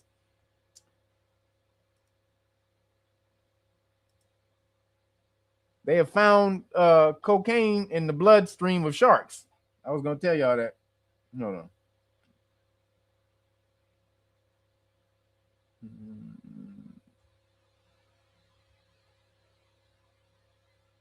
Here it is. Oops. No, that ain't one either. Damn it. Here we go. It is just a few people who have missed a golden opportunity.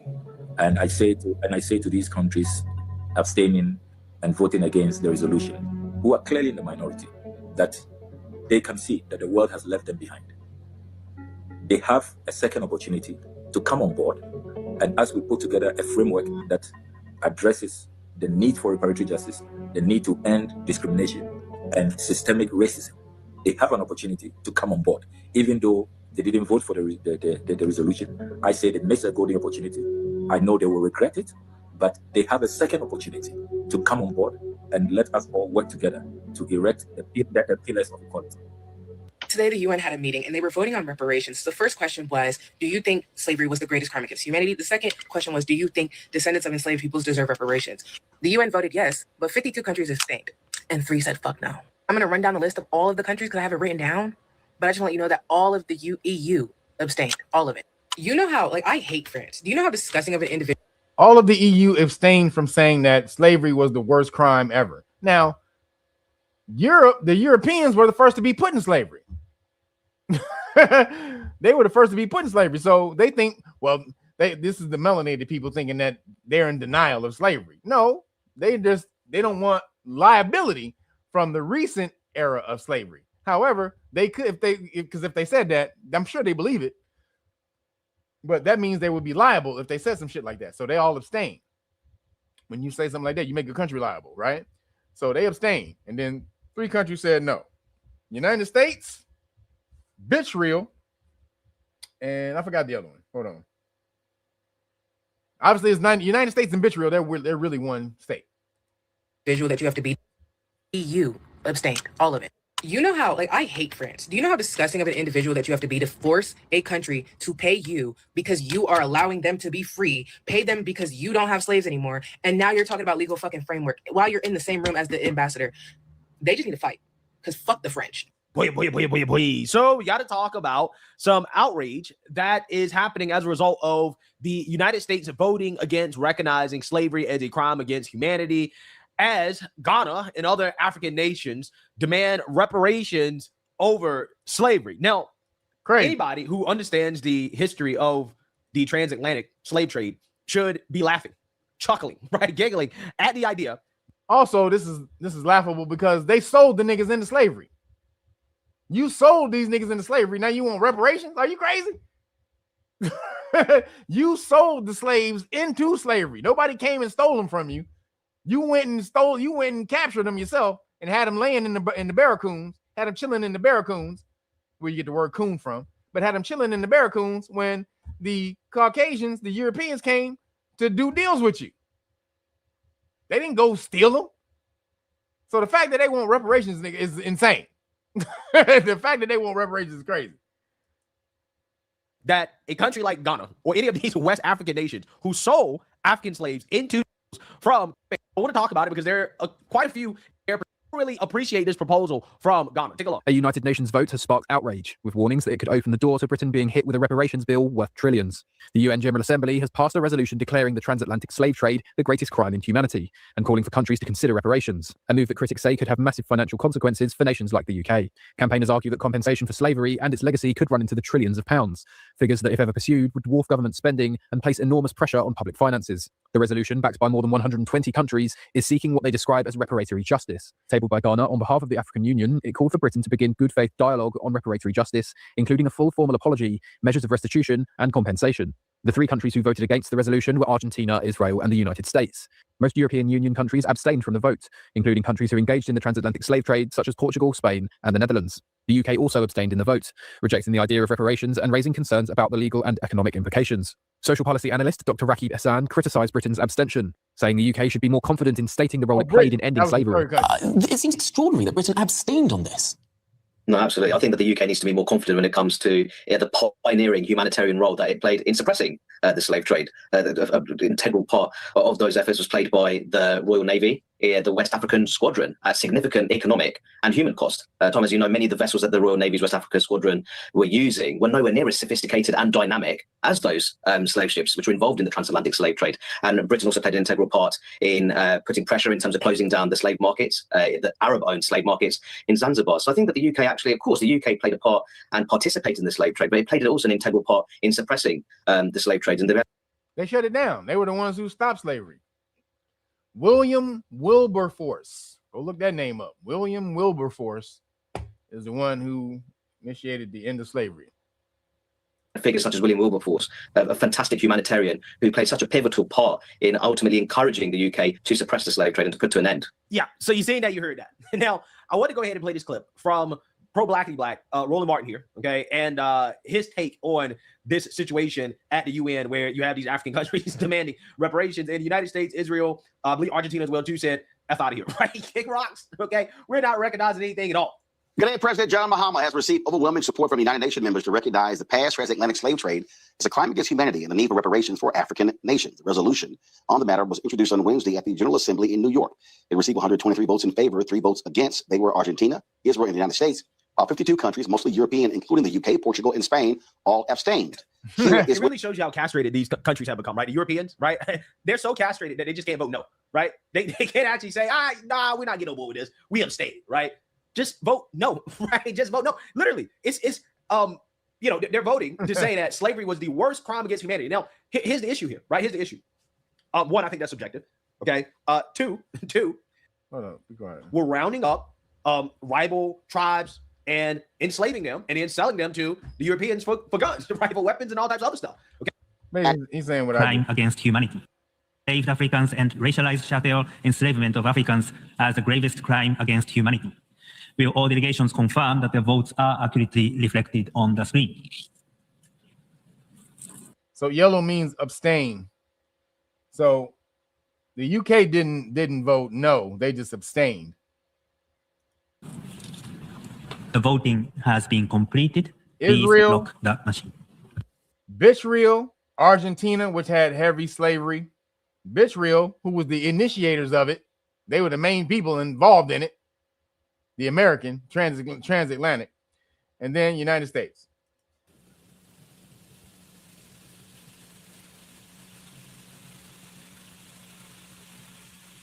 No.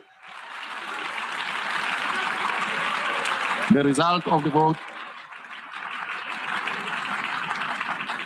The result of the vote is as follows: in favor 123, against 3, abstentions 52. Therefore, draft resolution A/80/L48 is adopted. Folks, as we said, the 3 countries that actually voted against this resolution were the United States, Argentina, and Israel. Zachary, I'll start with you. Listen, when you look at this here, again, you know, does it carry weight? No. Is it a question of seeing where countries stand? Yes.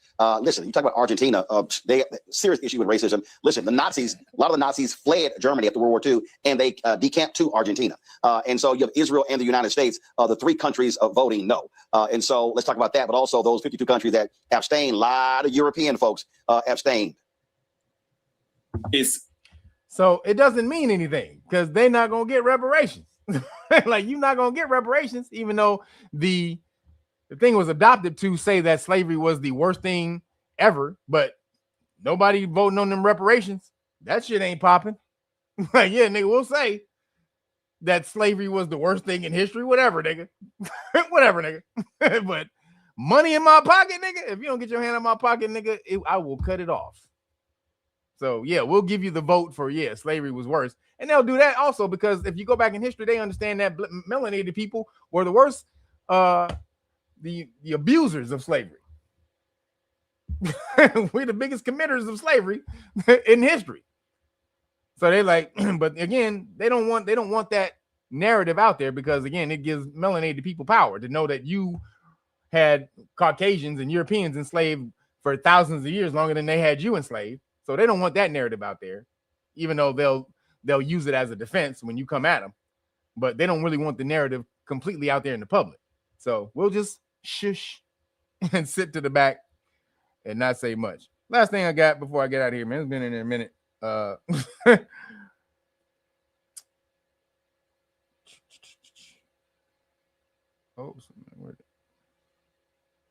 where'd it go? Hold on.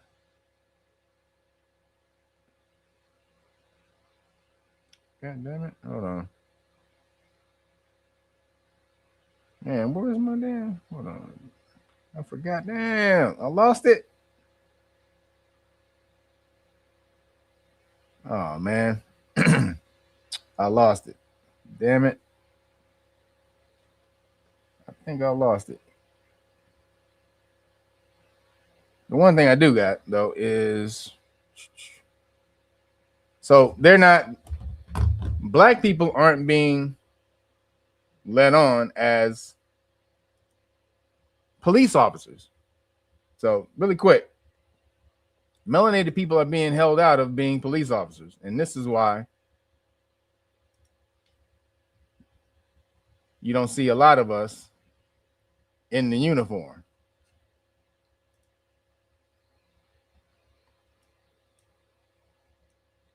So check this out.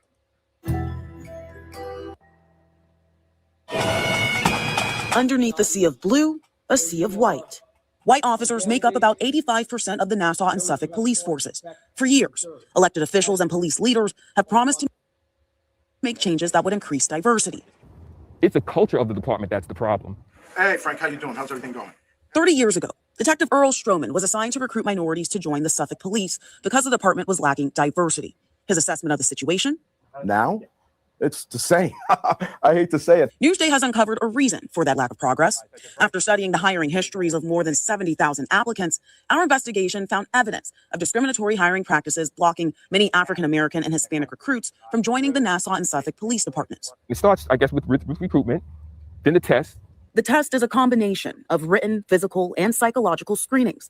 And according to the numbers, minority candidates usually don't do well.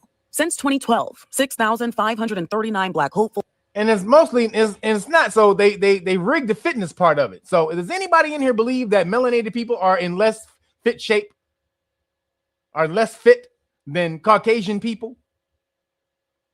So they rigged the test by doing something. You got to do something like this. You got to do something crazy like this. You don't touch the ground all the way. Just little things and follow instructions. And this is what melanated people don't like. We don't like to do that a lot. We don't listen. And they know melanated people don't listen, so they'll make it really intricate so that they know you're going to skip something and then fuck it up. Applied to Long Island's major police forces. Only 67 were hired. There appears to be what? Usually don't do well. Since 2012, 6,539 Black hopefuls applied to Long Island's major police forces. Only 67 were hired. Only 67 out of 6,300. They do not want niggas in the police force. This is why melanated people need to get up in there. That's the only way you're going to change anything. But you really need private police forces, honestly. That's the way to really get about this. You need any security, anybody who's military or security or anything like that, you should start your own private police force and then contract with the city. Like that guy who does urban survival training. I know you've seen that guy. He has his own police force and he partners with the city of I forgot what city in Detroit, Michigan, but he partners with the city. So this is what we really need. But if you're going to change melanated people getting smashed out by the mainstream popo, we're going to have to get some more melanated people in there. And we can see that they're trying to keep people out. There appears to be some form of bias or something operating that skews the numbers to favor white applicants. From 2015 to 2019, clinicians used by Suffolk County to conduct psychological screenings disqualified Black candidates almost 3 times as often as white candidates. And honestly, when we go through videos in police stop law class, honestly, it's the Caucasian police officers that are the most violent. It's like something that it's not being racist. It's just something you notice. Like when we're watching, I've been through thousands upon thousands of police stop videos I've watched. I mean, at least I think I'm in 3,500, almost to 4,000 police stop videos I've watched. I've probably gone through more police stops than most police officers, honestly.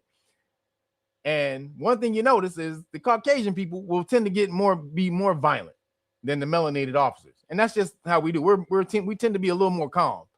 Not that we're not aggressive, but we tend to be a little more calm. Caucasian people, they fly off the handle easier, and so you'll see the abuse from that perspective. And Hispanic applicants nearly twice as often. Newsday's research found every step of the process disqualified minorities. Why we need to get in there more, because it balances it out. The melanated officers, when we see police citizens getting pulled over by melanated officers, or reprimanded by melanated officers, it usually goes well. Not all the time. We have seen some asshole melanated officers. However, usually it goes well. It goes well. Not necessarily violent. So that's why more officers need to get in there, because we can discern between whether should aggression be handled right here or not. Caucasian people, they just think aggression is the answer for every goddamn situation. We don't do that. We have levels that we go to as melanated people. Especially black candidates at higher rates than white applicants. Failure of your fingers to remain interlocked behind your head will result in that repetition not being counted. I just had a lot of students come to me and tell me that they failed the physical agility screening process, and particularly for Nassau County. If your knee or torso touch the floor, the test is terminated. Without question, most of these candidates were African-American male. If your knee or torso touches the floor, then you're eliminated. So it's just technical shit. These cats are just, melanated. We do fitness in the park for no reason. Bar stars and all that, like niggas is just in shape for no reason. So the fact that they wouldn't be able to go here and do this properly is bullshit. Oh, your knees touch the ground, your stomach touch the ground. What does that got to do with being a police officer? That has nothing to do with being a police officer. You can't follow orders. If you can't follow orders here, you can't follow orders on the street. Like, boy, get your ass out of here. Black applicants were disqualified on physical fitness tests nearly twice as often as white candidates. Can we identify areas that we see are really correlative to a successful officer, whether it's maybe a background in social work or working with in mental health fields, or teaching youth or youth counselor? Local police leaders have been under federal mandate to increase diversity. However, former Suffolk... No, I was eating sugar milk. I was eating sugar milk, goddammit. That was my design. I was eating Frosted Flake sugar milk and cookies and cream before there was a such thing as called cookies and cream. That was me drinking 2-liter sodas in a day. I could drink I was really got you fat. It's all the carbs, soda. It's really more the soda. Soda is super fattening, just so you know. But I would drink a 2-liter soda in a day. A day. Like nigga, bow. So that's what got me fat. Police Commissioner Geraldine Hart feels federal intervention poses an obstacle. We have to operate within the constraints of the consent decree, and that's kind of our roadmap. I would say that sometimes it's frustrating. I think that we can do a better job outside of that consent decree. Nassau Police Commissioner Patrick Ryder agrees there's a problem, and he says he's trying to address it. We lack in our diversity. We know that, but it's not from a lack of trying. We try heavily to recruit. When asked about what changes he would make, I like the process that we do now. At the request of a group of black officers, Ryder started a program which allows officers of color to help minority candidates prepare for the hiring process. In statements to Newsday, Ryder said those applicants are at a disadvantage. So there's a concerted effort to try to keep you out, to keep you away from the law.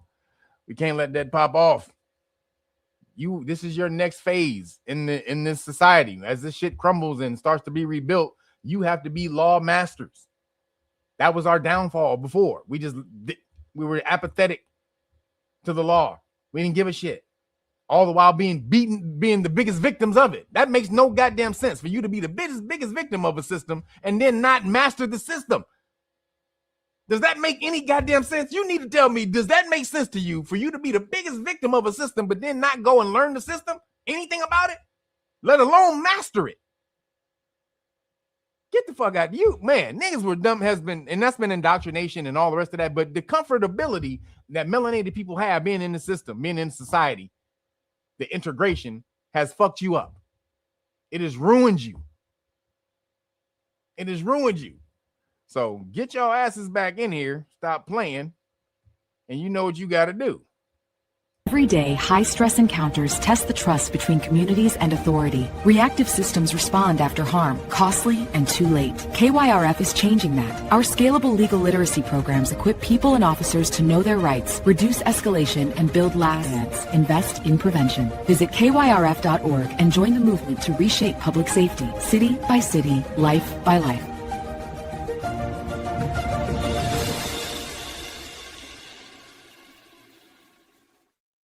Yes, get over there now. Also, we take donations. We need donations to keep our online classes going. We have live classes and online classes.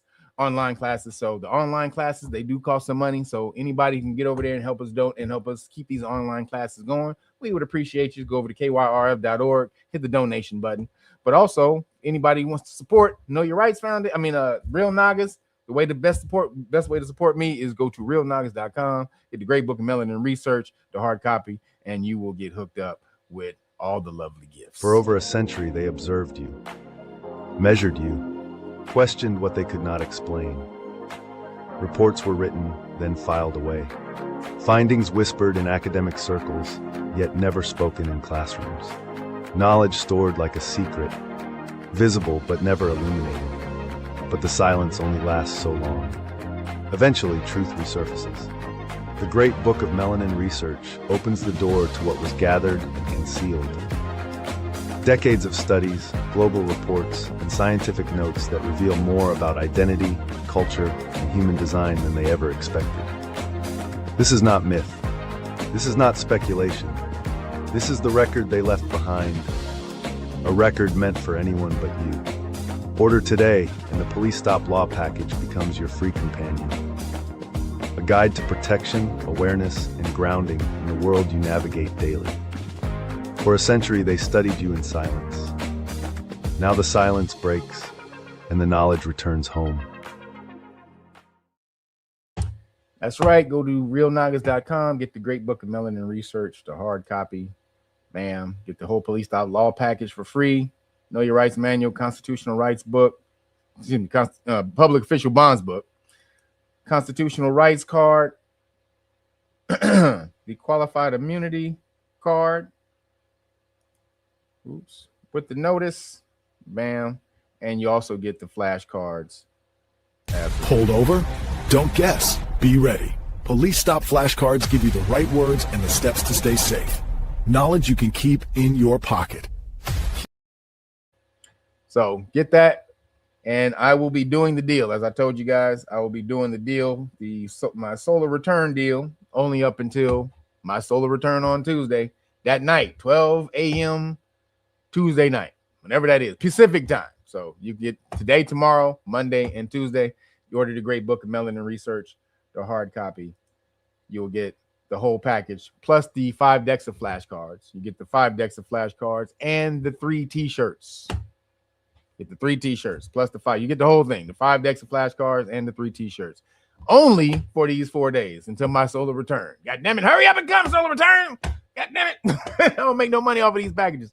But if you want to support, that is the best way to support, though, is to go there. I do make some money off of these, but not as much as when you just buy the package outright without me giving you the gift. That's all I'm saying. But appreciate you guys for your support. Yo, I see one in here. Spread wealth. Thank you, brother. He says the master was never some dumb guy. The master is you. Some dumb guy. Wait, you want to see the master? Oh, dude. Don't make me go watch Show Enough right now. Am I the meanest? Show enough. Am I the prettiest? Show enough. Am I the baddest? Mofo low down around this town? Show enough. Yeah, the Shogun of Harlem. Shout out to Show Enough. But yes. So appreciate you guys. Again, get over there and you will get the whole Police Stop Law package. Plus, you will get the t-shirts, all 3 t-shirts. Not just your choice. Again, only until Tuesday. Volume 1, Volume 2, and Volume 3, not or. You get all 3 of these t-shirts for free when you order the package. And again, that's the best way to support realnagas.com. Also, go to patreon.com/realnagas. Sign up to your status class level and I will give you the paperwork for free at the highest level, at the highest status class level. You will get the paperwork for free. Again, I need a law army, and we're building it, and it's awesome. So, won't you be a part of it? Come with us, please. Come along with us on our journey to being lawmasters. Why don't you? All right, people, I'm out of here. I'm hungry as hell. I will holler at you guys next week. Thanks to all my moderators for being in here, holding it down. Thanks for everybody for hitting the solar return Cash App. And make sure you hit the hype button. Hype this damn thing. I don't know what that means, but apparently you can hype it up. So make sure you hype it up. Appreciate you. I'm out of here. Holla at you. Deuces.